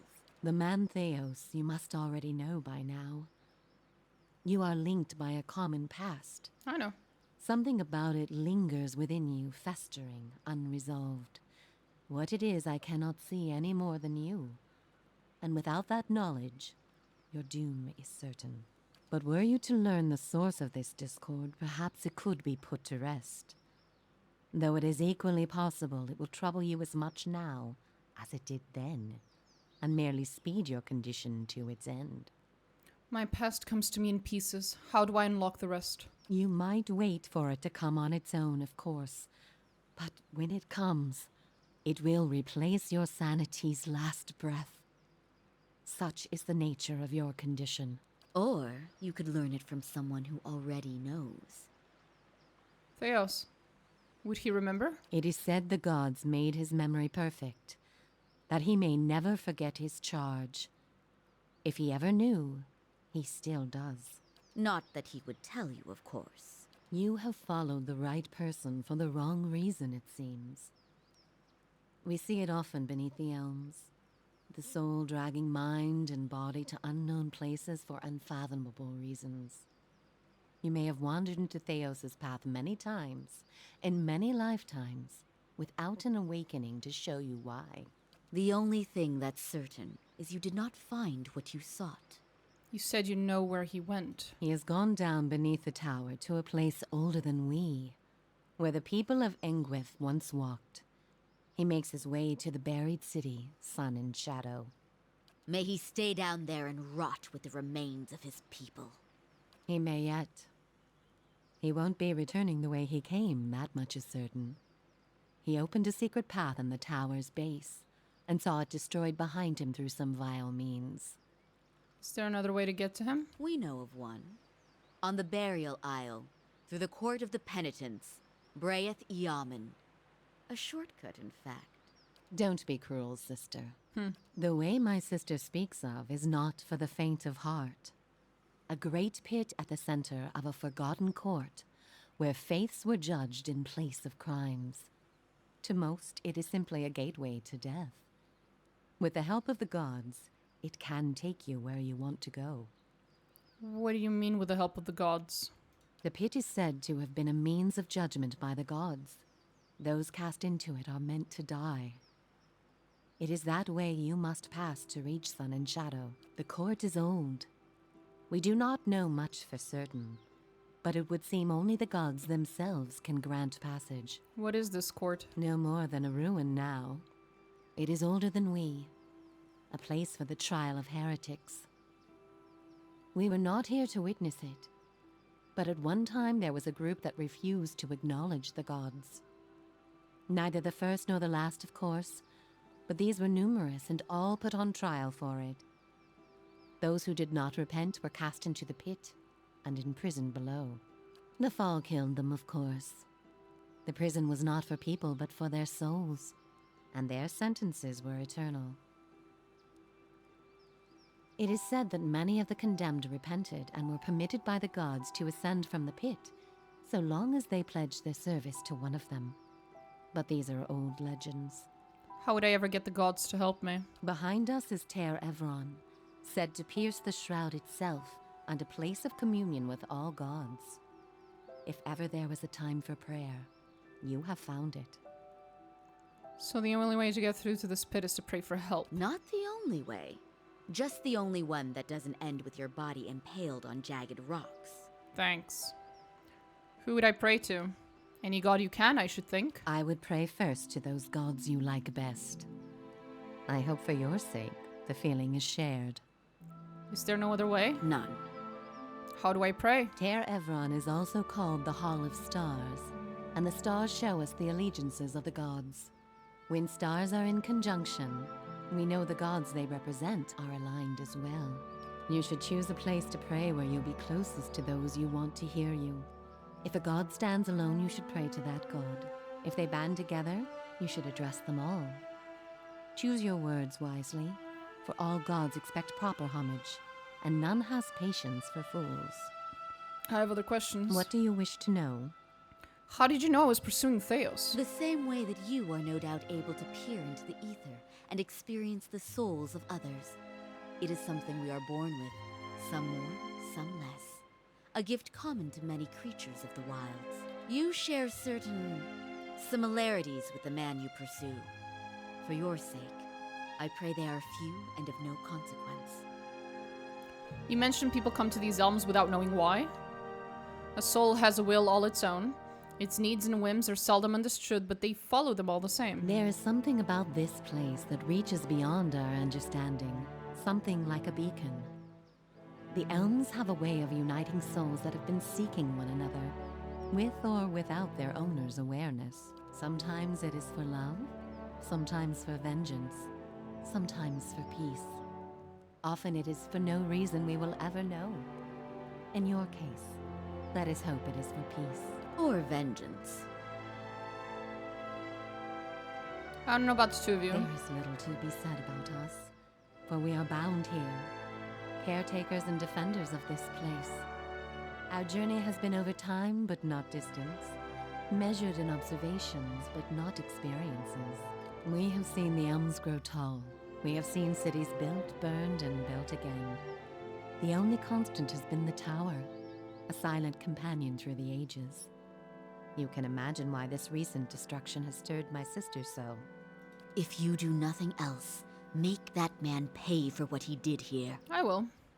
I want to know about praying. We will tell you what we can. What do you wish to know? Before you go, tell me this, old one. I'm curious. If you were to subdue your enemy, what would you do with him? What would give you peace?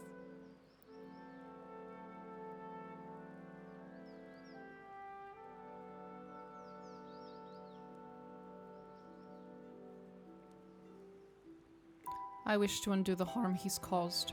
You would need to have twice as many lifetimes as he to repair his savage work. Well, I better get started then. But perhaps there are strides you can make. All the same, think on this matter. Be assured in your course. In the end, it may mean all the difference, not just to his soul, but to yours. And be warned. Some questions have answers that can never be learned. And it is those that trouble the soul above all others. May you find an answer to yours.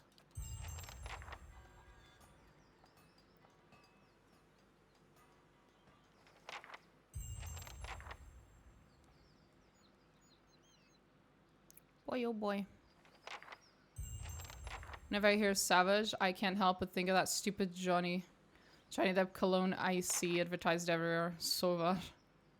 Yeah.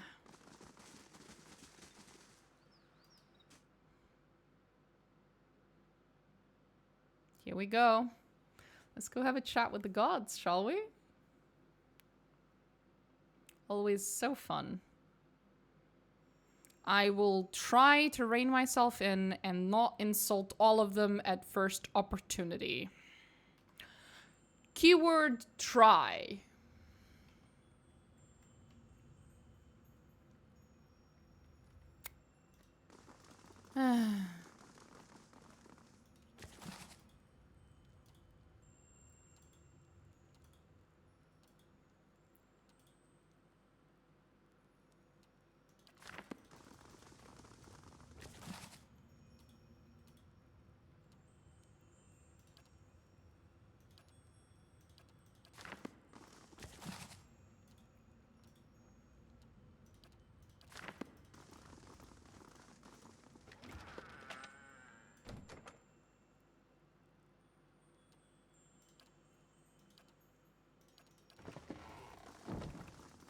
Well aware that this is going. Time for good old-fashioned...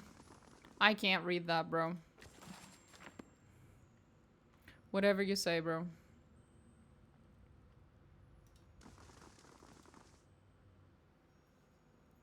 Oh, Ragnarok. Lovely. Magnificent. Aww. Okay. Everyone in our party who gives a shit about a god is present with us right now, which is what I wanted. That's why we have Adair, that's why we have Horavius, that's why we have Juris, that's why we have Palagina. Alof is here because he's Alof and I can't go anywhere without him, so here we go.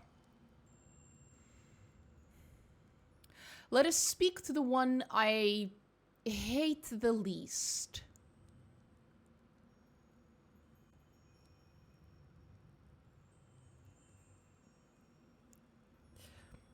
I'm gonna say Baroth. Alof's your emotional support wizard. He is, actually, yeah. In the glittering stars of the nearby constellation, you see the grim shape of a skull. Its jaws are open wide, as if frozen in a silent scream. Pray to Baroth. There is life in death, and death in life. There is a rippling shift in the air around you, as if some unfelt wind has changed, bringing unexpected warmth. You feel the peculiar weight of an unseen presence and of eyes upon you. You kneel and pray to Baroth. Even while your eyes are closed, you see a road that seems to stretch on forever. The stars wheel overhead in a clockwork rotation of constellations, disappearing over the horizon to your left, only to rise on your right. You try to make out the details on either side of the road, but your eyes can't seem to focus. One moment, you think you see a meadow blanketed with mist, and another sheer canyon walls. For just an instant, you even see waves lapping at the edges of the road. Were you to step into the shifting landscape, you feel certain you would only end up at the beginning, back on the road. You know this is a vision, but the packed dirt feels firm beneath your feet, and the night air cool on your face. You are walking. Your feet seem to carry you forward of their own accord. Something looms ahead of you. As you get closer, you see two stone figures that look strangely familiar. The two faces of Sirono, what we call Baroth. You remember the door to Cleobon Relag, and the two figures carved into the mountain next to it. One looks vaguely male, the other vaguely female. Only a thin layer of flesh covers their skeletal bodies, which twist to face the doorway between them. The doorway, however, is not what you saw in the ruins. It's a skull, gaping and jawless, and as you look on, its open mouth seems to grow. The arms of the two stone sculptures are swept towards the mouth, inviting you in. Enter the skull's mouth.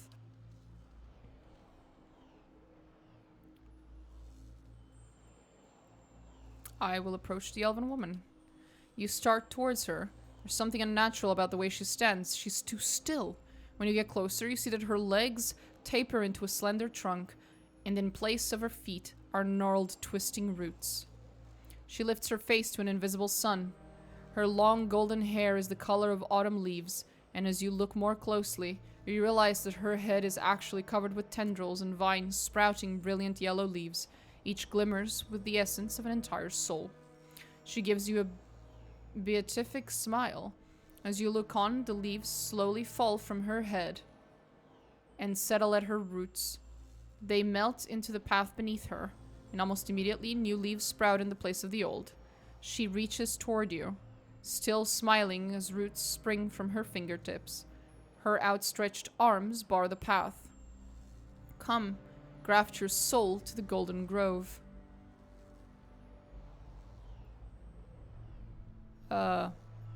No thank you. You swing at her, trying to knock her arm away from you. Yet as your blow connects, you feel her skin grow rigid and cold. Her outstretched arm petrifies, and as a rough stone bark overtakes her flesh, she can only look on in horror. Her feet are rooted in place, but she twists and writhes as if trying to flee her own dying limb. The petrification reaches her shoulder and spreads down her body, freezing it in a painful arc.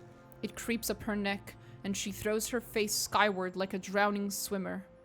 The grayness covers her face, freezing her gasp in stone. Now that she is still and lifeless, you can continue past her. Now the dwarf. I know who these are. These are the two people who are basically avoiding death right now, and we're supposed to go and kill them. Make yourself sacrifice to Ethic Null. No. Only now that he is dead, you can continue onward. And there it is.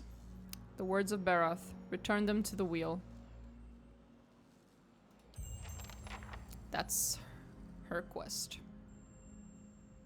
I'm very interested in hearing what Magran has to say to Durance, so here we go.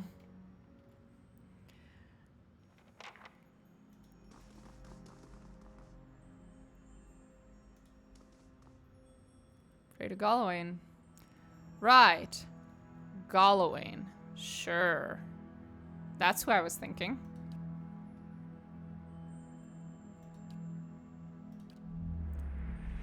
Feel yourself pushed forward, smell of dirt. Behind you is a darkened room filled with candlelit shrines. You feel certain this is a vision.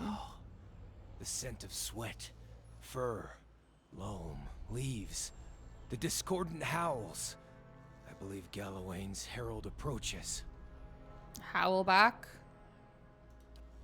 The beast bays in response, its voice high and clear. The thick undergrowth shivers with movement, and heavy paws pound the wet grass. You're not certain if the creature's hunting or leading you, but you instinctively give chase.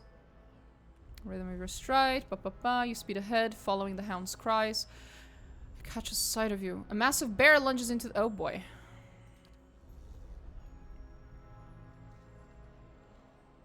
There it is. As you break through the foliage, you see a massive lioness curled up in the clearing in front of you with a last burst of energy. You divert your momentum and hurl yourself into the bushes. Oh, it's the lioness and the bear that are being kept in another part of this area. We need to go and make sure one of them wins, because currently they're not fighting, and Galawain always wants someone to come out on top, you know. So he needs them to fight so that one of them is decided as the winner. That is the third largest bear I've ever seen! What's keeping it from crushing the lioness? There's an unusual stalemate in the air. I can feel that these creatures deeply loathe each other, but they both refuse to strike. You back deeper into the foliage, keeping your eyes on the two mighty predators. As you crawl backwards, the heel of your hand brushes something furred. A warm sigh grazes your cheek. You freeze in place, slowly turning your head to see what awaits behind you. Two amber eyes shine in the darkness. Holy Hound himself! It's not just his herald! It's the Lord of the Hunt! Here! Yes. The Orlan drops to one knee as his hands dart about his pockets and snatch the rusted hound's head icon buried within. The eyes meet your gaze, briefly, then turn to the standoff in the clearing. The hound behind you yawns, fangs flashing. Blood must feed the maw, Watcher. See that a true champion reigns. Okie dokie. We got his quest. Basically, we get a quest from all of them. I wanted to talk to Magran, though. I guess I have to come back later to talk to Magran? Was that it?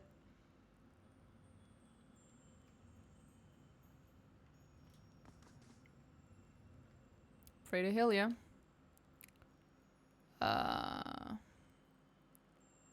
Was she the singer? I think so.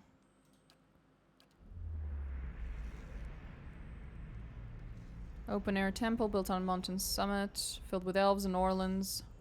A paradise for those who would waste their lives exploring the meaningless while corrupting the meaning of the real world. Oh, to set these trees ablaze, Watcher. Durance, shut the fuck up. Basically, to summarize it, there's a dragon in her temple, and I have to figure out a way to get the dragon out of there. Something has them spooked, but they won't tell me what. Then again, I think I mispronounced my bird song and probably called them incontinent. Good job, buddy. It's a dragon. A dark shape blots out the sun. You can't tell what it is, but as it unfolds and expands, it seems to fill the sky.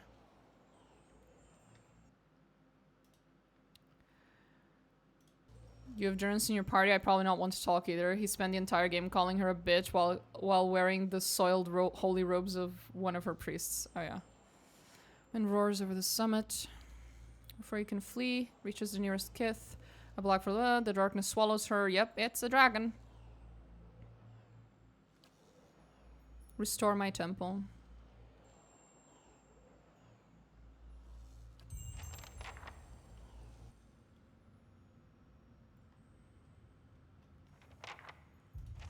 I guess if I want to have like a proper conversation with them, I have to do the quests first. Pray to Rimmergon. I'd rather not. Could we do literally anything else? Oh god. All life ends in stillness. You feel a sudden gust of cold air as if the shrine ever were bursting into wintry life. The frigid wind cuts through you like a sharpened blade, and darkness encroaches upon the edges of your sight. You kneel and close your eyes. As you pray, the blackness fades to white, and a howling wind fills your ears. The vision that slowly resolves itself is a broad frozen plain. You see a procession of elves in the distance, periodically fading into and emerging from the whiteness. They trudge over snow banks, their heads down against the thriving winds. You headed for Noonfrost and the Frost-hewn Breach too? Before you can answer, he's lumbered ahead. You follow the caravan, and in a couple minutes you come to a wall of ice. It disappears into the pale emptiness overhead and stretches as far as you can see in either direction. The elves stop in front of a mirror-smooth section that's framed like a temple door. It seems somehow thinner than the rest of the wall. You can't see what's on the other side, but a debilitating cold emanates from within. The elves pull pickaxes and shovels from their sealskin packs and begin hacking at the smooth ice, their implements flying through the air in swift, shining arcs. Though they throw their bodies into their labor, not one of them so much as scratches the polished ice, yet with each blow, something bellows in the distance. Hey, you might want to hold off on that. Forget about the elves. We need to be ready to move. Or fight.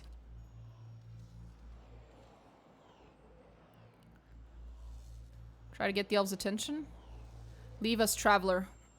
We've got to get through. We can't stay on this side any longer. We haven't even chipped the ice. That's why we gotta keep going. Attack the elves. You strike the nearest elf and he crumbles into a mound of snow. You attack another and she falls just as easily. While you cut down the elves around you, their fellows continue cleaving at the ice, working faster. Even their redoubled efforts seem futile. When the last of the elves falls, the bellowing finally ceases. A final gale blows past, scattering the remains of the elves in a chaotic flurry. You notice a single spiderweb crack in the smooth barrier. It's the only thing that mars the perfect surface of the ice. Whatever's on the other side of the strange doorway, you feel it's tugging at you. Only when you look back and see the parallel gashes trailing behind your legs in the snow do you realize how strong its pull is. My end comes to all things in time. Seal the frost-hewn breach and instruct the pilgrims in the patience of Remergond.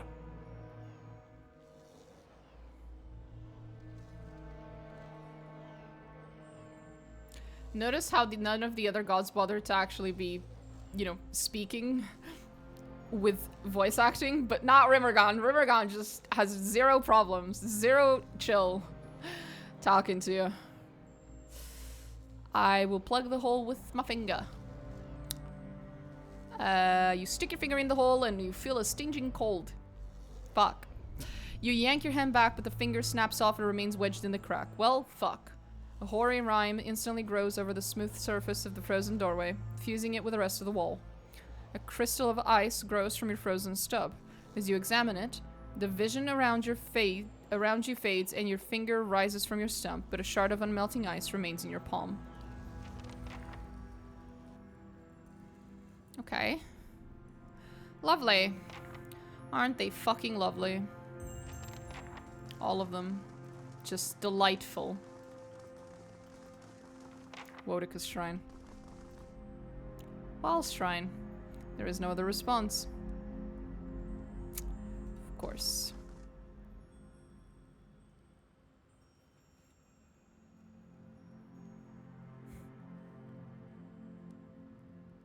Aethys isn't here.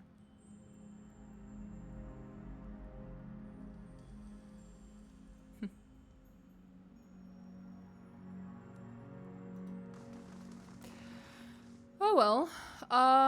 So unless I fucked up, I believe that we will not be speaking to all of the gods until a little later. So, 1 second. I'm just gonna make sure that that is the case. I think we have to do the quests first and then we get to talk to them.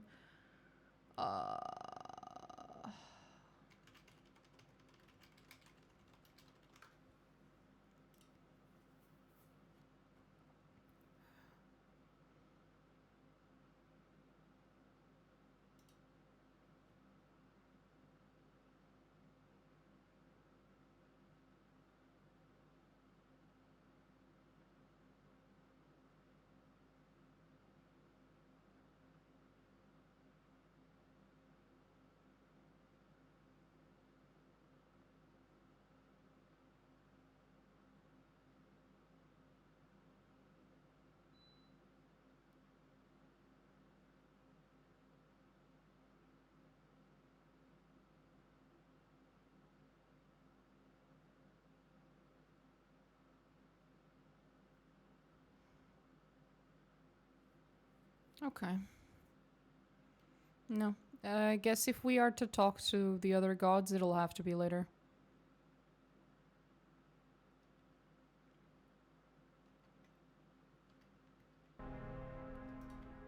Okay.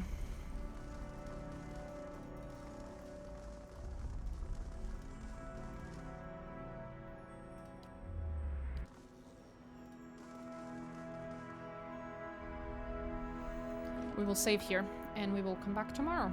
We have a lot to do. A lot of quests.